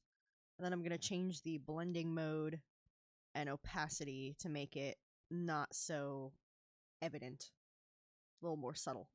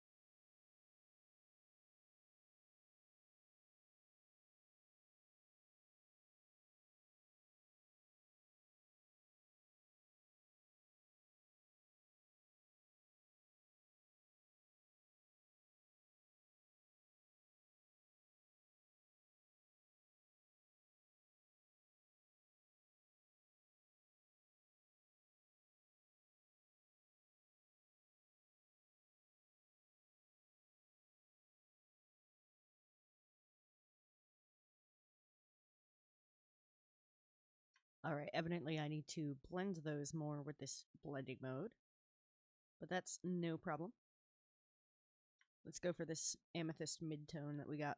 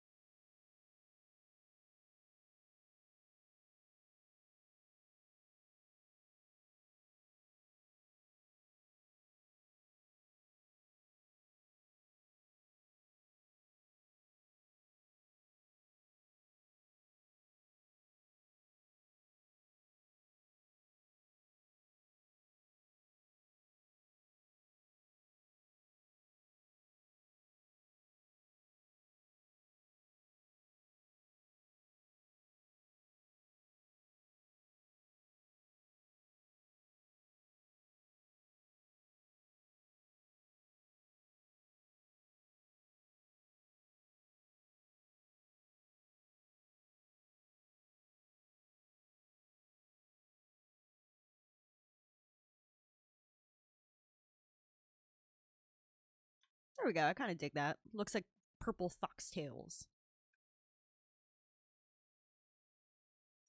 And I want to add like a little something on the stems. Give them a little more body. Probably just like streak a lighter green on there.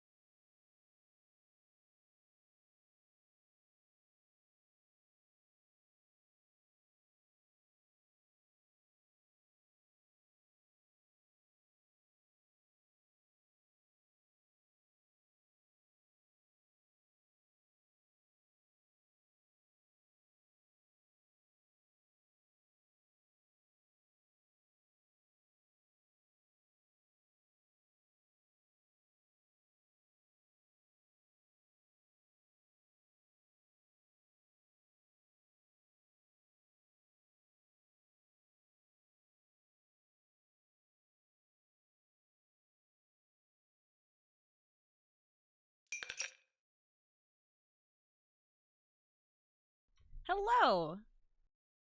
Welcome in. Thank you for the redeem in the first time chat. We're drawing a magic shop.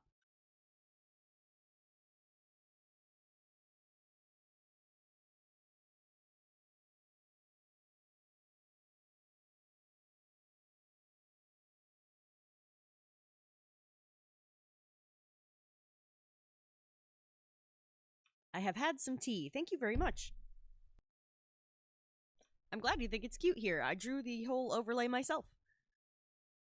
It's all completely custom.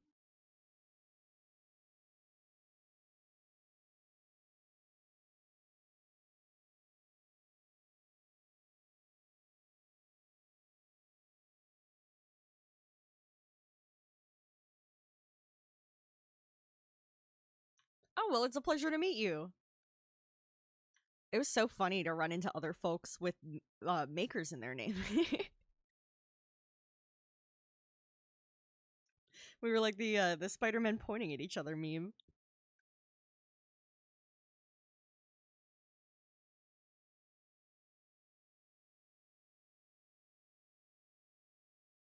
There, that looks a little nicer for those flower stems. It was a little too bright before.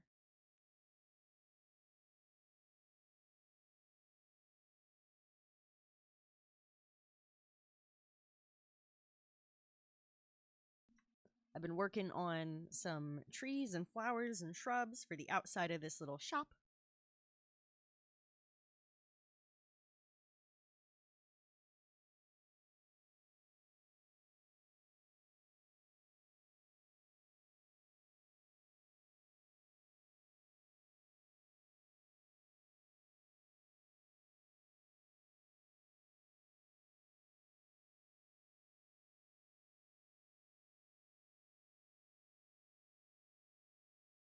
Okay, I want to scooch these guys up a little bit. Oh, thank you so much. They seem like such kind people. I haven't had too many opportunities to swing by their stream, but when I have, I've really enjoyed it.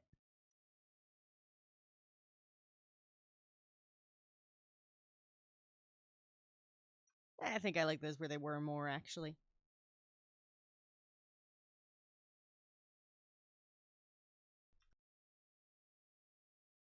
Let's pop a label on that layer.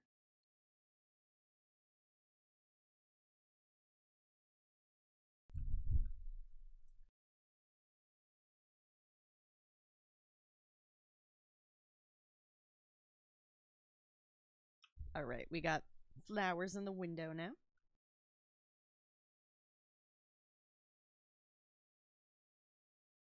I want to retexture the brick. I'm just not happy with how it came out before. I need to shade everything inside. I've got a couple more things I want to add here or there. I can delete that now.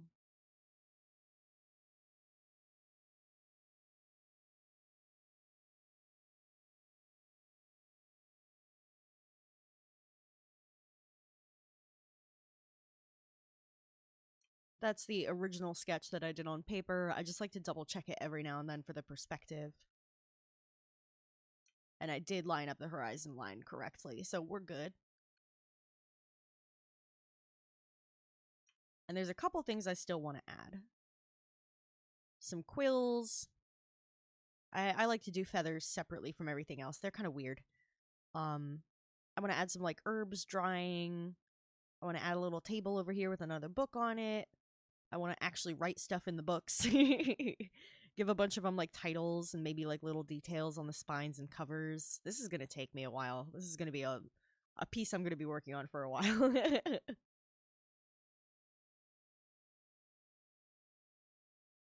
And eventually I'd like to add the character who runs this shop into it too.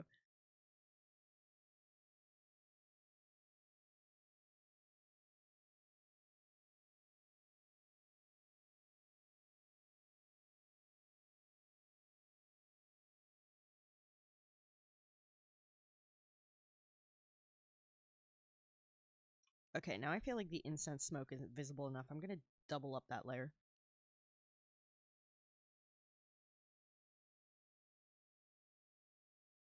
Oh, that's so much better.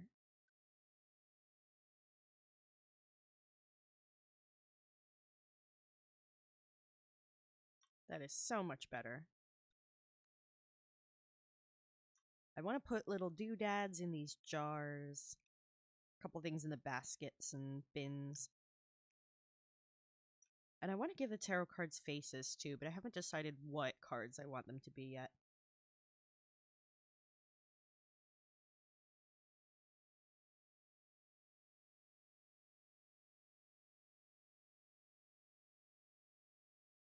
I think I want to clean up the art on the carpet.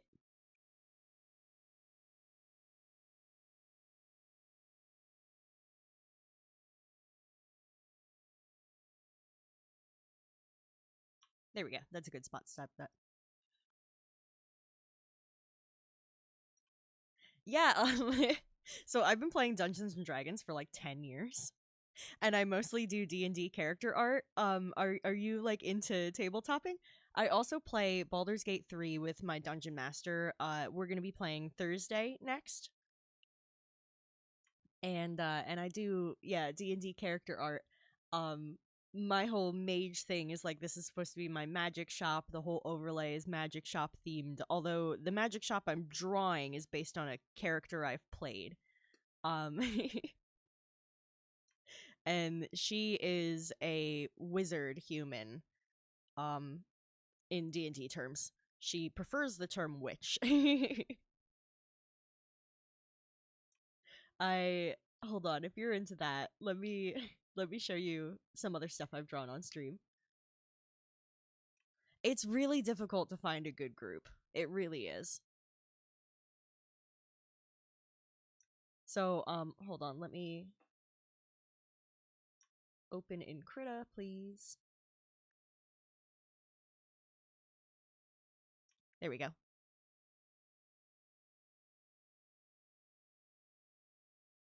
This is one of my favorite player characters I've ever played. Oh, BG3 is so good.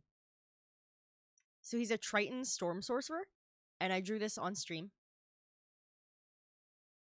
I don't like the way Wizards of the Coast did Triton. I think it's boring. They're basically just blue people, and that's stupid. So I reimagined them as more salamander-esque. I pulled a few different influences. Salamanders, newts, axolotls, which is actually pronounced ocelot, but nobody knows that. And lightning bolt was always like his go-to spell, so it was just appropriate to give him a little zip zap hand. And I draw these at poster scale.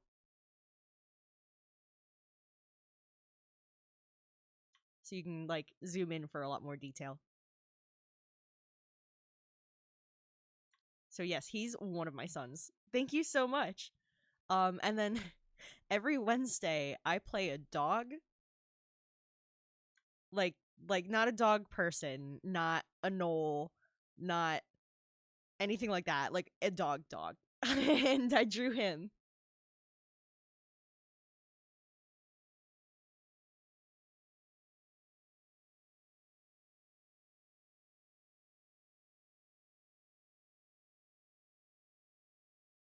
Okay, there he is.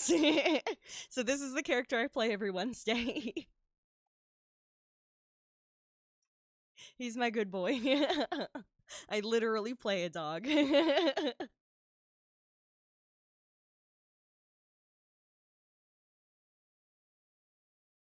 He is. He's the best boy. So he's a dog that somebody put a headband of intellect on as a collar, and that granted him like the ability to like learn and talk and stuff like a person would. So he's a Dungeons and Dragons character that I play. He has a wand of mage hand for opening doors and basic things like that. I traded all of my tool proficiencies since he doesn't have hands, so he can't use tools for the ability to sail. So yes, he's a captain of a ship. He has befriended pirates who pierced his ear, which is like an honorary pirate thing. He delivers packages and he like runs a shipping boat that just carries packages throughout the archipelago that he's from. And he's a very handsome boy. He's so much fun to play. So yeah, I drew both of them on stream, and I gave him like the wet nose and the prickly tongue. Oh my gosh, he's such a good dog. I don't know. It just popped in my head. I was like, wouldn't it be funny if somebody put a headband of intellect on a dog? And then I did it. And he's got like a fully fleshed out backstory. In Faerun, he's from a city called Luskin, which is on the Sword Coast, but it's very far in the north. And he actually doesn't remember how he got the scar because it's from before he got the headband of intellect, so things are kind of fuzzy and dreamlike from then. But he did grow up a stray, so he just kind of cut it. He wasn't housed or anything. He was running amok around the docks and definitely like got into something he shouldn't have because he's a little beggar and he likes to like sneak into people's places and stuff. And he probably just like cut his snoot like going under a fence or something. So he was born under the docks in Luskin, which is why I've got him on a dock. Plus, he's a sailor and all that. And he like grew up in that area, and he knew the whole city like the back of his paw. And when he got the headband of intellect and learned how to talk and stuff, he became like locally famous. So he has the folk hero backstory. And when he became like popular in the area, he would like travel around and ask people for food and stuff. But some people were a little cheap because it's a big criminal city, and they'd like try to charge him money and stuff. But he didn't know how any of that worked. And and like he found a young woman one day who was trying to bring stuff to like her mother-in-law who's sick, trying to bring her like a basket of bread. And Sitstay was like, "Oh, I can get it there quickly. You know, I'm a little dog. I can run through all the narrow alleyways and duck under porches and stuff." And so she gave him a basket of bread and told the dog where her mother-in-law lives and sent him off. And he delivered the bread to the mother-in-law. And when he got there, she was like, "Oh, I wish I could feed you, but I'm sick and I haven't cooked in days, and this bread isn't good for a dog. So here, have some gold, and you can spend it on food." Oh yeah, sorry.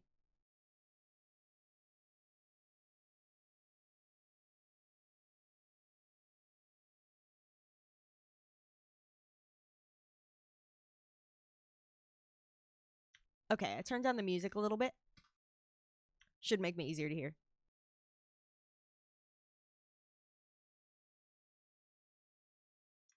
Yeah, so he delivered a basket of bread to this woman's sickly mother-in-law, and the mother-in-law was like, "Oh, you know, I'm sick. I haven't made any food. I would like to feed you, but this bread isn't good for dogs. Like, here, have some gold. You can spend this on food." And he learned how money worked, and he started delivering things because he realized he can get around the city really quickly since he's a little dude. Um, so he started getting paid to deliver goods. And eventually he worked his way up to owning a ship. He's got a crew. He's level 12 or 13 right now, so he's well beyond the average game, honestly. And then this guy, I think I got him up to like level 15 or something. He got pretty strong. He got really good items too. It was awesome.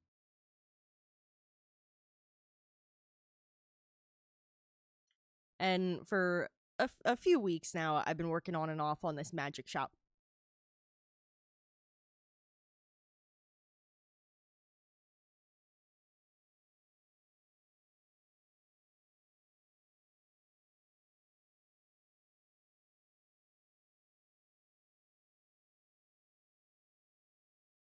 Okay, I used the glass color for this.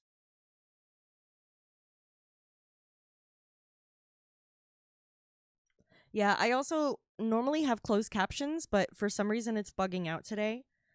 So I'm gonna check it out tomorrow, see if it needs an update or something.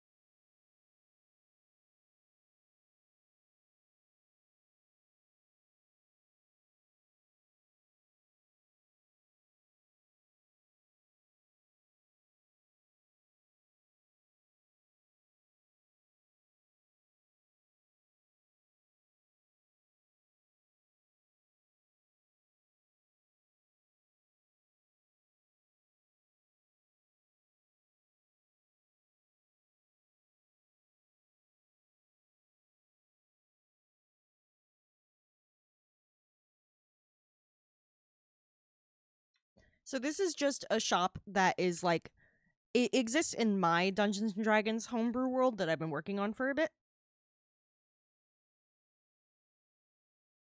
And most of the characters from that world that I've been homebrewing are characters that I've played at some point or another.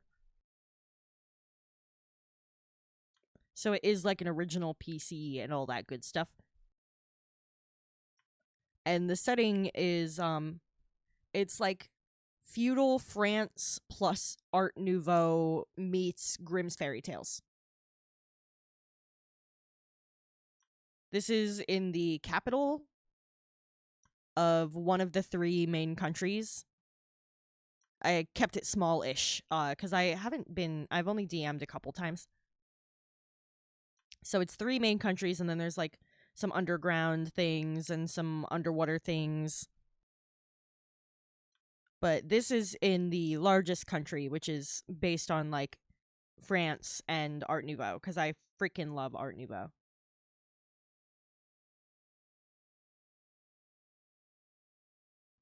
I just think Art Nouveau is so beautiful. This building in particular isn't very Art Nouveau, but it's because it's owned by like a a merchant who's not super wealthy. Like she's wealthy enough to have a shop and keep that shop running, but she she doesn't have the money for like buttresses and statues and shit, you know?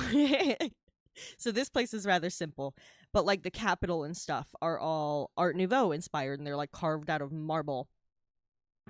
And there's like busts of women with curly hair and all that sorts of crazy stuff. I love Art Nouveau.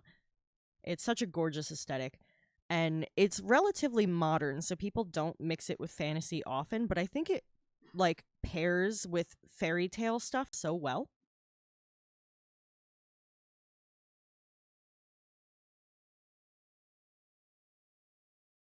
Okay, go for it.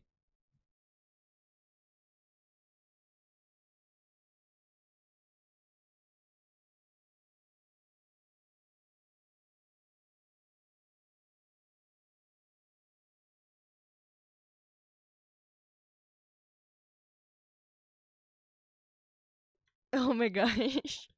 So I have a Discord account, but I don't have a stream Discord at this time because I actually only started streaming in July, and my channel's very tiny right now. So I don't want to make a Discord until I have like people to populate it, you know? Oh my gosh. Let me switch back to my pretty screen. Yeah, I I was considering like making a counter for people requesting discords and making it when I hit a certain point or something.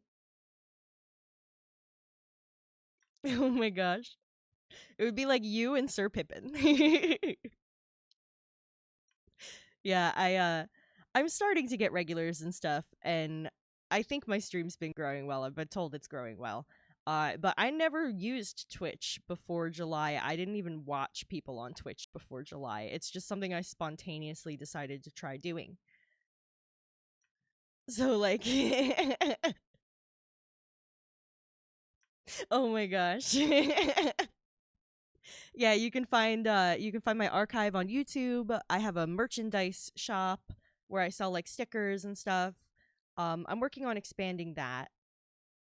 It's not a lot of designs right now. Yeah, that one's on a timer, so it was just funny timing.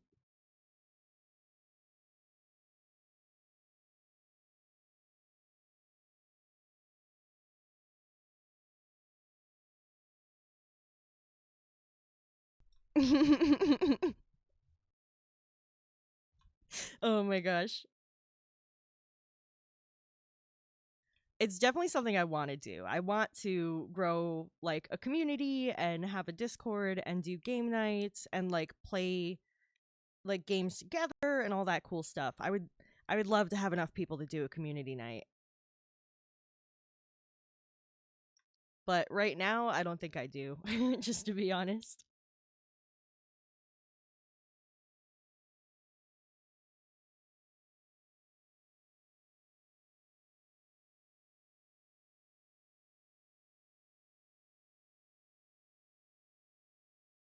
I would love that though.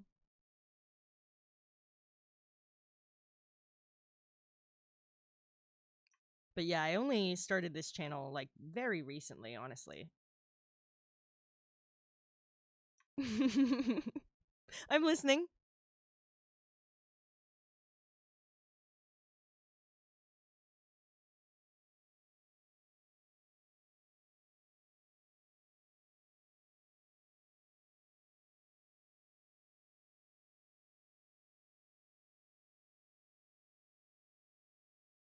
Oh gosh.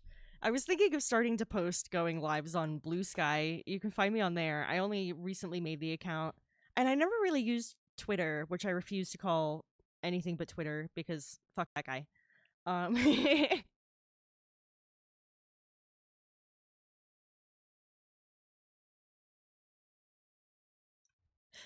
Yeah, Blue Sky is it's a replacement for Twitter basically, but without being run by shitheads.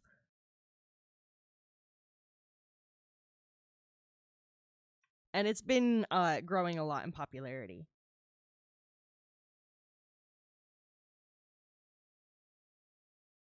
There's a pretty solid user base on there now.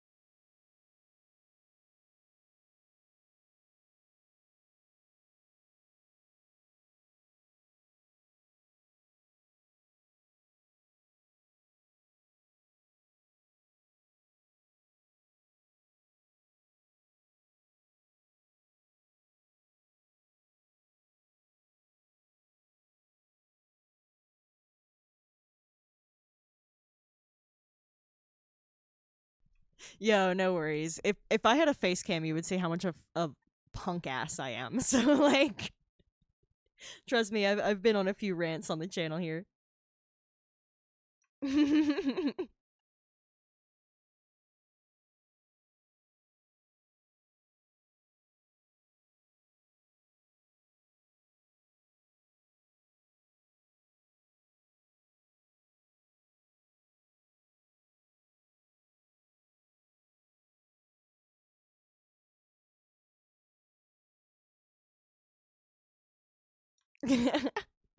Don't worry, I don't even know what you're talking about.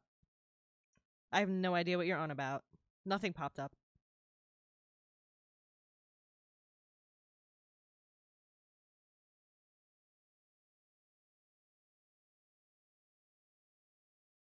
Yeah, I do have a sub goal to add a camera. I want to have a bit of an active community first, because like when you're a female person on the internet, even if you're non-binary and rather androgynous like I am, um, yeah, I mean it's under the same name. It's also under the Maker's Mantle.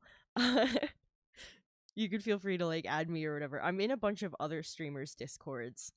Um, I should join the Married Makers one. I don't think I've done that yet. But I really I just post my art around every now and then in other people's discords, and I post go live notifications in a few that have self promos.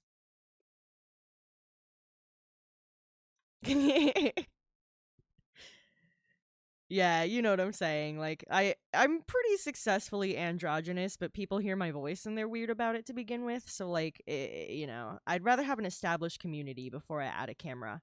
And if I could just get I figured if I could get a number of subs, then I'd have enough regulars to feel less weird about it, you know?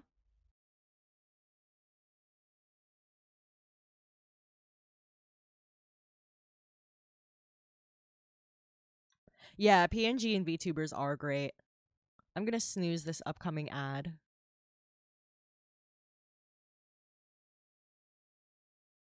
Because I think I wanna wrap up this carpet, and then I'm probably gonna raid out soon.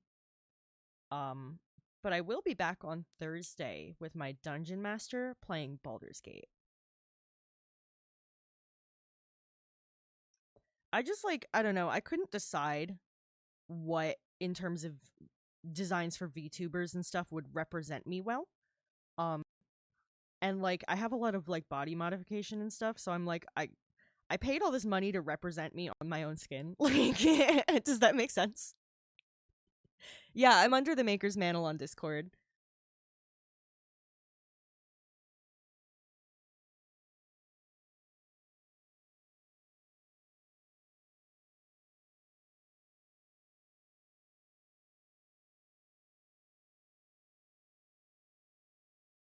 The biggest streaming server I'm in is Neil Newbon's. So if you're in that one, you can find me in there.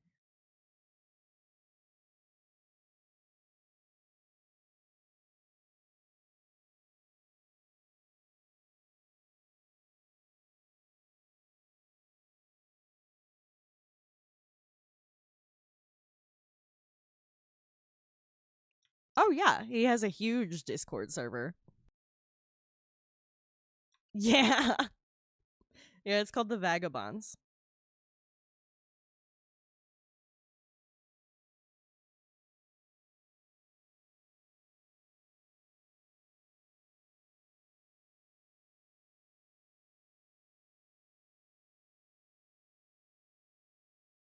Yeah, this is imperfect. I gotta hand draw this circle. I was trying to be lazy, but I can't.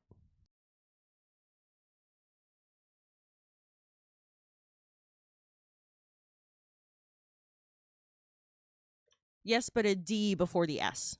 Bonds. Okay.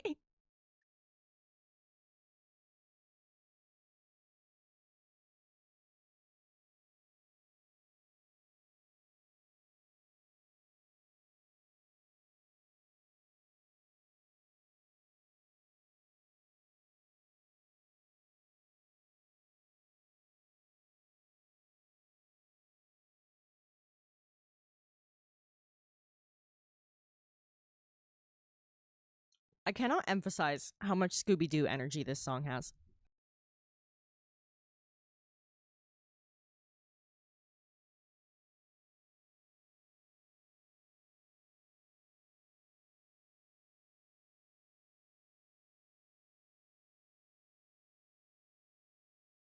Here, wait, audio check.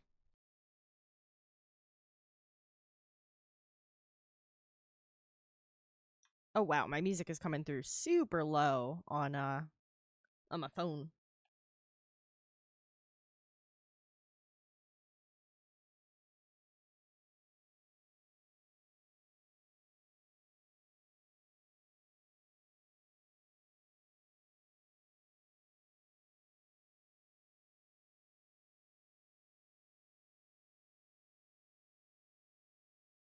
Turning it up a little bit.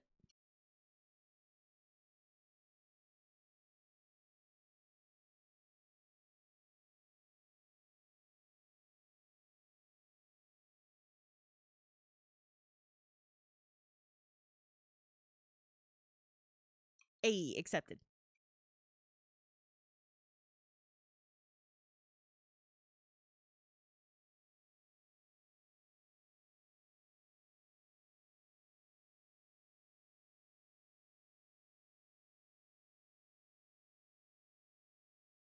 Thank you.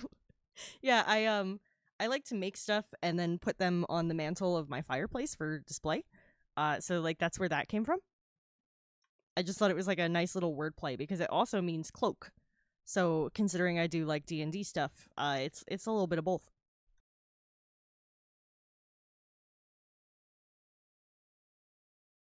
Okay, I do have an ad coming up. And I'm not going to snooze it because I want to just finish this carpet and then I'm going to be finding somebody to raid probably because it's 12:30 in the morning here.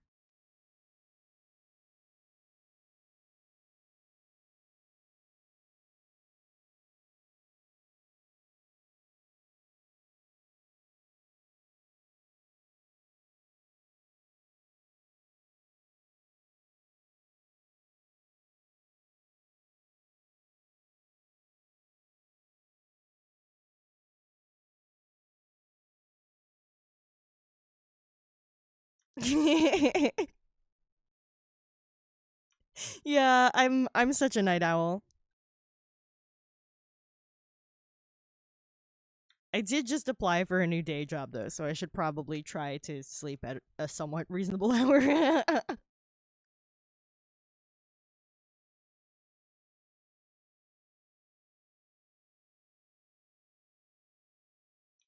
I probably should save it here. Let me snooze this ad break.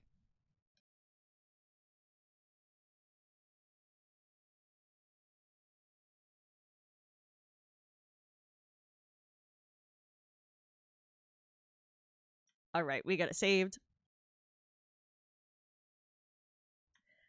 Okay. I'll run one ad break and then I'll wrap up. Okay, thank you very much. I really appreciate that. All right, it'll be a 3-minute ad break. Thank you.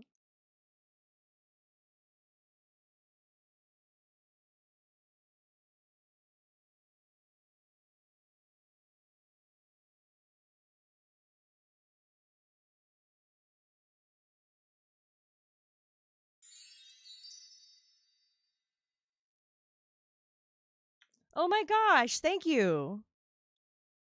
If you can't hear me, then you can you can refresh. But thank you.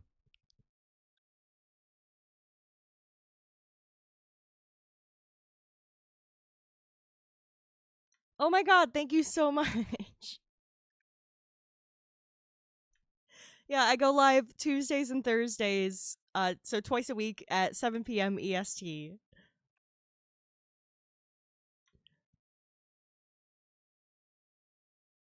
Yeah, I'm still, like I said, I'm still really new.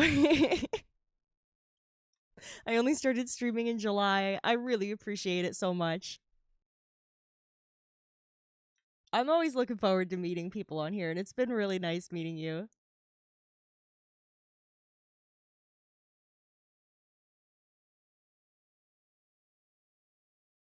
All right, let's take a peek at who's online.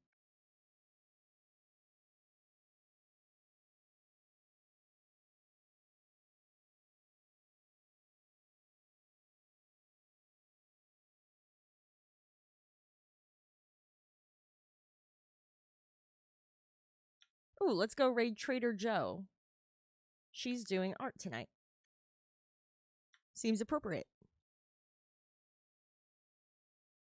I'd appreciate that. Like I said, I am brand new to the platform. I don't know anyone on here. I didn't even watch streams until like July. It's been like 7 months. Thank you so much for being here, Sir Pippin. As always, I appreciate the heck out of you.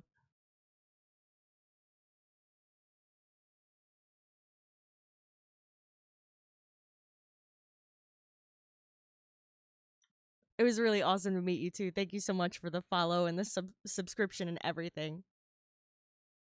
I'm gonna switch to my little ending screen here. I'm gonna wait until the ad break finishes at least for like lurkers and stuff.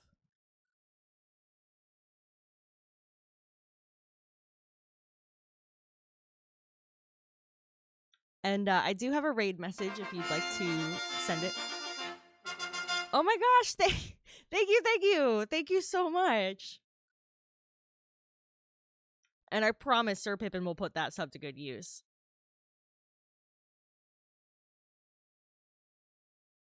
So that's my raid message if you'd like to grab it.